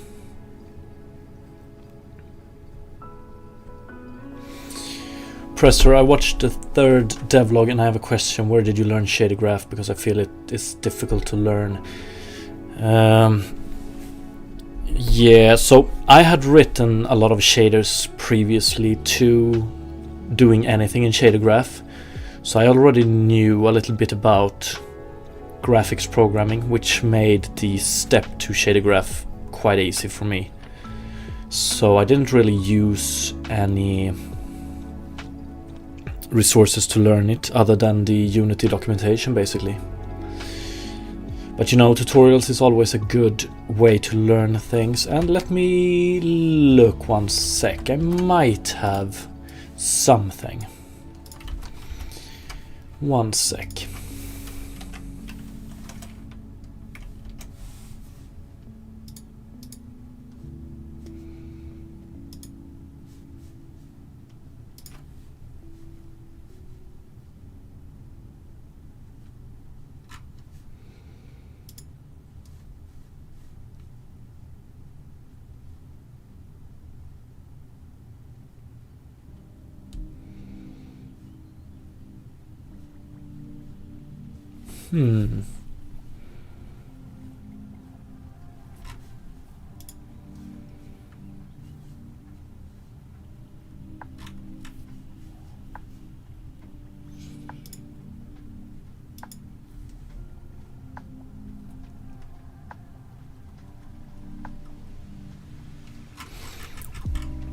Let's see here. This is a beautiful resource.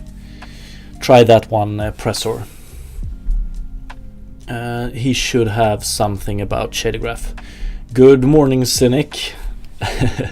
Late morning.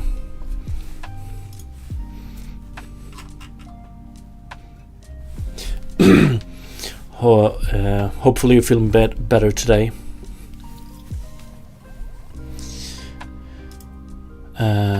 So yeah, this is something I have to solve.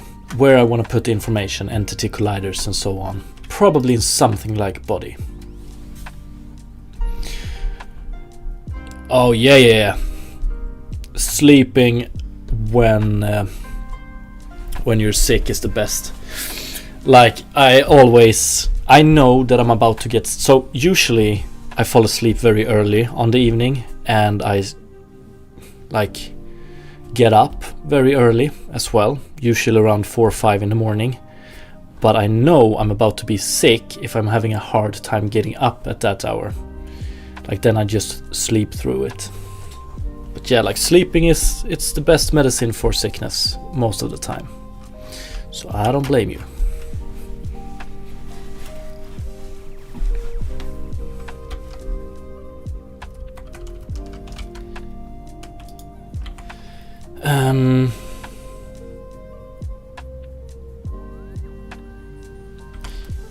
Information displayer. Okay, what more do we need from this one?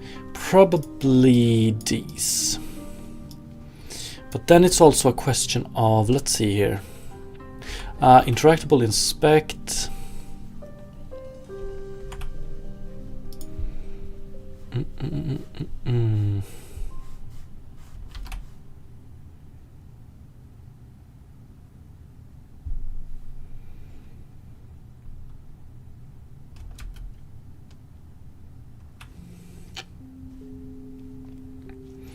So, want to do something like this, definitely.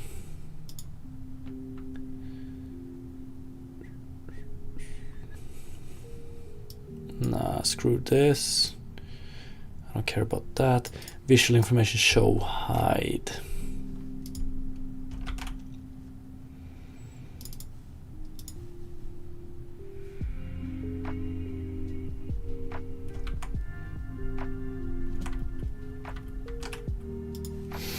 Okay, so when we start processing here,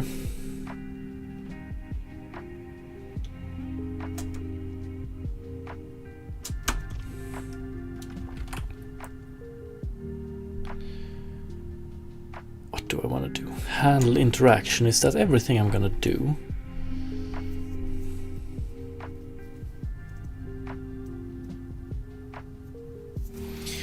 Why does the boy in the thumbnail has a shirt and in the game he doesn't? Oh, he actually has a big set of apparel. It's just that the apparel system is still not fully implemented. So let's see, I can probably do this. We're gonna get some... Do I want to do this? Baseline is we do have clothes for him that works. It's just that the apparel system is a work in progress, so I'm just not showing it right now.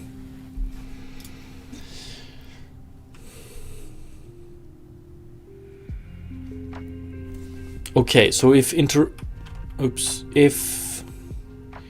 action interaction inspect isn't going to have a visual information, then I might as well just do interactable. Let's see.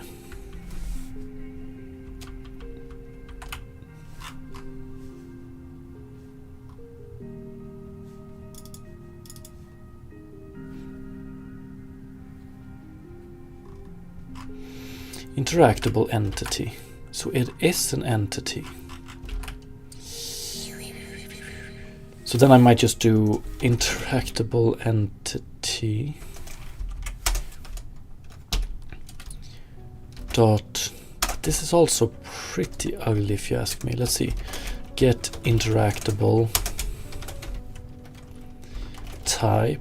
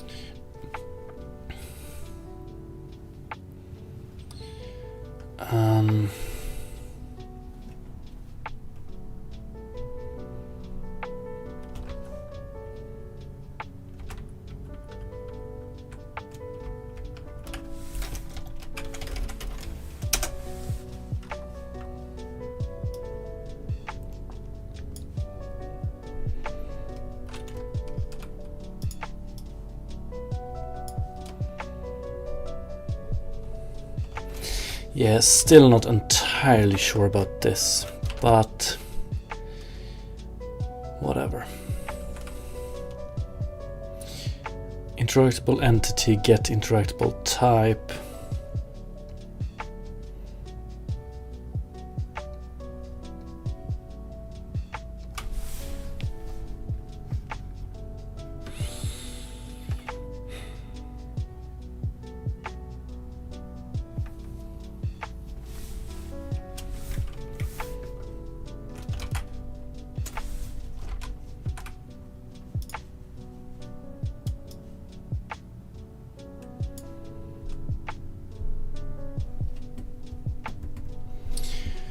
Professor, what are you trying to program now? Right now I'm just trying to take the inspection. Like when I hover above objects in the world, it shows information about them. I'm just trying to take that functionality and pack it into an action, so it works with my action system. And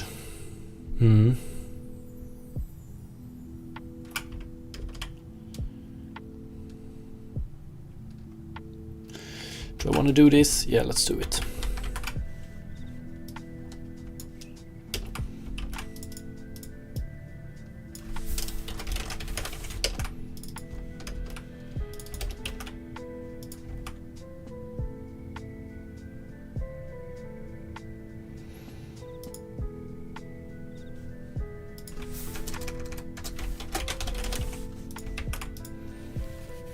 Oh, yeah.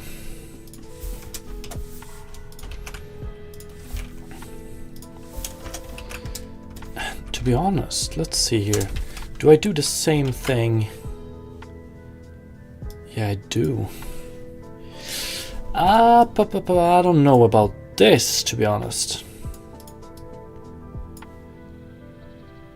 What was my thinking here? Action, interaction. Why do I want to keep this an entity?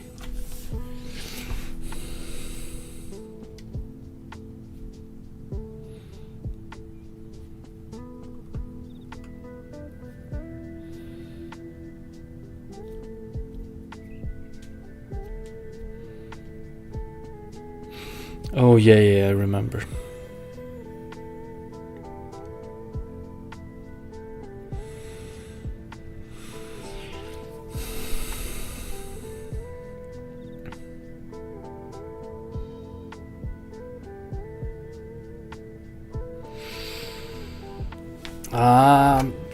Still not. Like, if it's something I want to complain about with this system so far, it's this last part here, doing the cast. But it's definitely going to make things very easy later on.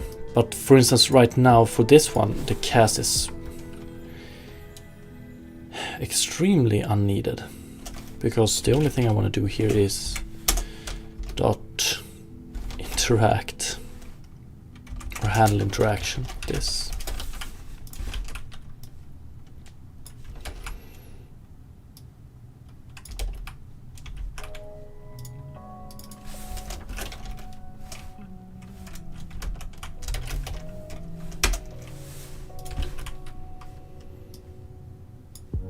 Start interaction might be a better name for this one.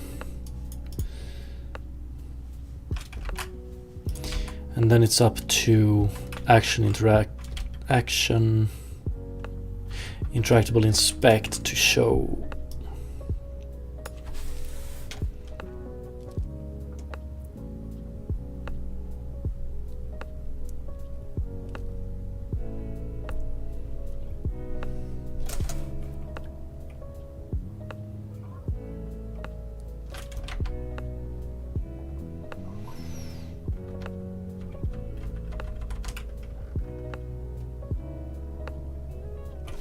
We have a state here as well, which is pretty much not used at the moment. Pretty much it's over the top as well, I think. Or redundant.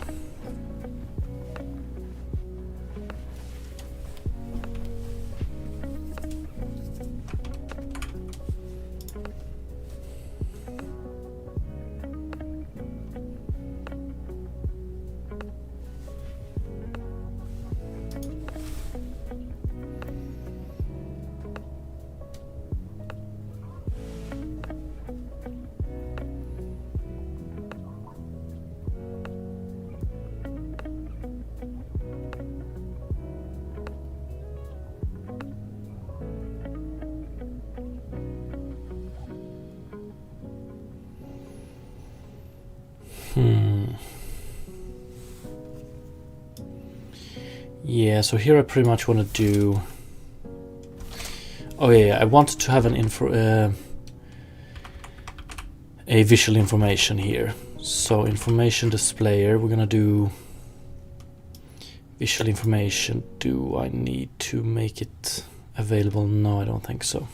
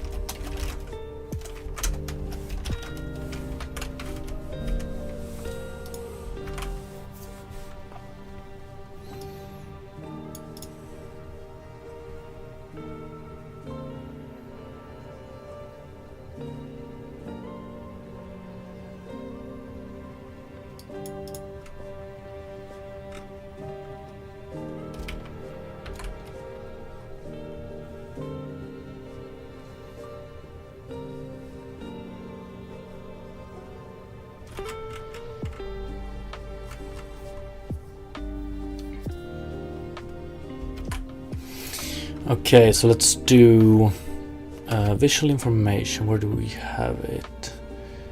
Interactable inspect. Visual information dot show. Visual information dot hide. But I want to do some more things here. First of all, I want to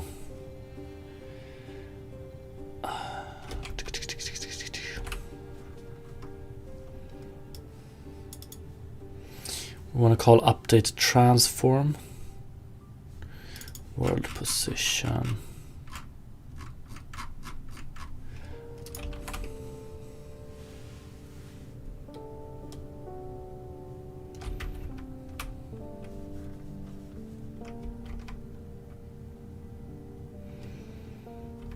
interactable. We don't use state right now.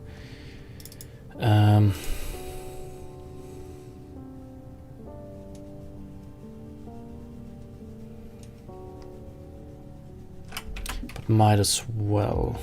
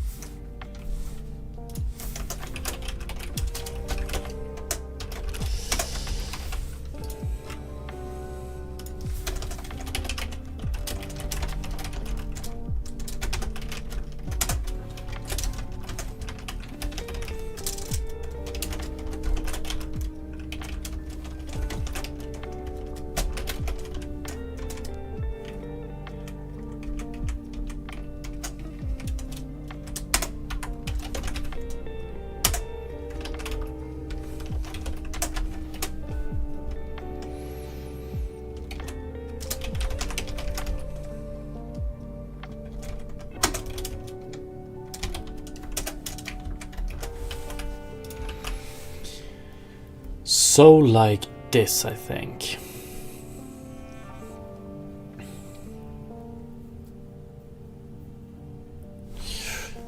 And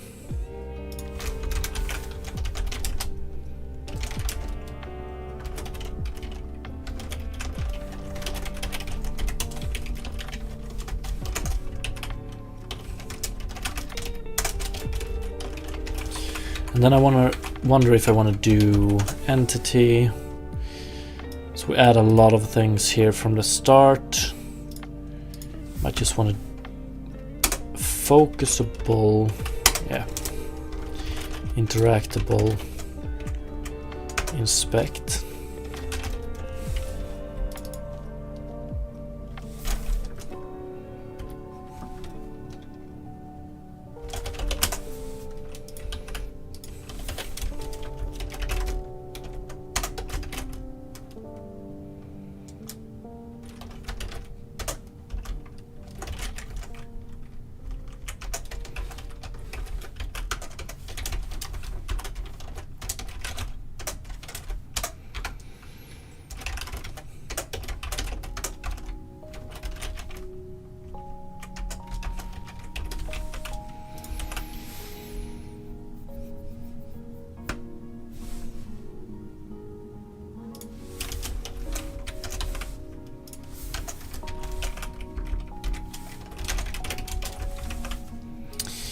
And this might actually be where I add the offset. The question is,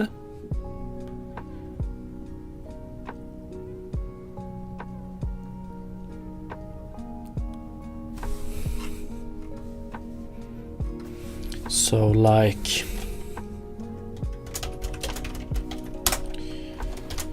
bounds or bounds dot size dot y multiplied by, so it could be done like this.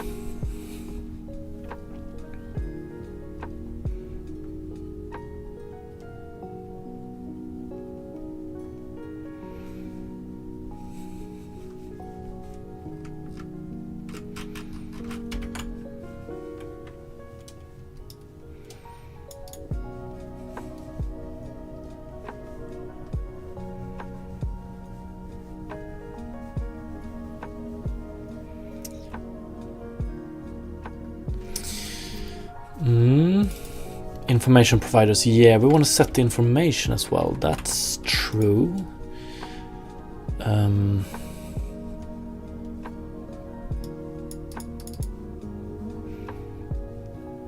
Also, it might be this one. Information string, information provided. Oh, nice.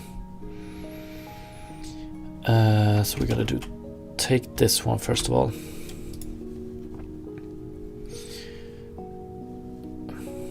Type.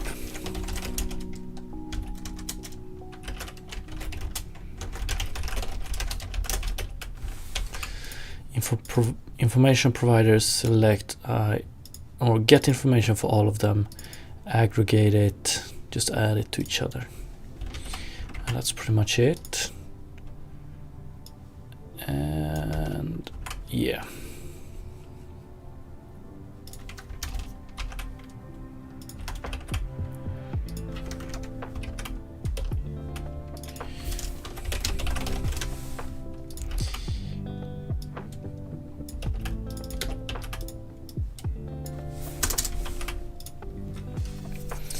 Okay, like this.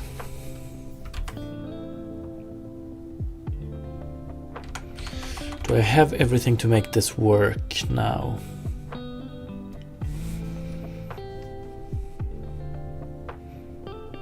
Let's try it. I just want to disable playable entity, so we're not going to do anything of this anymore.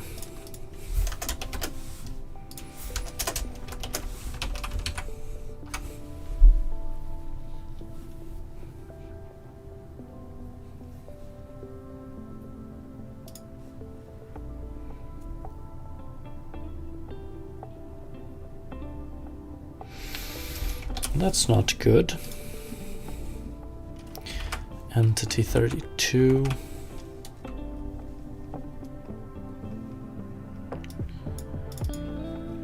Oh yeah. That's true.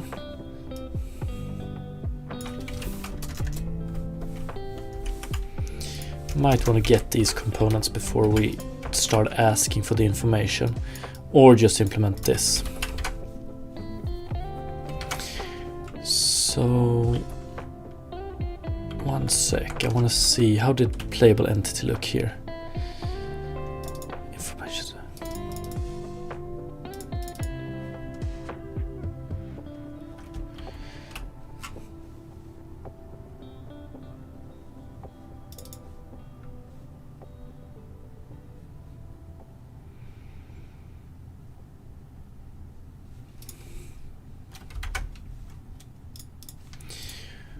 Okay.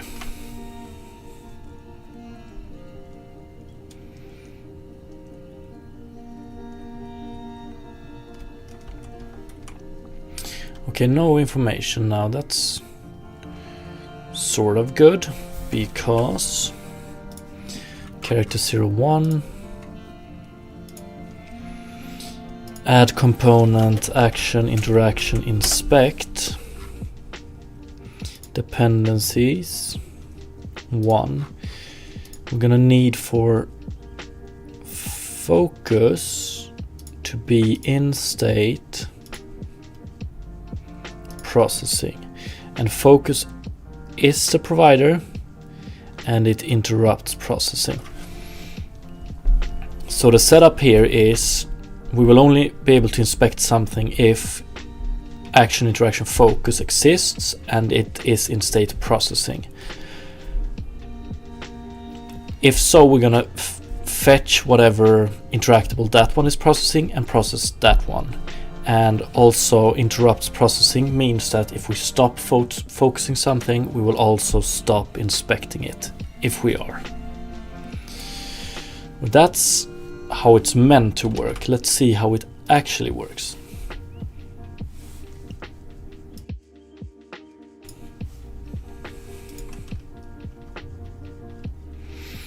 We have a show information at least.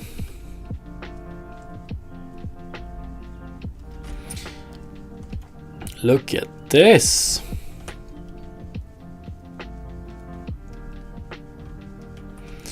Let's try and do it with ourselves. Ooh. Oh. Like how easy it actually is to extend this action system with additional actions makes me have a little bit of an oversight with things like this. But still, would love to get to remove this, but probably gonna have to do this cast somehow, because we're gonna do a lot of specific things to pick up. Maybe it's not too bad. Like it's just at the very end of the interaction chain that we actually cast it. Okay, so I could, oops, I can show information about myself. Need to fix the readability of that information though. It's not very easy to see, is it?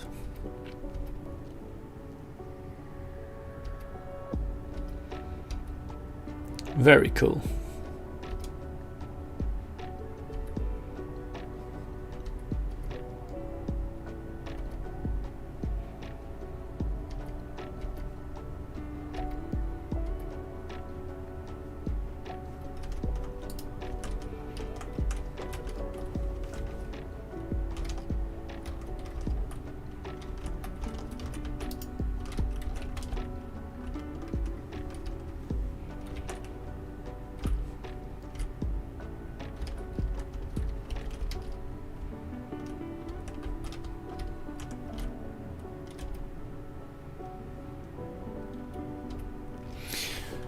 What's up, vibes? How are you doing today?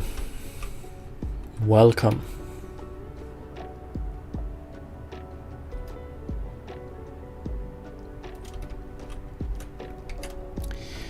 Probably want black text here for this one. I'm doing awesome vibes. Nice to hear. I'd like to think I do awesome vibes as well, but I'm beginning to feel a bit tired.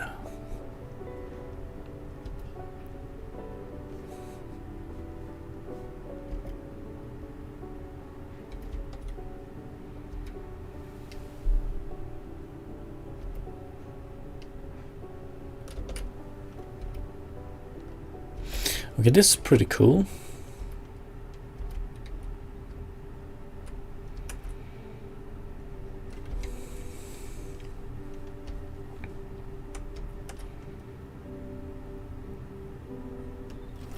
And I hate this offset. Let's take a look at it.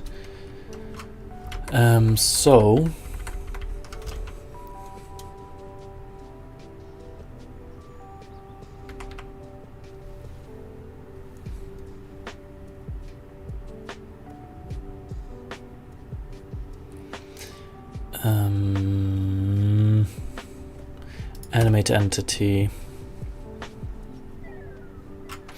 Not animate entity, playable entity. Is it in here?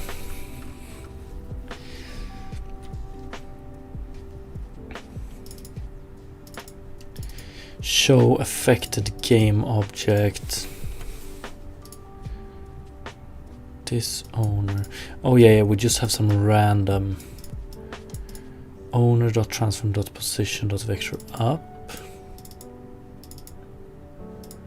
Oh, we just add one. Okay, that's weird.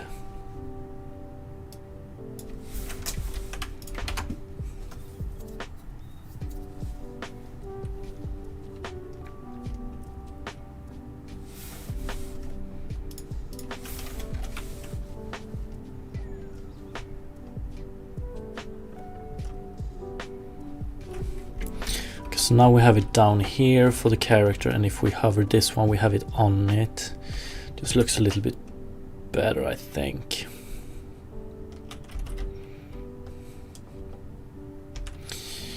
EQ. Oh,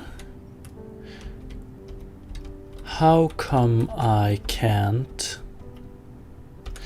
Oh yeah, I can't check the information of it because we're not focusing it. Ooh, now I wanna do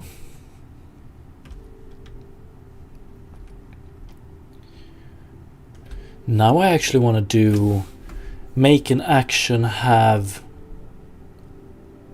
like more than one provider. So, okay, action inspect will work if action focus or action pickup has a interactable object.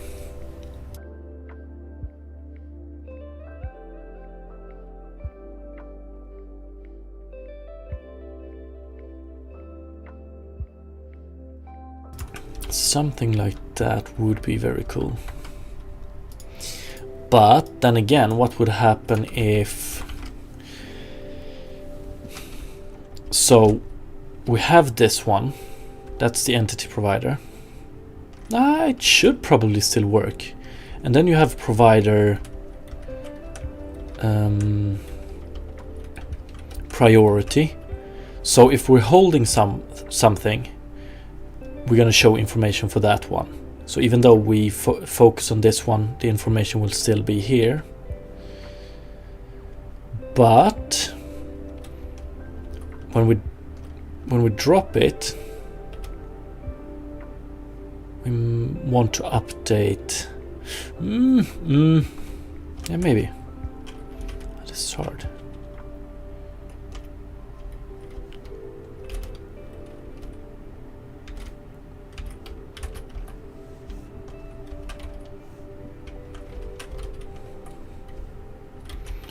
Fucking need to work on this jump animation.